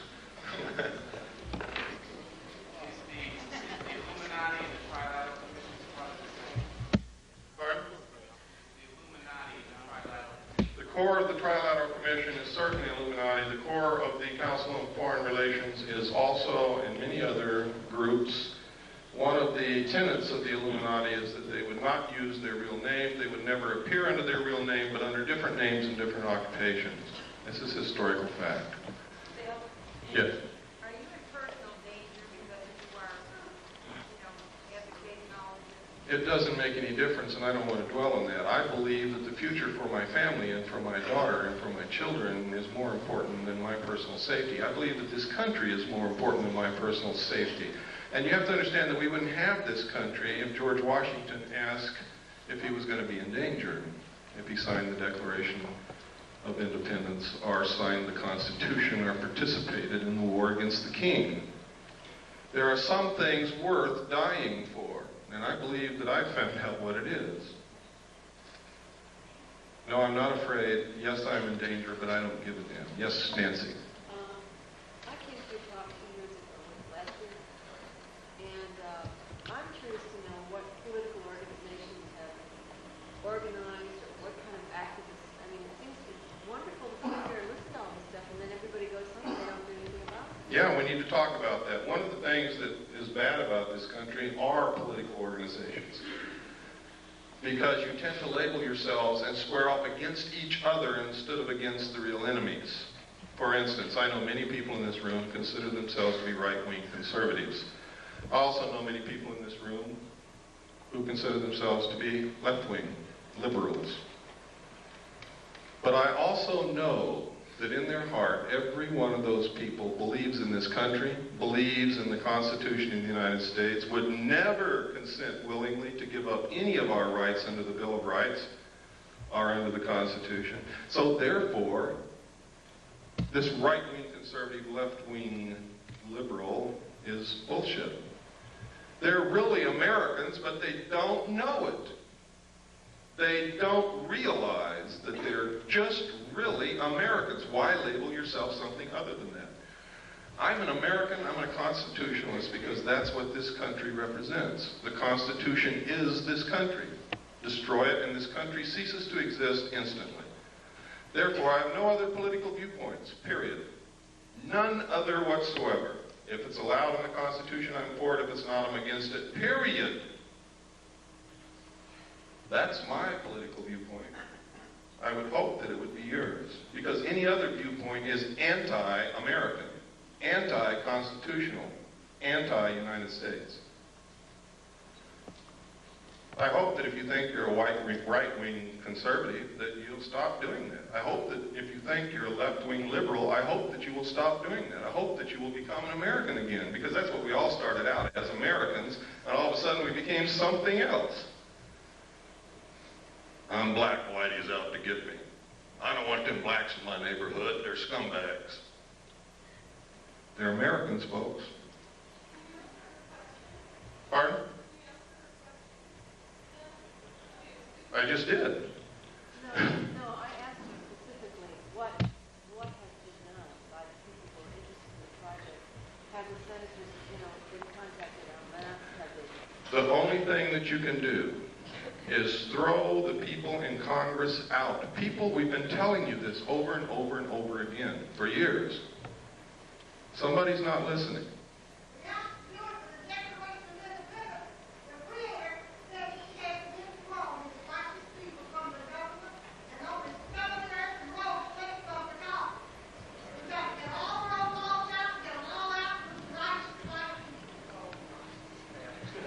Well, I will not support any racist attitude from anyone, but you have to get the professional politicians out of Congress, out of office, out of the presidency, out of the governorship, out of the state houses, and you have to send citizens who will truly represent us, who truly will do what's needed, and only send them for one term, and that's the only thing that's going to work. If you think you're going to change the minds of these people who are so ingrained into,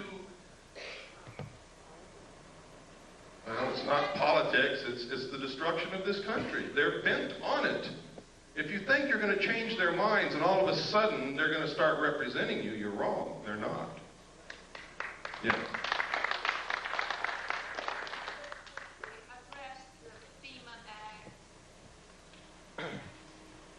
I don't think I have time to go into it. The problem with the things that I talk about is there's never enough time to really talk about it. And I know that some of you are sitting there and you have questions and you want answers. And I can tell you that the answers are out there. Part of what needs to be done is you have to quit relying on people like me and others and help us. You have to become one of us who search and dig and educate. If all of you could go out of here and educate 10 people, each one of you, and then they could go educate 10 people, and it doesn't have to be in one day. You could take 6 months to educate those 10 people, and they could take 6 months to educate 10 people in a very short period of time. Everybody in this country would understand what our real problems are. The real problems are we're not paying attention. We're not running this country. We don't know what the problems are. We don't know what's going on. We've left our business and gone on vacation. We are fighting amongst each other while the real enemy is destroying the country. That's the real problem. That's correct. Yes. May I suggest that everybody get a little copy of the Constitution? It takes about 20 minutes to read. And if you don't have one, if you write to me and send me a self-addressed stamped envelope with 50 cents on it, I will send you a copy free. Come up to me in the parking lot, I'll give you a copy of it. Excellent.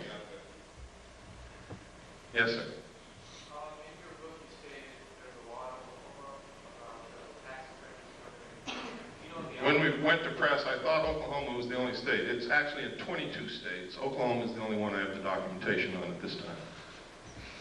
Is that, the outcome? Have they actually started doing that? They have until March 15th to register all their property, everything, down to the VCR, their knives, forks, and spoons, everything.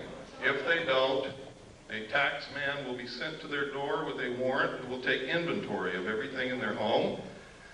Anything they find that was not declared on the list, or if they never submitted a list, they will be taxed 20% over and above what they normally would have been taxed. But you see, taxation is just the excuse to register the property.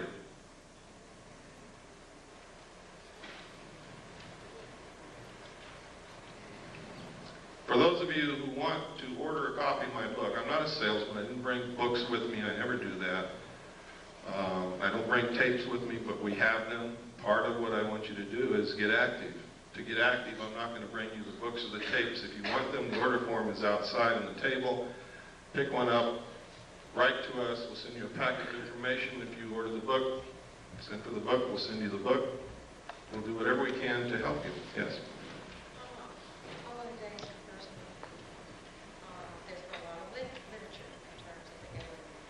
The animal mutilations, Yes. human mutilations, the genetic things. Do you feel that probably this is a fabrication in terms of creating a fear in which, like you're saying, would come as an attitude of one planet against an alien? It's exactly what I believe. Now, you have to know that when Hitler got ready to go into Europe, to invade France and the other countries of Europe, he began broadcasting Nostradamus' predictions. What did you see on television last night? Why do they use these predictions and prophecies? Why all of a sudden are you hearing that the book of Revelations is coming true in front of your eyes? To get you to give up. If it's been prophesied and it's going to come true, you're not going to fight it. To neutralize the Christian community so that they won't fight the new one world government. Hitler dropped the prophecies which said Hitler was going to win and was going to be the ruler of a 1,000-year time of peace. So the French dropped their weapons and ran. Pay attention to what's happening. AT&T, one world, one car.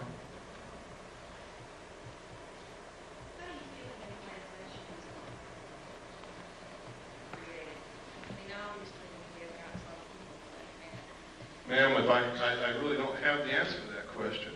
The abductees say that it's alien extraterrestrial beings. You start doing research and you find out that the intelligence community has done so much work into mind control and implantation and being able to control individual human beings with this technology that you begin to wonder if it's really aliens or if it's really us. And then you look in the UFO community, you find out most of these people are connected directly to the intelligence community, are active agents that have been caught or have confessed. And you have to wonder what in the hell's going on. Which one, John? Pardon? Which one's on the list? A list of. I can tell you that Richard Doty is, John Lear is, Bob Lazar is.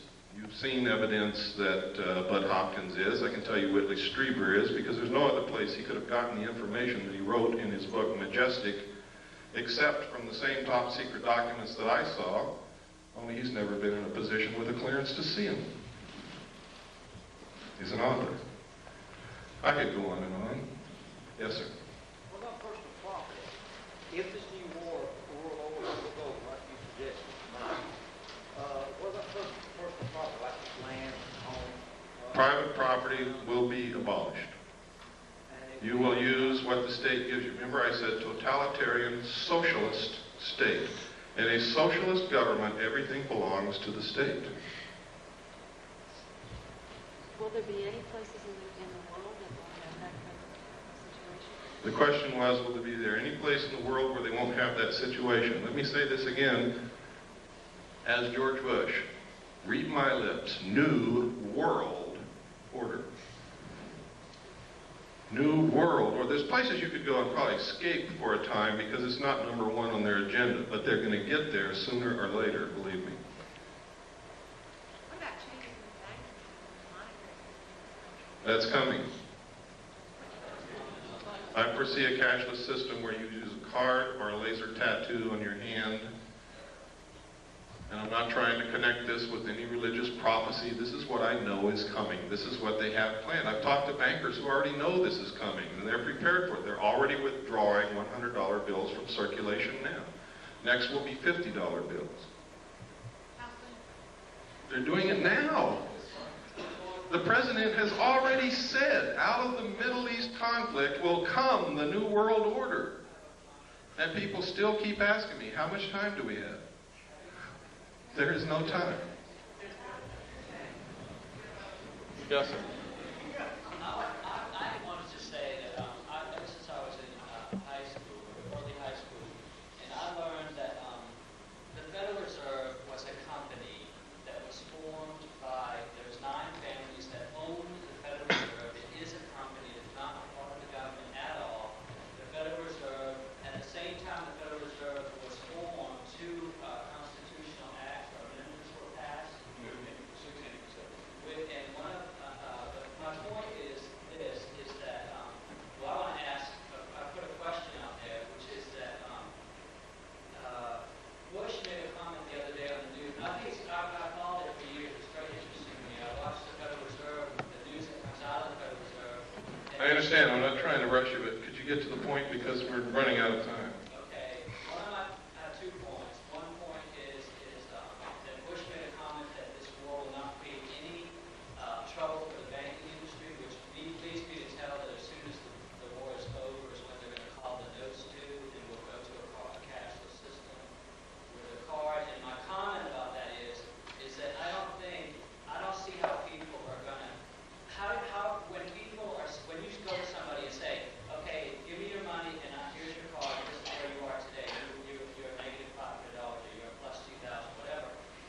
The people are so attached to their monetary value in life that I find it really difficult to see American people to battle that. In other words, that in lieu of give me the card, let me be able to sell my future and give me this card, and it's okay if I can't have a card right now. You know what I mean? It's like, I see the money thing as being another piece of the picture of going towards a totalitarian type government, because you're taking the money, your money is not yours.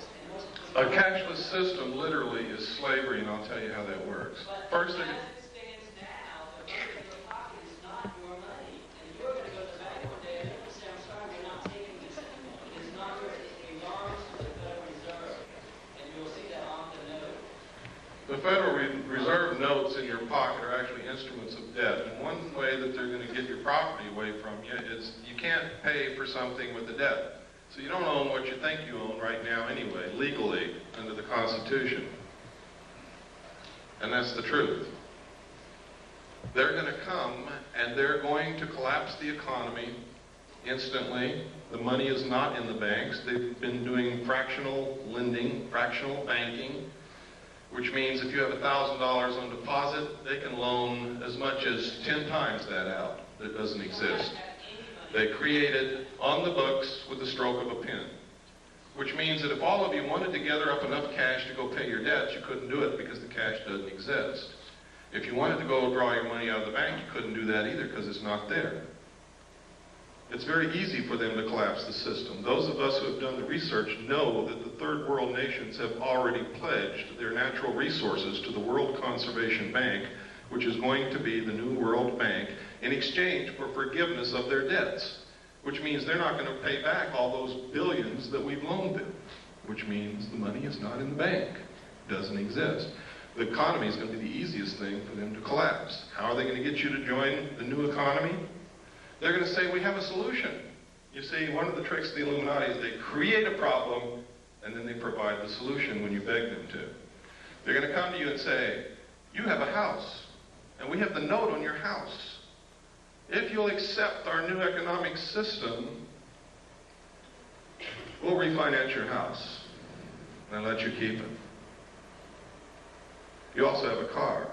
We'll do the same with your car and your furniture and your kids, because you probably owe the hospital. Okay?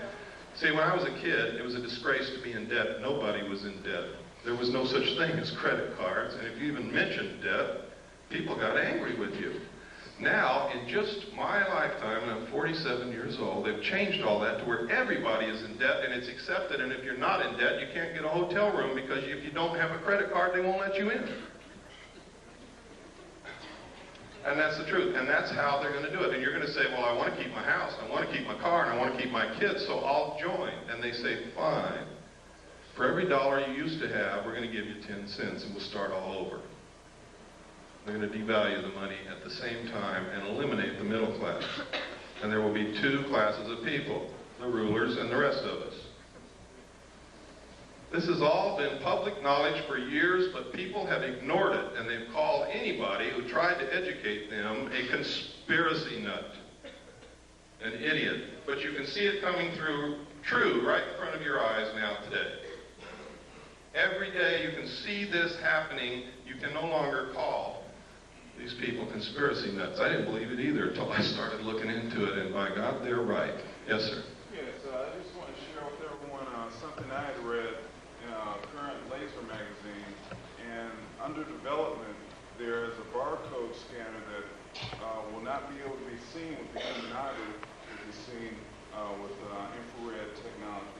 So that you could have a barcode scanner on yourself and no one. That's right. It's an invisible tattoo, but it can be scanned. I'd like to say also that the reason I left California, took my family and left, I went to vote in the last election, and I saw on the voter registration form, next to my name, the Universal Product Code. I packed up my family and I left California. I now know, and I just left California, I was just speaking in Pasadena, I have seen them, it's true. The driver's license in California now have the Universal Product Code on the driver's license. It's not far off. The UPC, yes. The barcode, for those of you who don't know what Universal Product Code is. Yes? It's been used in over 700 cities in Europe for over 70 years now, where they inject plastic under the skin in the right hand or the forehead. It's going to be the new world. It's going to be your accountant. It's not going to be any more cash. There will not be any more swap meets. There won't be any selling your mattress to your neighbor when you buy a new one. Everything will be registered. They're already starting it in Oklahoma and 21 other states. You will register all your property. If they come to your home and something's missing, you're a criminal. There will be no black market.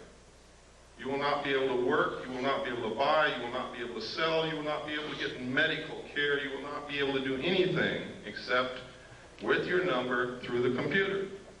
This is the truth, folks. I'm not making this up. If you have a banker that knows you well enough to be honest with you, he will tell you this.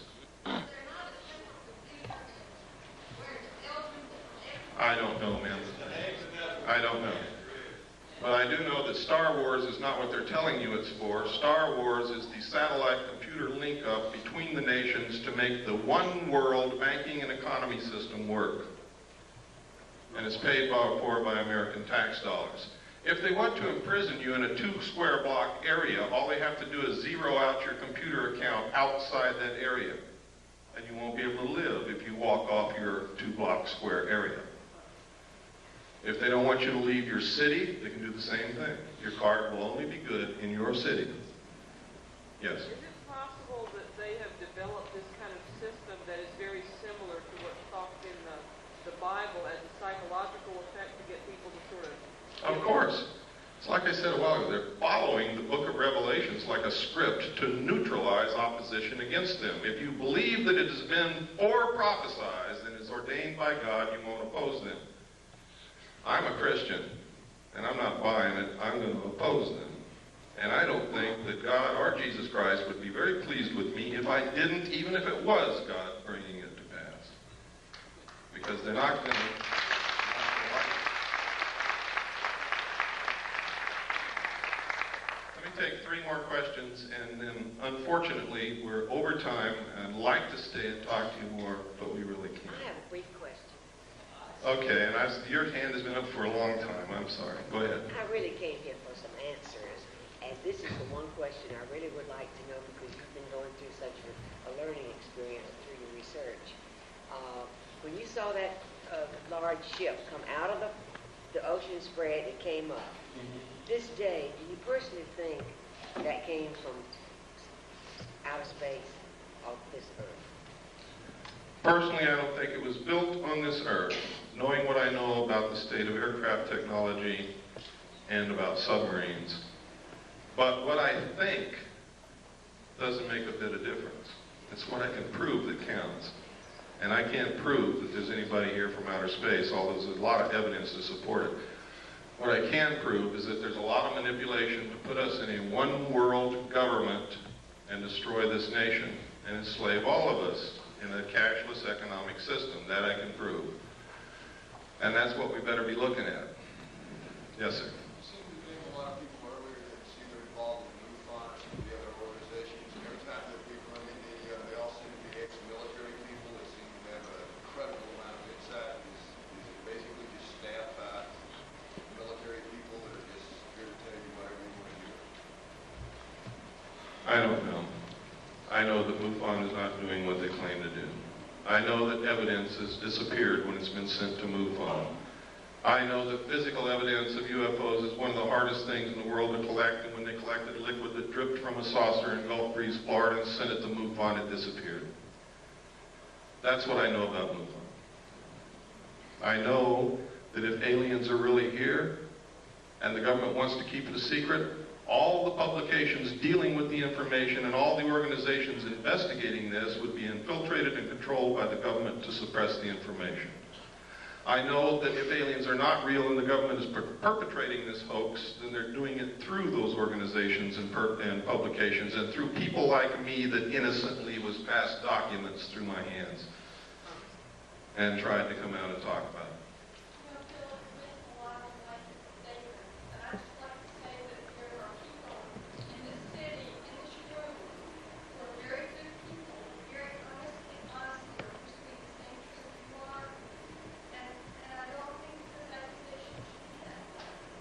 I don't know what you mean by blank. When I say MUFON, I'm talking about the people who run it and control it and finance it. I'm not talking about all the people in the little towns and stuff who are interested in UFOs. It's too late to be careful. I'm fighting a war and I need people on my side. And damn it, if somebody's on the battlefield in front of me, I'm going to run right over them. I am sorry, but that is exactly what I'm going to do.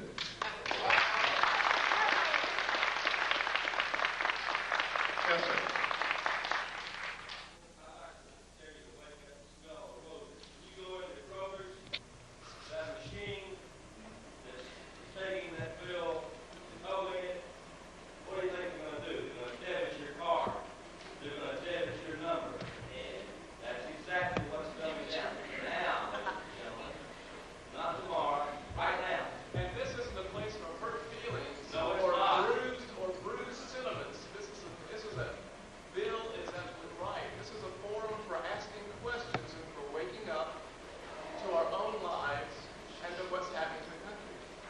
I also know that not everybody's going to agree with me, and I don't expect you to, nor do I want you to.